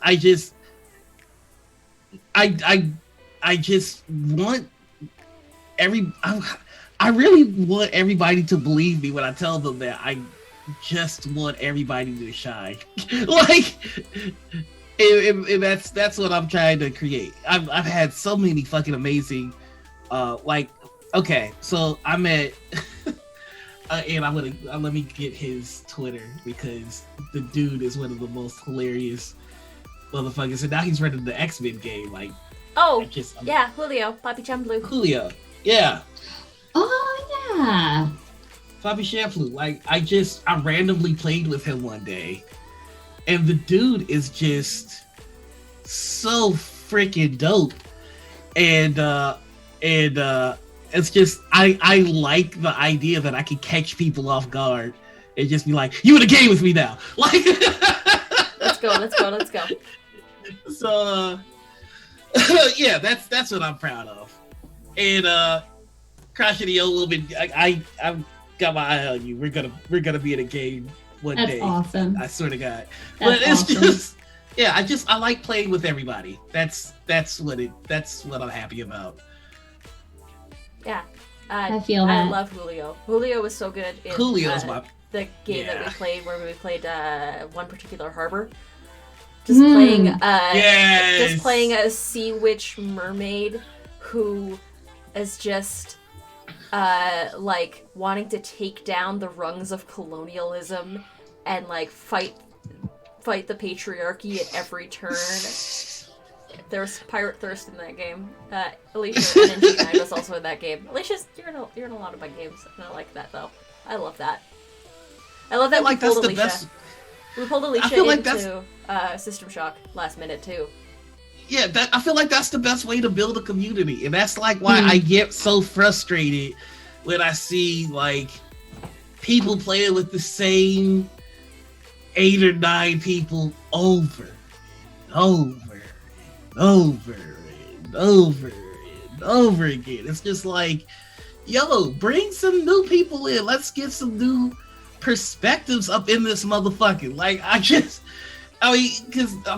just there's a magic that happens when you play with somebody that you've never played with and you click. Like the that, 2 of you. Both of you. Oh my God. Yes. Yeah. Yes. Sign bring specifically D in. Sign D up for everything and put them everywhere. Yes. D is on Boston Besieged, by the way. I'm super excited for their character. Yes. I'm excited for everybody's characters, but I'm just like, this can be good. There's some new projects coming up the pipe with our channel too. Ooh. How exciting. On Wednesdays is going to be running a Vampire the Masquerade game. We just did our session 0 this week. Definitely going to be hanging out for that. I'm very excited. I'm the oldest out of the vampire babies that we've got. We're playing a bunch of neonates. I see. And mine is the oldest out of the crew because she was turned in 1945 on D-Day. Well, damn. On VE Day. Wow. Yeah. Wow. So you know that famous picture of the soldier leaning down the woman? Yeah. It's like that, but with a vampire was her jeez. Oh my God. What a story. Yeah. What a story. This is just, okay, this is going to be me inserting an obligatory reminder to everyone who hasn't played the solo RPG 1,000-Year-Old Vampire to please play it, because I have been dying to talk with this game about people, or talk with people about this game. I mean, I guess I could talk with the game about people. That's kind of the point of games that are make-believe, but it's so good. It is a solo RPG where you play as a person who has recently gotten turned into a vampire somehow, but the currency of the game, and this is something that like really spoke to me, is that as you were like drawing your cards or rolling your dice and like writing down your prompts and stuff like that, you are only able to keep a certain amount of memories in your like notebook over time because you live so long. And because things happen to you in your life, you literally don't have the capacity to remember everything that's ever happened to you. And I remember, because I took my time with this because I really love writing so much. Like that's how I kind of started GMing, because I just wanted to write adventures that were fun. And so like I spent a lot of time writing when I was playing this game. And I had this whole thing about like this vampire that had gotten turned and was still trying to make things work with their family who was still human. And I went through all of this stuff with the backstory. And then eventually I got to the point in the game where I had to choose memories to give up. I didn't even remember my name by the end of that game. I remembered one thing about my family of origin, and it was the look on my like mortal husband's face after I had turned him and he just kind of became a thrall. I had no memory of who he was. I had no memory of who I was, my relationship to him. I just remembered this person who was just sort of like old and drained and following me around doing things. That was the oldest memory that character had by the time I finished the game.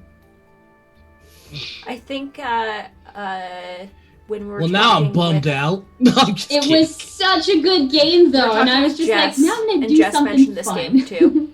Yeah, it's so good. It's so good. Like, I did all kinds of other cool stuff. I became like a spice trader on the Silk Road. That was fun.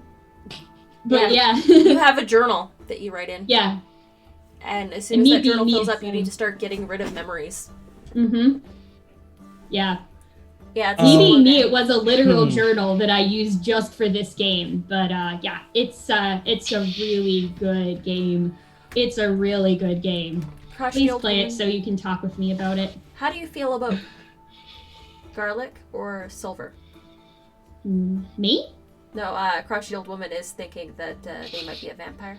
Oh. Would like to blame bad memory on being a vampire. Maybe you're just a vampire, but you probably forgot. Suspiciously pale. I just can't remember what I've forgotten. Do you like the sunshine?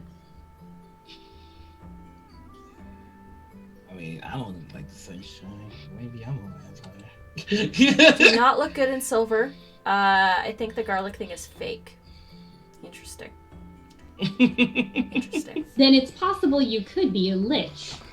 That's another thing. There's always an explanation. But you get a sunburn so easily. Oh, yeah. It's not looking good for you. Not looking good. Not looking good. But yeah, 1,000-Year-Old Vampire. I've heard really good things about that game. Like, it's so good. Why you gotta put me out there? None of you got their business.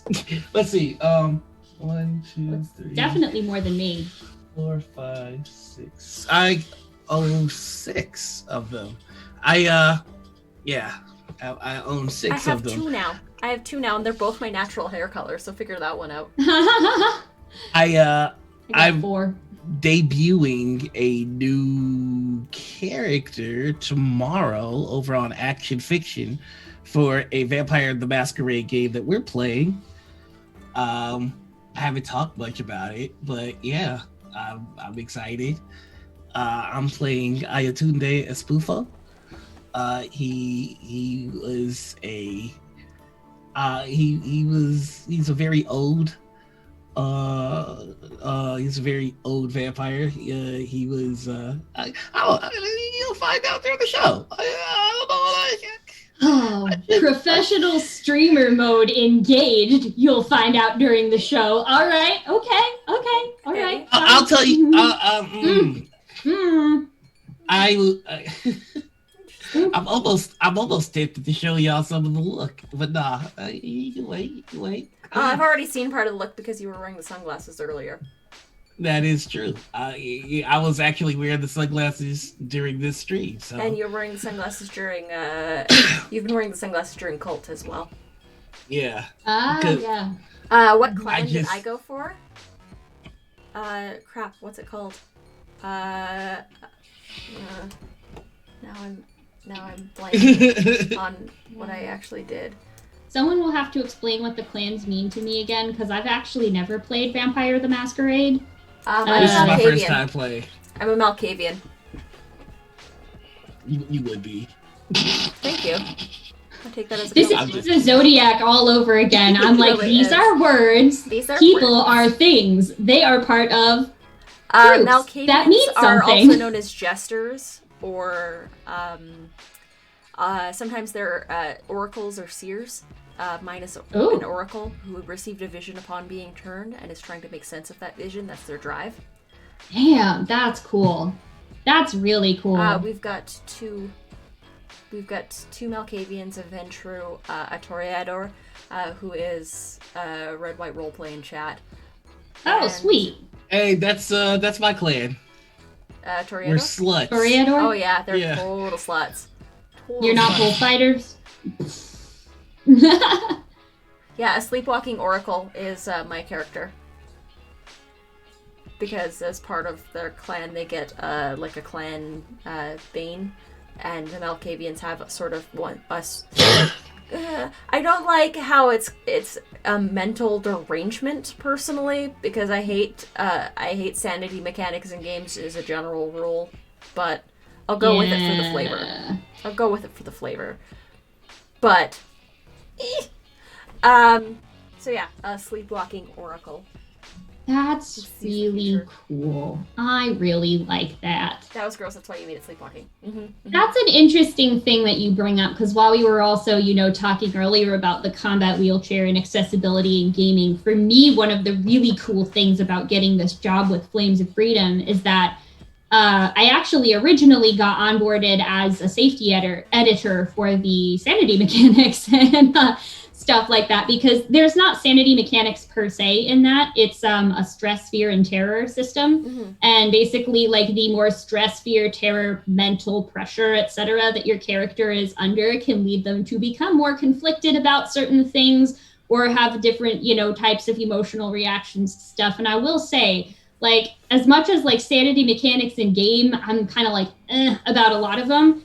It's a whole different ballgame when you have people whose like IRL sanity mechanics example is designing your sanity mechanics in game. Because I'm just like, yeah, you know, this is actually something that's, you know, meaningful and somewhat realistic to an extent, but it's not like, oh my God, you're crazy and therefore evil, because that's what crazy people do is they become evil. And I'm like, yeah, but it's kind of like if you're working on a horror game and there's like a murderer, you gotta figure out like a better motivation for them to murder other than the fact that they've gone mentally unstable. Yeah, I know. Like, first of all, that's ableist as fuck. You can lose me with that garbage. Second of all, it's just boring. It's very often not good storytelling whatsoever. It's like, really? You're telling me that like someone becomes motivated to do something that is so out of the self-interest and self-preservation of a human being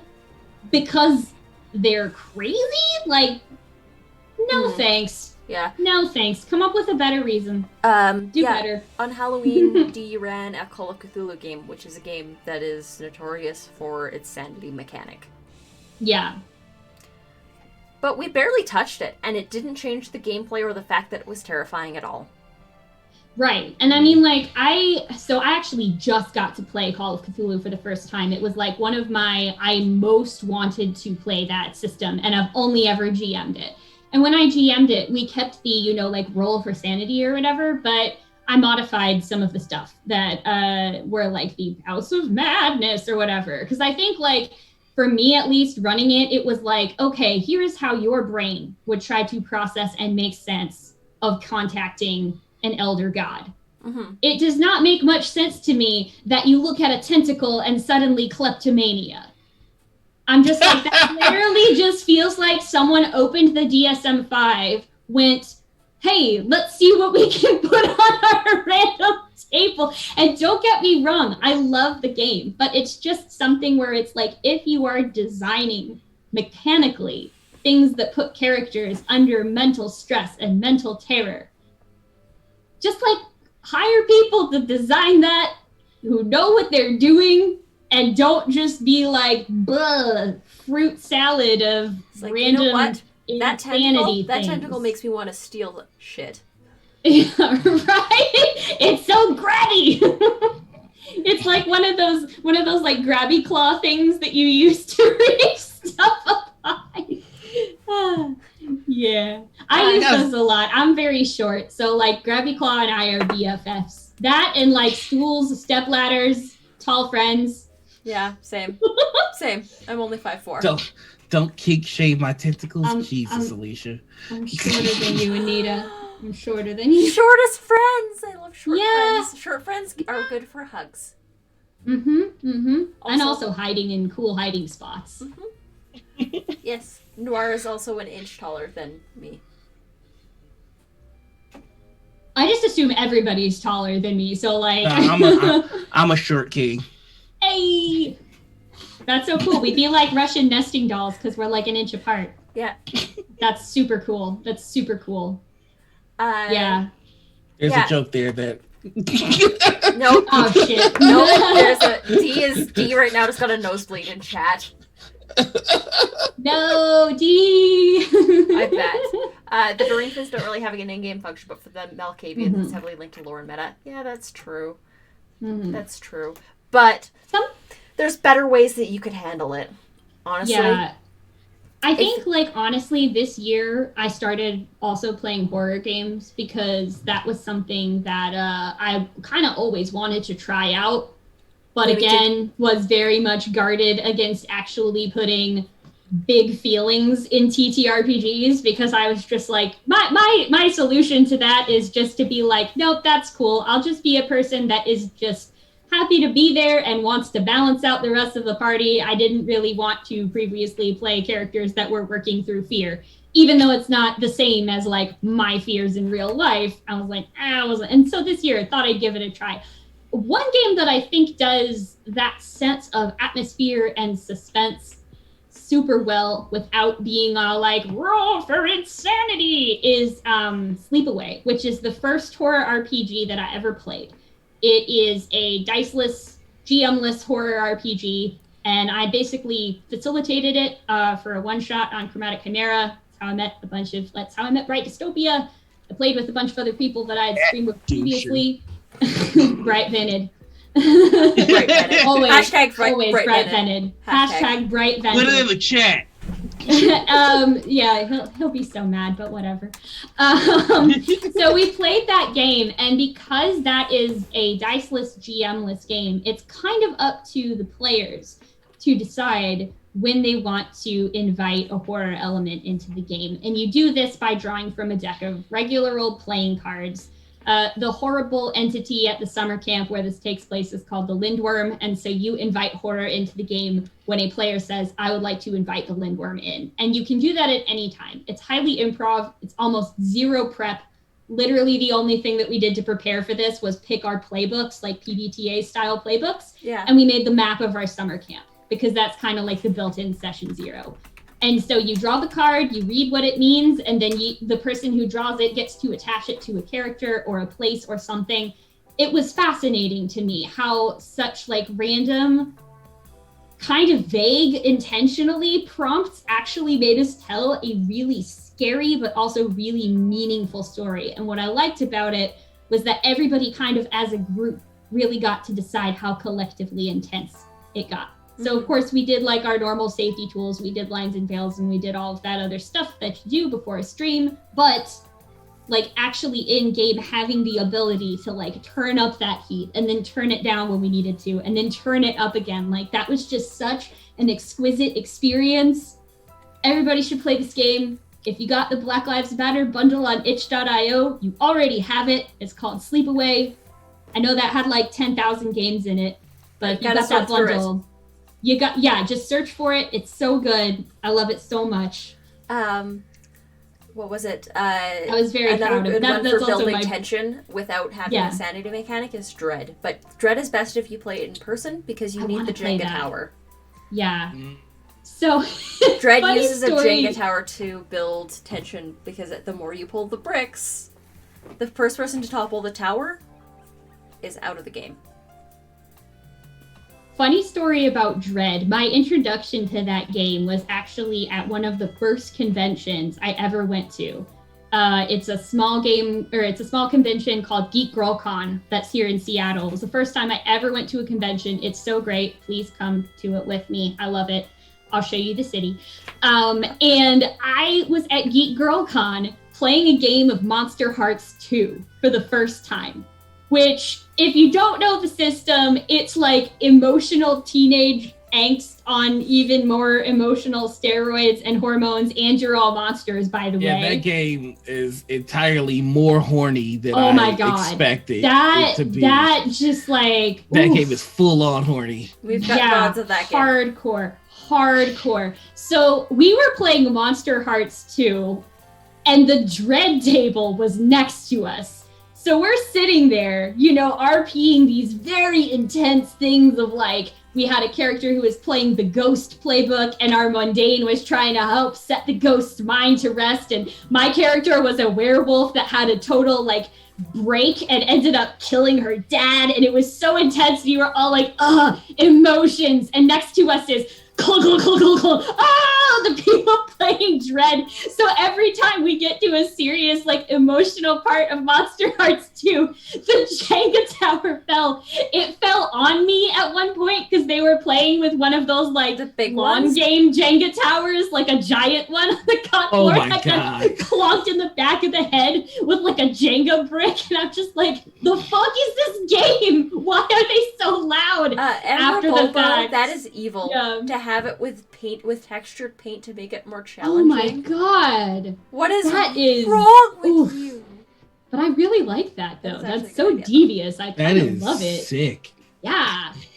I haven't played Dread, but it sounds fucking awesome. It sounds really fun. When we do a convention, we're gonna do Dread. There are ways you can play Dread online. There are online Jenga towers, but it just doesn't quite have that same atmosphere. Would you say it doesn't have the desired amount of dread. Don't do it. Yeah. Another one that I want to do is 10 candles. Yes, same. Noir's just checked out. Noir's checked out. Someone clip that, please. I still love you, though. Please come back. I'll have to say it again because he can't hear it. His headphones are off. We miss you. Oh, well. We miss you. Come back.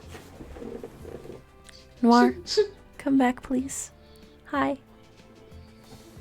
We love you. 10 Candles is another one that I'd want to play in that same vein, but you need to be in person for it because you have to light the candles and you tell the story as the lights go out. When we all get together in person, we're playing House on Haunted Hill. Oh, the Betrayal on House. Yes, I never played that, but I want to. I love that with my whole heart, and I've got it right over there, and I miss playing. I also want to play Werewolf in person with people. That'd be fun. But with actual blades. Maybe making a system like Dread, but with playing cards. Oh, that's out this month? Jay. That's really cool. Jace, please, once it's out, give me links, and we will play it on System Shock to promote it for you. That'd be awesome. I've been playing the other system that uses the Jenga tower is the Wretched and Alone ones, which is a lot of solo RPG. I've been playing a lot of solo RPGs because, pandemic, quarantine. But also I'm a loner writer person, so that's just kind of how I do. That's me. But because I don't have a Jenga tower, I basically made my own random number generator thing with D10s to represent the statistical likelihood of when the Jenga tower would topple as represented by dice. So Yeah. To Serve for Wintry Hunger is rad. That's the same designer as 10 Candles, right? I saw that, and that also looks super cool. It's a similar concept with that horror and mounting suspense, but it's all, I believe, folklore and mythology based. And I love this stuff so much. Yeah. I like Dread because as you pull from the tower, the tension builds because oh shit, is this next pull going to be the one that kills my character? Because the person that topples the character, their character dies. Yeah. Dread also takes a lot of prep, so you need to do a good full session 0 that's at least 4 hours beforehand, because you essentially fill out the entire life story of your character. Holy crap. For session 0, wow. There's a lot of questions in the Dread book that I realized that I actually downloaded it the other day, so I could pop it up. That's super cool. In my folder of all the games. There's a whole bunch of super seriously personal, intense questions, how did you feel when this happened to you?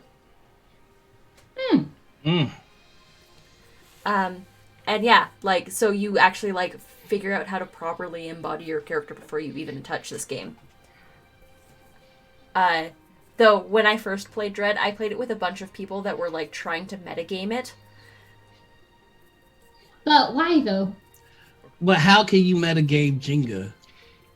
Statistics. So they were in a cabin and there was a killer on the loose outside that was trying to get in at them. Right. But they played it like people who knew horror tropes. Okay. And so they played Scream. Huh. Yeah. They stayed in the house and they locked the doors. Okay. I don't understand that. There was no buy-in. There was no buy-in. There needed to be a buy-in by my players, and there wasn't a buy-in with my players. I'm mixed on that kind of shit.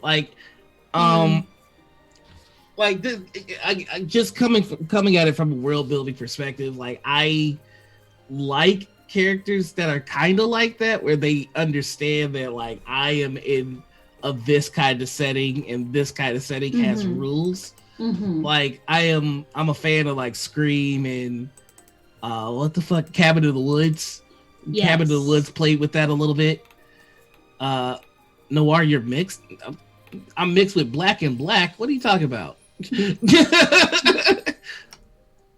I think you're mixed in terms of your reactions to this. Your feelings on those kinds of plays. Oh! Yeah. I mean, doing literally what you just said, but yes, I see what I don't pay attention to the shit that comes out of my mouth. I'm surprised anybody listens to me ever. Yeah. Here's an example of the questions that you ask in Dread. What could you have done to save your brothers in life? What book do you read every day on the anniversary of your father's death? Holy Why are you shit. the black sheep of your family? This is from the first 5 pages. Jeez. What complicated dish has become your trademark? What was the first thing you ever stole? When was the most inappropriate time you've ever broken out in laughter? Why don't you visit museums anymore? Oh, can I answer that one in real life? I was about to say, well... When was the most inappropriate time you've broken out in laughter? Yes. Yeah. Opening day. And this is going to bring us full circle. Opening day of Passion of the Christ. We are watching the movie, and it gets to the point where Jesus is not having a great day. They yank him up on the cross. There are people in the theater crying. It's a very sullen moment. We yell, fatality! Romans! Win!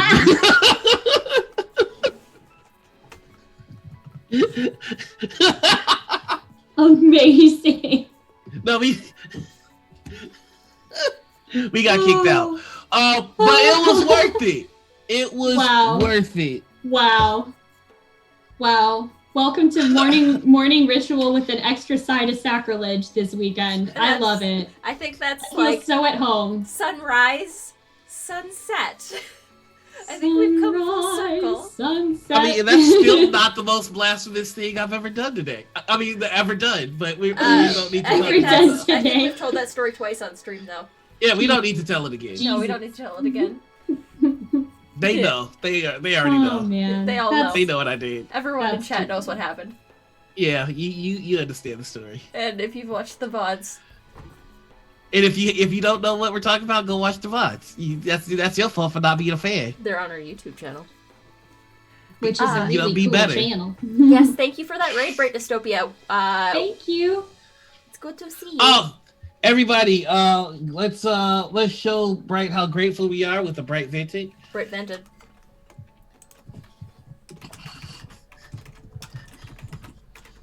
Hey. Alicia, you are outnumbered. You cannot defeat me. Mine involves seeing an inflatable for the first time and nearly getting beaten up by a leather daddy because I thought it was the funniest shit. That's great. That's great. So exclamation mark Bright's in chat. Hey. I think maybe your Nightbot is updating. Give it a sec. It's just like when the little Among Us person just is boop, boop, boop, booping around in the vent. It takes a second for the vent to come out. Pop out, yeah.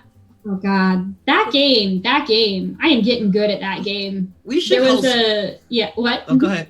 No, go ahead. Sorry. There was a time recently I was playing with one of my friends, Aaron, the Geeky Gimp, on Twitch, and I was the imposter 4 times in a row, which has literally never happened to me. I did not get caught once, but the last game, and we still won. And that was because there were 4 people left. They voted me off, and then I guess whatever the thing was, the other imposter murdered someone, and they were like, well, we're not voting Nymeria off because, what are the odds that they'd get the imposter 4 times in a row? And I'm just like, it was so good. What are the odds, indeed? What are the odds? You know, if you ever end up playing, Among Us with Bright, just know that the key strategy is to kick him off first. Yes. Regardless of whether or not he is the imposter, because he's too good of a liar.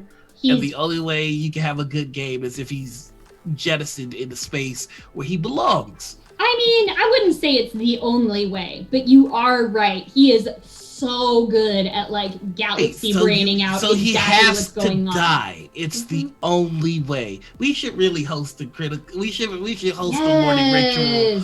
Morning ritual. Right into water I think that would be a good idea for a stream. I think a morning ritual Among Us stream would be good with our guests. Yes. I'm also tossing around the idea of doing a community night towards the end of the month. We'll do a community night. And we'll play games or Jackbox or that sort of thing. It's funny how Noir says the best way to play the game is to make it easier. Yeah. Yeah. Oh my god. Crotchety old woman, you're crocheting Among Us dolls? Oh, it's okay. Can I see Everybody. Crotchety old woman has a TikTok, same name, and she has the Among Us crochets on her TikTok. Gosh. They're so fucking adorable. You need to check her out. This. She's amazing. Yes, Jamie, my birthday is at the end of the month. Cyan is my color. Good. No, it's my color. Good. No, because this is identity theft. Identity theft is a crime noir. Thousands of families suffer every year. Won't you please donate to help the little Among Us babies sitting by the corpses of their murdered parents reclaim the Cyan spacesuit? That really does. I have so many questions about that game. But why the little teeny weeny Among Uses are just like sitting there, just like mourning their. I have questions. I will never get answers, but I will keep asking. Yeah. Like, why are they only 3 foot tall? Like, why do they appear to have nothing but one single finger bone? That is the only bone in their body. Where did their arms go? How are they doing the tasks without hands? Some of them require a nice little pincer movement of manual dexterity that I don't think you could do with a foot. Like, what even you do on a stream? Among Us? How many times? Do you have a challenge? Do you have like a counter going on how many times you can dab during a stream? No, it's just every time I cough or sneeze, I dab. Oh, okay, cool. I noticed it was sneezing, but yeah. No, they're obviously telekinetic. Yes, of course.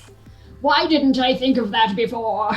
Don't forget the big middle spine bone that shows up when they're dead. That's true, too. Yeah, I know. It's so disturbing, but I love it. Among Us let you choose what murder graphic you get to have as the imposter. Because there's something just inherently disrespectful about the one where you shoot somebody in the back of the head. Yeah. Like, when that one happens to me, I get so unreasonably upset. Yeah. Like if you do the my mouth opens in like a the eyeball. That's my favorite one. The getting stabbed with a tongue. I don't mind that one. I don't even mind the one where I get stabbed. But there's something about getting shot. Or when your neck gets snapped. Yeah, there's something about getting shot that makes me want to fight whoever does it. Like, and I mean like fight them in real life. Anyone notice that the imposter gets hands in the little kill animation? It's no! Because how many hours have I played this game and I didn't even... Oh my god. Questioning everything. Since this is now an Among Us chat and not a TTRPG chat. It goes from crochet to Among Us, but yeah. Though, man. We were talking... the other couple weeks ago, we did a Phasmophobia roleplay stream. I'd like to do an Among Us roleplay stream. Oh my god. Where we actually, have characters. Oh my god, yes. I mean, but how would that work? Because you can't talk during the task portion. But if you're... if you're roleplaying. If you're streaming, though... Yeah, if you're streaming, you can mute yourself in the, the Discord group chat or whatever, and then be talking to the, I don't know. I'm not even streaming, that's the thing, is that's something that I used to do, and I don't have a machine that can do it anymore. Oh god, Stille Nacht, but set in Among Us. Oh no. No one is ready for that. The ghost! The ghost! Why am I on this spaceship? What is my name? What is my purpose? Well, your purpose was to let the garbage out, and then you got strangled to death, among knocked. Among knocked. You all must be stopped. Wow. We're too powerful. This go on for too long. We're too powerful. I forget which Discord that it was in, but we were all discussing like what would be a great mashup between like things that shouldn't go together, but as RPG systems. And I was like, somebody said like Zweihander or Animal Crossing, and there were just all these other ones where it was like the cutest, most wholesome things with the murderiest, crunchiest RPG systems, and then like the most murdery things, but with like Ryuchama RPG, which is like wake up and roll to see how your breakfast was this morning if you are in a good mood or you're just feeling kind of grumpy. Why were you spending 10 minutes on Colin's Discord. Because mag stripes suck. Because the United States financial technology is behind the rest of the world, and we're still doing that instead of tap. Boop! Sorry, just like all of our many... technology is behind. We don't even fucking have. Listen, it took you how many years to get debit? Yeah, I know. Let's not talk about it. Look, we just got rid of Voldemort. Let us have this. First Voldemort, now magnetic stripe cards. You said United States Financial and I flinched. Yeah, so I used to work at the Pike Place Market, which is the big like touristy public market here in Seattle. I have stories from that place. I've been there. Oh my god. Done touristy things in Seattle. Stories. Yeah, I used to work in the comic book shop there. Oh, yeah. And we'd have all sorts of like people coming from all over the world. There's a big cruise port, etc. And I just remember trying to like shamefacedly explain to people from other countries. They're like, we haven't done it this way in years. And I'm like, I'm sorry, but I promise you, I can't control it. We're just very, yeah. Yeah. You know what? I'm actually kind of curious. Where's everybody from? Well, like originally... Hey, this goes to y'all. Well, I know where you two are from, but this goes to Kat too. Where's everybody from? Yeah, I'm in the Seattle area. I know. Put your address and your social security number down. No, don't do I'm kidding. that. I'm joking. Internet rules. Yeah. I don't want to know that. No, thank you. I need to go back. Noir is Canadian. Noir is Canadian. How fucking dare you? Alicia, our NG9 is currently in Calgary as well. Oh wow! Victoria, BC, in Canada. I know where that is. Yeah. Ohio. Ohio. Louisiana. Ohio. Hey. Montana. Born in Sacramento. Ohio. Yeah. We suck. We know. Wait. OH. D, you're in Ohio? We suck. You know. Yeah. Yeah. I didn't know that. Yeah. In Ohio. Yeah. D is also like a short bus ride away from Chicago. Hey! Look at all these people so close to Chicago. I know, right? I just cry. He cries in Canadian. Yeah, Jeremiah's in Montana. Yeah, D's 2 hours from Chicago. Nice. Noir knows about Chicago. Chicago only. No, funny enough, like you're not wrong. I got really high once, and I drove to Ohio on accident. I'm sorry. I mean, I really shouldn't be. Really shouldn't be talking because I've gone to Ohio several times on purpose from Florida to Ohio, then went back to Florida. It's not really that hard to. That's what Steve's just saying. It's not hard to be fair. You just hop on the expressway, and if you're baked, you just start thinking about like. The fact that the Tiny Toons characters never really seem to interact with the Looney Tunes characters, or is it an alternate dimension, or do they know each other? And then you're in Ohio. That's Ohio. You don't come here on purpose. You end up here, and then you don't get to leave. I'm still convinced that I recently had this realization, not to totally jump ship, but that Tatooine is basically like the Florida of the Star Wars universe because it's hot and terrible and people are living there against all odds, and it like every so often becomes super important because reasons. Like I'm thinking, living through the election in Florida in the year 2000, and it's just like everyone hates Florida, but then suddenly no one can look away from it, and it's like everyone hates Tatooine, but then here comes baby Anakin Skywalker and his fucking midichlorians, and everyone has to pay attention. And I'm just like, huh. Born in a small town north of Calgary, Chase. I think I know which one. I could probably guess. Like, I'm sorry, there's some Midwest realness that's happening. I was about to say, yeah. The hell is real signs. See, and the thing is, like, there's the hell is real sign, but then there's like these farmers who have like acres and acres of land. So they'll have like hell, and then you drive for a while. Is drive for a real. Then you drive for a round, fine, then you drive for a while, Jesus, and it's just like, oh my god, dude, you're killing me here. What if you turn off before the is real? You can't, just because hell it's the Midwest, and there's nothing but straight road ahead. That's true. Oh god, It makes me happy. How do you not realize you haven't seen an Erlacher sign in billboard in 20 miles? Erlacher, you put some respect on that man. Hey, I don't fucking know. He is a goddamn hero. He died for your sins back in 2008 when we went to the Super Bowl and we lost to the Colts. Fuck the Colts. Bear down.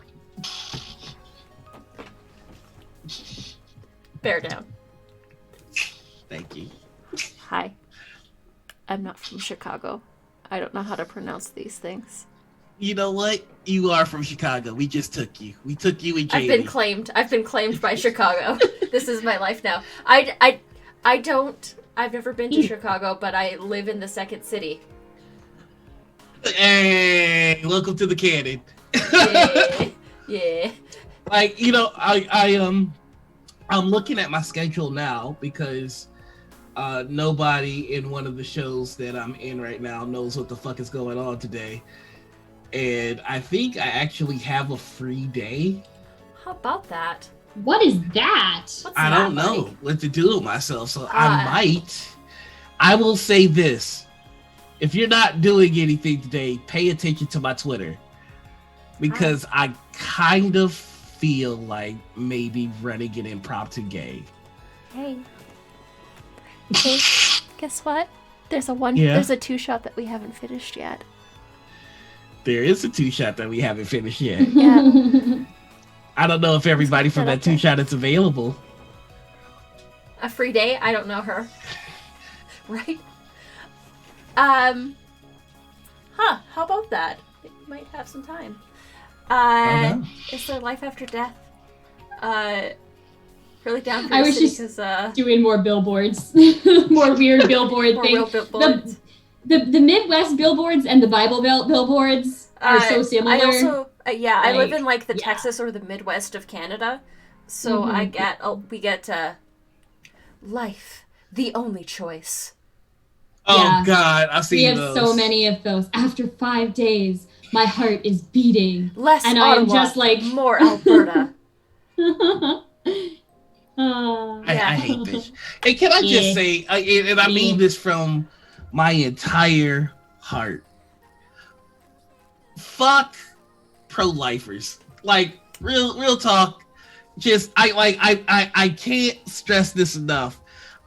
I mean, I just fuck you. Yeah, there is actually a chemtrails are real sign that's on the way from Calgary to Banff. Oh my god. It's like the Clean Air Commission or something like that. Anti-choice. It's not pro-life. It's anti-choice. Yeah. Thank you. Just fuck them.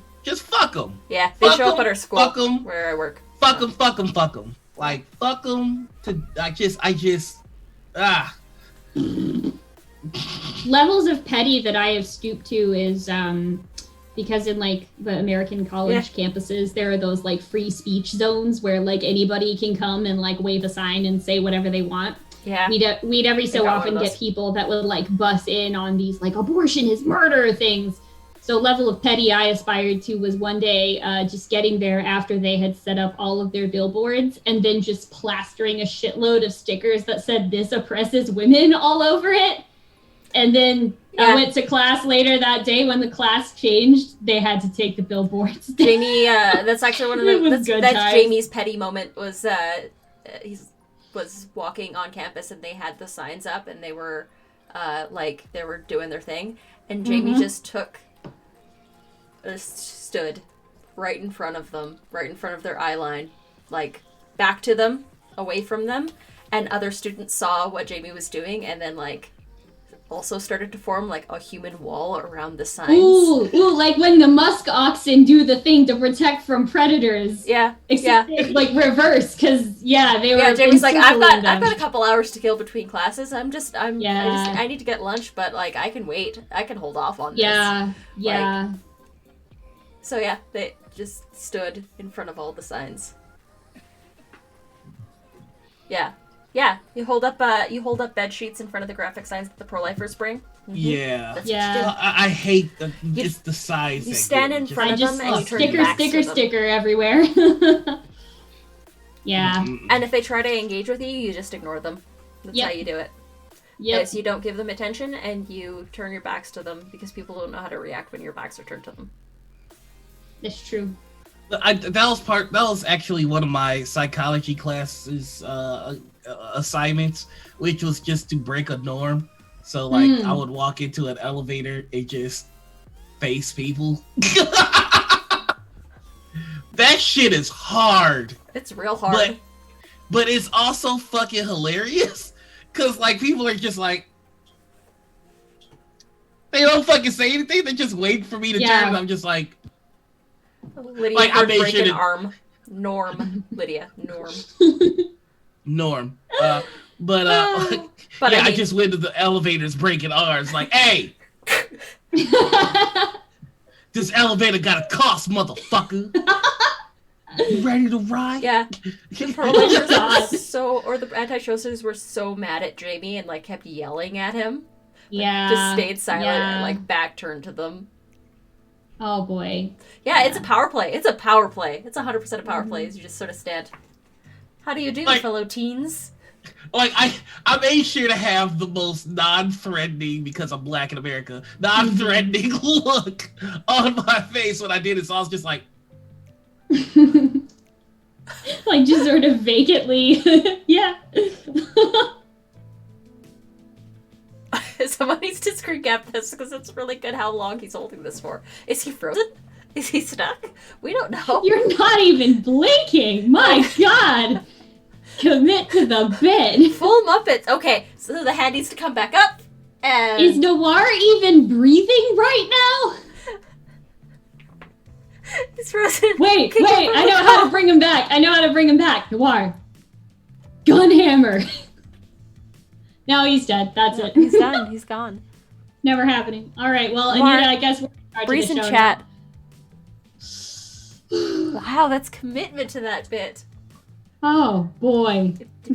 D in chat is saying that deep dish sucks. That it's just lasagna. Chicago pizza is trash. It is casserole disguised as a pizza. What else can we say? Chicago hot dogs really aren't that good. Bears suck. Lydia says, guess I don't have to give him a gun hammer now that he's catatonic. Win-win. New York pizza, though, is thebomb.com. Yes. That folded slice is the best thing ever. Bright should be president. Bright should be president. Bright did nothing wrong. That Luke Skywalker is a Mary Sue. We all like Bella better than Noir. And Bella is going to be the new co-host next week. Wow. I am This is impressed. This is impressive. I am extremely impressed. Yeah. Yeah. Yeah. Yeah. Damn. This puts me to shame. My favorite social norm breaking thing was I once went into an Old Navy during like back to school shopping time because I was taking my younger siblings back to school clothes shopping. And I just put on a bunch of the Old Navy clothes and then stood in the window with the rest of the mannequins. And then moved when people would walk by. Just kidding. I like that. Though, Bright is saying in chat, Noir, if Bright didn't vent, say nothing. Do you want to take Lorenzo's spot in Song of the Deep as Katrine? Oh, no. I mean, if you need a guest spot, Lydia. Hi. Hi. Just saying. I'm a little unsettled here, not gonna lie. A little bit, yeah. Noir is soft a little on bit. Chat. I can only see like the vaguest glimpses of the tongue moving and slight breathing, and that's kind of like that's how I know that the camera's not frozen. That he's just like, really committed to this You're bit. Still alive. You're still alive. Anita is king of the world. Oh, you have a list. All right. Nice. Make Anita king of the world. Fuck you, motherfuckers. Wow. Unblinking. That was so good. We have. So that's what happens if I die? That's what y'all do if I die on stream? You fucks. We could see you breathing. It was fine. But what was it? What was it that broke you finally? Was it making me king of the world? I was, yeah. Oh no, it was the fact that my eyes were teared up. Oh, that's fair too. We've just run the entire gamut of human experience here this morning, and I'm here for it. We've gone best show through religion, yes. politics, mm-hmm. The joys of being petty. Yes. Noir's forfeit the game. Oh, and I just lost the game. Ah, fuck. No, I just lost the game. Chat, you all just lost the game. What was the name of the priest he ranted about earlier? I know. I was trying to think of it. Oh my god! I gave him the hand cradle, the hand crib. Put Jesus in my hand. Oh my god. Religion, politics, pettiness, and staring contests. And sometimes we even talk about games. Occasionally. Is this a TTRPG stream? Is that what we're supposed to do? Yeah. Yeah, as with most things, I feel like TTRPG is a bit of a conduit for certain types of people to then just be like, first, I rolled a d20, and then I thought really hard for a really long time, deeply, about the meaning of life and feelings. So anyway, here's my Constitution saving throw. Wait, we play TTRPGs? We almost like a professional. Yeah, I mean, on occasion I dabble. What's a TTRPG though? I did recently have somebody try and explain Dungeons and Dragons to me recently. And I Wait, like they seriously tried to do this, not as a joke? Yeah, seriously. Huh. I was like, was this on Twitter or was this in real life? This was in real life. Oh, that's even weirder. I mean, I get people trying to with another human being. Yeah, during work, I was just like, we were shooting the shit before a conference call, and he was telling me like, he was talking about how he plays D&D. Mm-hmm. It's just like, me and my group, we meet up every weekend or whatever. We play D&D, and I was like, oh, cool. Like, tell me a little bit about your character. He was just like, all right, so it's a lot, but here it was just like, it's a lot, bro. Like Yeah. So he was telling me about his ranger fighter. And, how he like maximized abilities. Just like, I get a little complicated with my character creation. Like, I'm not sure how aware of D&D you are, but like, this is actually really impressive because I could do this and that. And I'm like, oh, cool. Can I direct you to the 20,000 live streams that I'm in playing 12 different characters? Thank you for explaining that to me. I was gonna say, like, damn, are you sure that you don't like secretly work for the CIA or something? Because that level of deep cover. Oh, do you know much about what? I mean, on the one hand, I do get people trying to explain D&D to me in real life all the time, but that's because this is how I look. And people are just like, oh, look, you came into the gamers area. Let me tell you what's going on. And then I'm just like, actually, I came for da da da da da. And they're like, oh, never mind. Fun fact, this is what mansplaining feels like. Hello, fellow role players. Fun fact, I'm just sitting there the whole time like, bro. Yeah. You don't want it with me. No. It's the Ron Swanson, I know more than you in the hardware store. Honestly, like... My favorite question since lockdown from Lydia is, so with tourists gone, what do you do these days? God. It was a very interesting experience having somebody try and explain something to me like that. And like I wasn't a dick about it. I was just like, oh cool, that sounds interesting. How you mix two character classes together to be more efficient. That's really neat. I rolled dice and make my friends cry for money. It pays the rent. You paid the rent with this? Oh, Lydia. Maybe one day. One day I'll be able to pay the rent with this shit. One day. I had that for a GM from a LARP that I was applying to join, and you had 8 years experience. That sounds legit. That sounds par for the course. That isn't that guy's story. Yeah. That's part of the reason why I started GMing in the first place, to be perfectly honest, because I was kind of tired of just sitting down at conventions and being like the only femme person at the table, period. Hi. Let me introduce you to Critical Misses, the literal game, the actual play that in my city that I created because I didn't have, there was not enough femme people at tables. There's not enough gender marginalized folks at tables.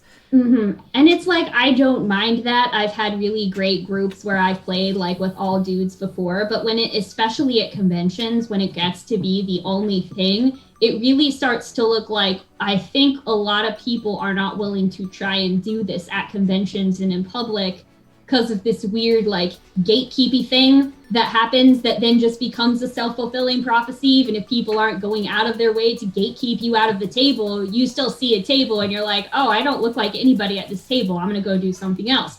And me, being the stubborn bitch that I am, I'm just like, bram, bram, bram, I'm going to do it. And so like, that's, talk about being motivated out of spite, is that's literally why I started GMing. I started GMing and wrote an adventure and GM'd my first game at a convention. Are we the same Because I was person? just like, fuck this. No. Nah. Yeah. We might be. God damn, Crotchety. Wow. You can't explain anything to me until you can prove you know how deodorant works. Yeah, it ain't that hard, people. But yeah, I mean, like, that's the thing is there's that fine line, right? Like between, so the way that I GM, and I never get nervous before I play games, but I always get nervous before I GM games because I do GM so frequently, like, or I did before everything shut down. I GM'd at conventions mostly. I did one-shots. And oftentimes I'd be like, new players welcome. If this is your first TTRPG, there's already enough baggage that makes people intimidated to try them out. So I go out of my way to be like, it does not matter if you've never done this before. We'll go through character creation, we'll do this, we'll do that. So there's that balance, right, between being like, you want to be welcoming to people whose first time it is playing TTRPGs, but at the same time, like, don't assume that people don't know what they're doing. One of these days I'm going to actually grab the box that I have sitting over in the other room.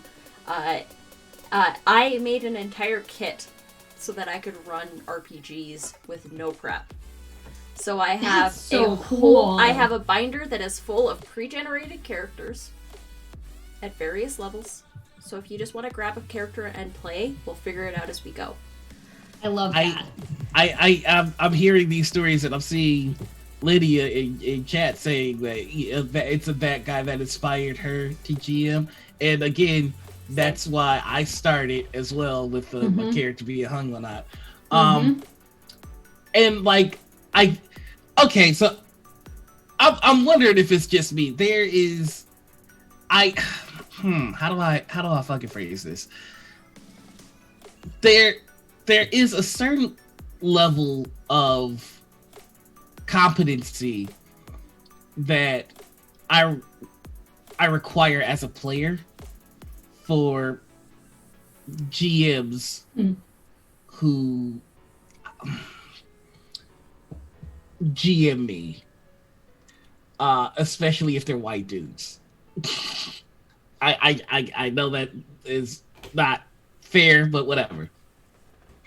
And there is, I mean, it is because I've had experiences where I've been in games with these guys, and they like I invest in the story, and then it's just like it falls apart. And most of the times when I have invested in that story and it falls apart, it's because like there is a voice that I don't listen to until I do listen to it, and basically what that voice is saying the entire time is, I'm better than you. I am better at GMing than you. You suck. Like that's what happened with Company a little bit towards the end there, especially what's his face got a little demanding with my time. So I don't know. I don't even know what I'm trying to say right now. I'm just talking. So okay. I'm gonna stop. I'm gonna stop because it's the idea that it is a little bit of that pettiness where you feel like, no, there's a better way to tell this story than what you're doing. You know what? It's the you ain't got enough badges to train me. Colored man. It's the you ain't got enough badges to train me kind of mentality. Just like, who the fuck? Are you the Charizard of the TTRPG community? Yes, that's goddamn right. If you ain't beat the Elite Four, you don't get me in your game. We'll DM you, Lydia. There's a full story for this. Oof. Well, bits and bobs, you want full goss? Okay, we'll DM you. Yeah. But it's just I think I feel like if you're a white dude in this space and you're not exceptional and you give anybody a hard time, I'm gonna eat you alive. Stop trying to mediocre your way to the top. Yeah. Because it's just like it's hard enough as a PLC creator right now anyway, and I just there's a frustration there that I can go on about for hours. We can meet up in the party mansion and we'll tell you the full story. Ooh, yeah. Right, Noir is Vegeta, canon confirmed. Jamie, no.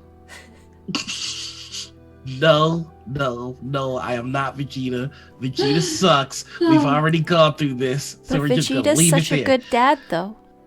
Again, this is much like the zodiac signs, where I understand that this is a Dragon Ball something other thing. Noir's clearly Piccolo. It's like, you were saying some words here. Sure are. I don't know what any of this means, but okay. You can see Piccolo more than Vegeta here. They just try.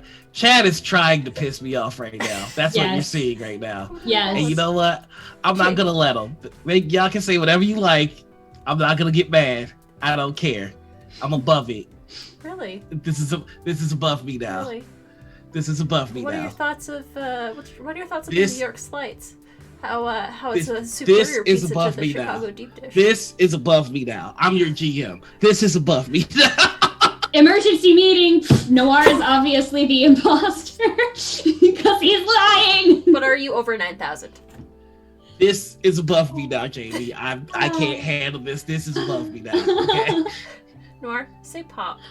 I'm not. Alicia it's above me now. Do you agree that Luke is a Mary Sue? That question, this is above me now. I hand it to the Lord. Wow. But in the hand cup, not like. But in your mouth. In your mouth? Nita, this is above me now. Ooh, that's going to some old anger right there. That is. But you know what? It's above me now. Hand it to the Jord. Hand it to Jod. Hand it to Jod. Jesus for Jod. Hand it to Jesus. Hand it to Jesus. Hand it to Jod. For Jod. Just about to make the joke. Oh, I think this is a good place. I think this is a good place with that good belly laugh to end this session of Morning Ritual at 4 hours and 40 minutes. Holy shit, what the hell? We blew past this outro, it's above me now. This outro right here, that's happening. It's above Jesus me. Is Jord. Jesus my is Jord. My cheeks hurt so bad, but it's so good. Thank you. I always get the good cheek workout from laughing so hard at this show. Yeah. Oh my goodness. That has been this episode of Morning Ritual. We're gonna go around and we'll say who we are, where we can find us, what we're doing. And we'll start with the lovely Anna, Nymeria. Tell us who you are. I am... Oh my god, I'm just happy to be here. I'm Anna. You can find me on the internet most places at Nymeria941. I do a lot of TTRPG streaming stuff in addition to this.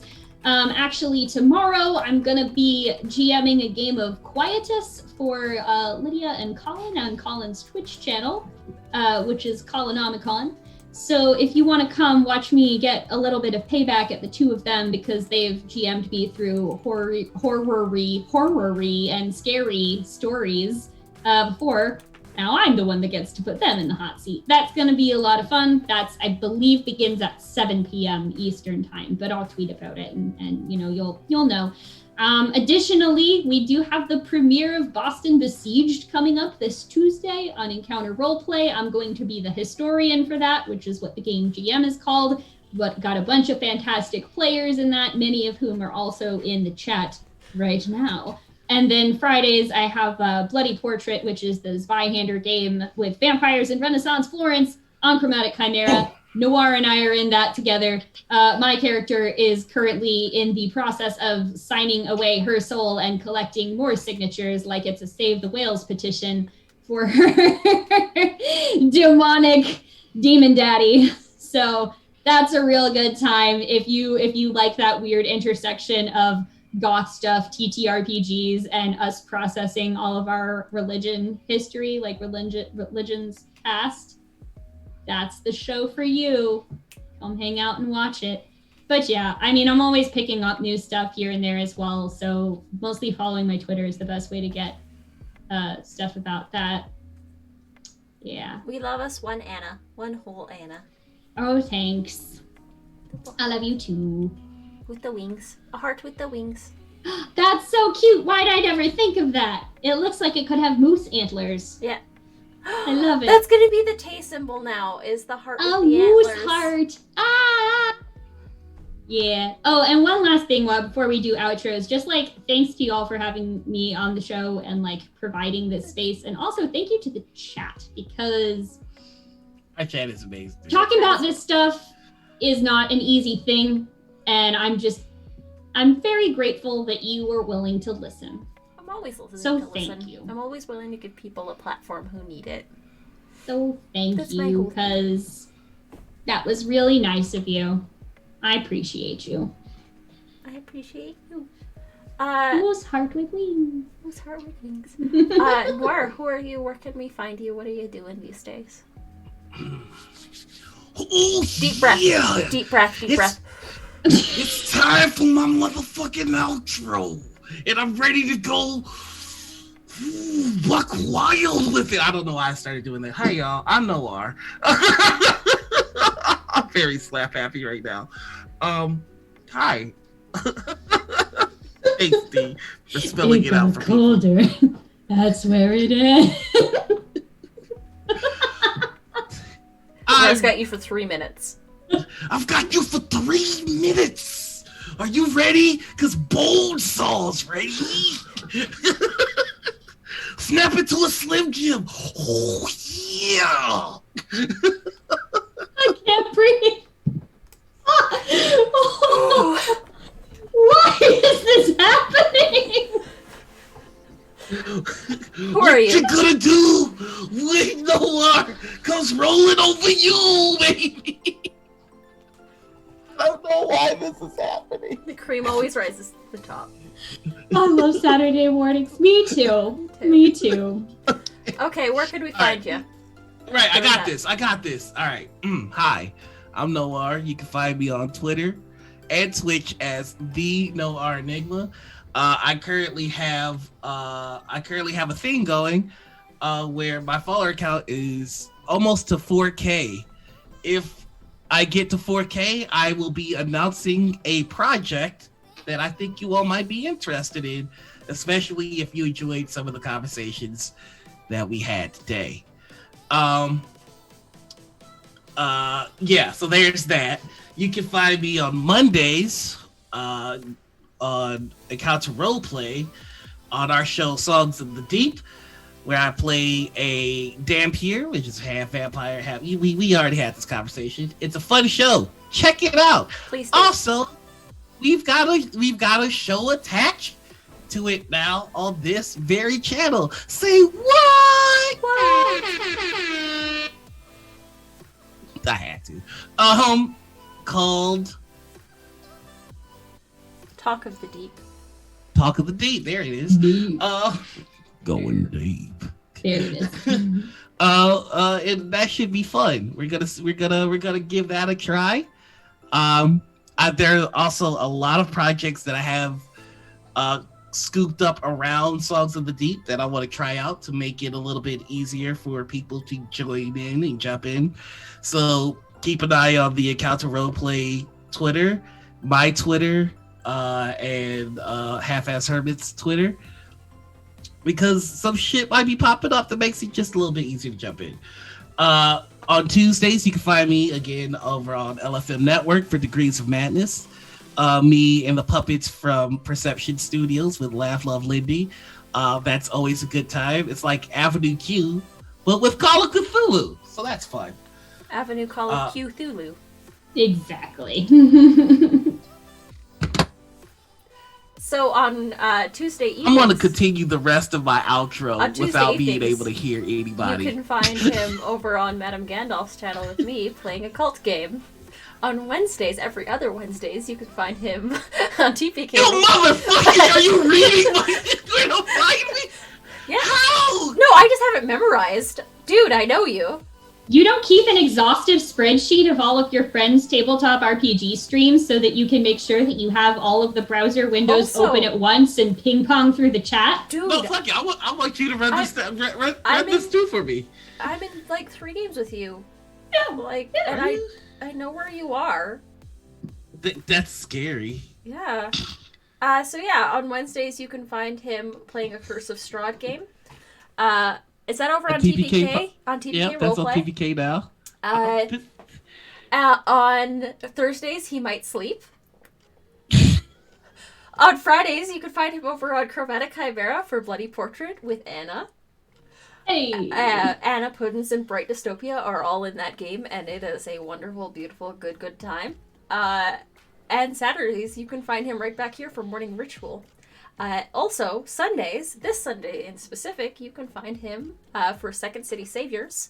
And Second City Saviors is his Trouble in the Second City Masks game, where we play superheroes, and he tries to ruin all our lives. It's really wonderful. And then after that, I think it's 7 p.m. Central Time, you can find him playing Vampire the Masquerade on which channel is that again? Action Fiction. On Action Fiction. What? I know where you are. A threat from Anita. I know where to find you. Terrified. I love you so much. What? Literally, I'm in 2 shows with you where you go through this thing, and I haven't memorized. I've committed hard drive space to this shit. The best part. I don't have it memorized. The best part is that you delivered. I also play in a Curse of Strahd game, word for word, the way he says it in every outro. You didn't just know it. You delivered it the way that he delivers it. Fucking awesome! That is the truth. That is amazing. What you need to know right now is that I'm the Noir Enigma. The title has been passed. I'm No, where's the book? It's gone. Identity crisis. You mean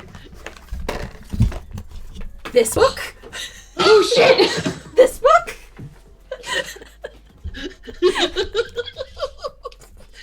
But if you're Noir, then who am I? And then like I disappear and the shirt just falls to the floor. Yeah.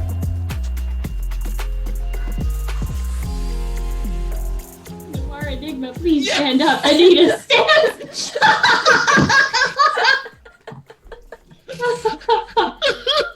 Oh, Anita as Noir, ask my children. the cream always rises to the top. Oh my god. Yeah. What Hi. even is this show anymore? The best place to be. That's what happens when you take cyan from me, motherfucker. Oh. Identity theft is a serious crime. If you're Noir and I'm Noir, then who's driving the bus? Me! Can that be Kate's new voice? That is going to wreck my fucking vocal cords, D.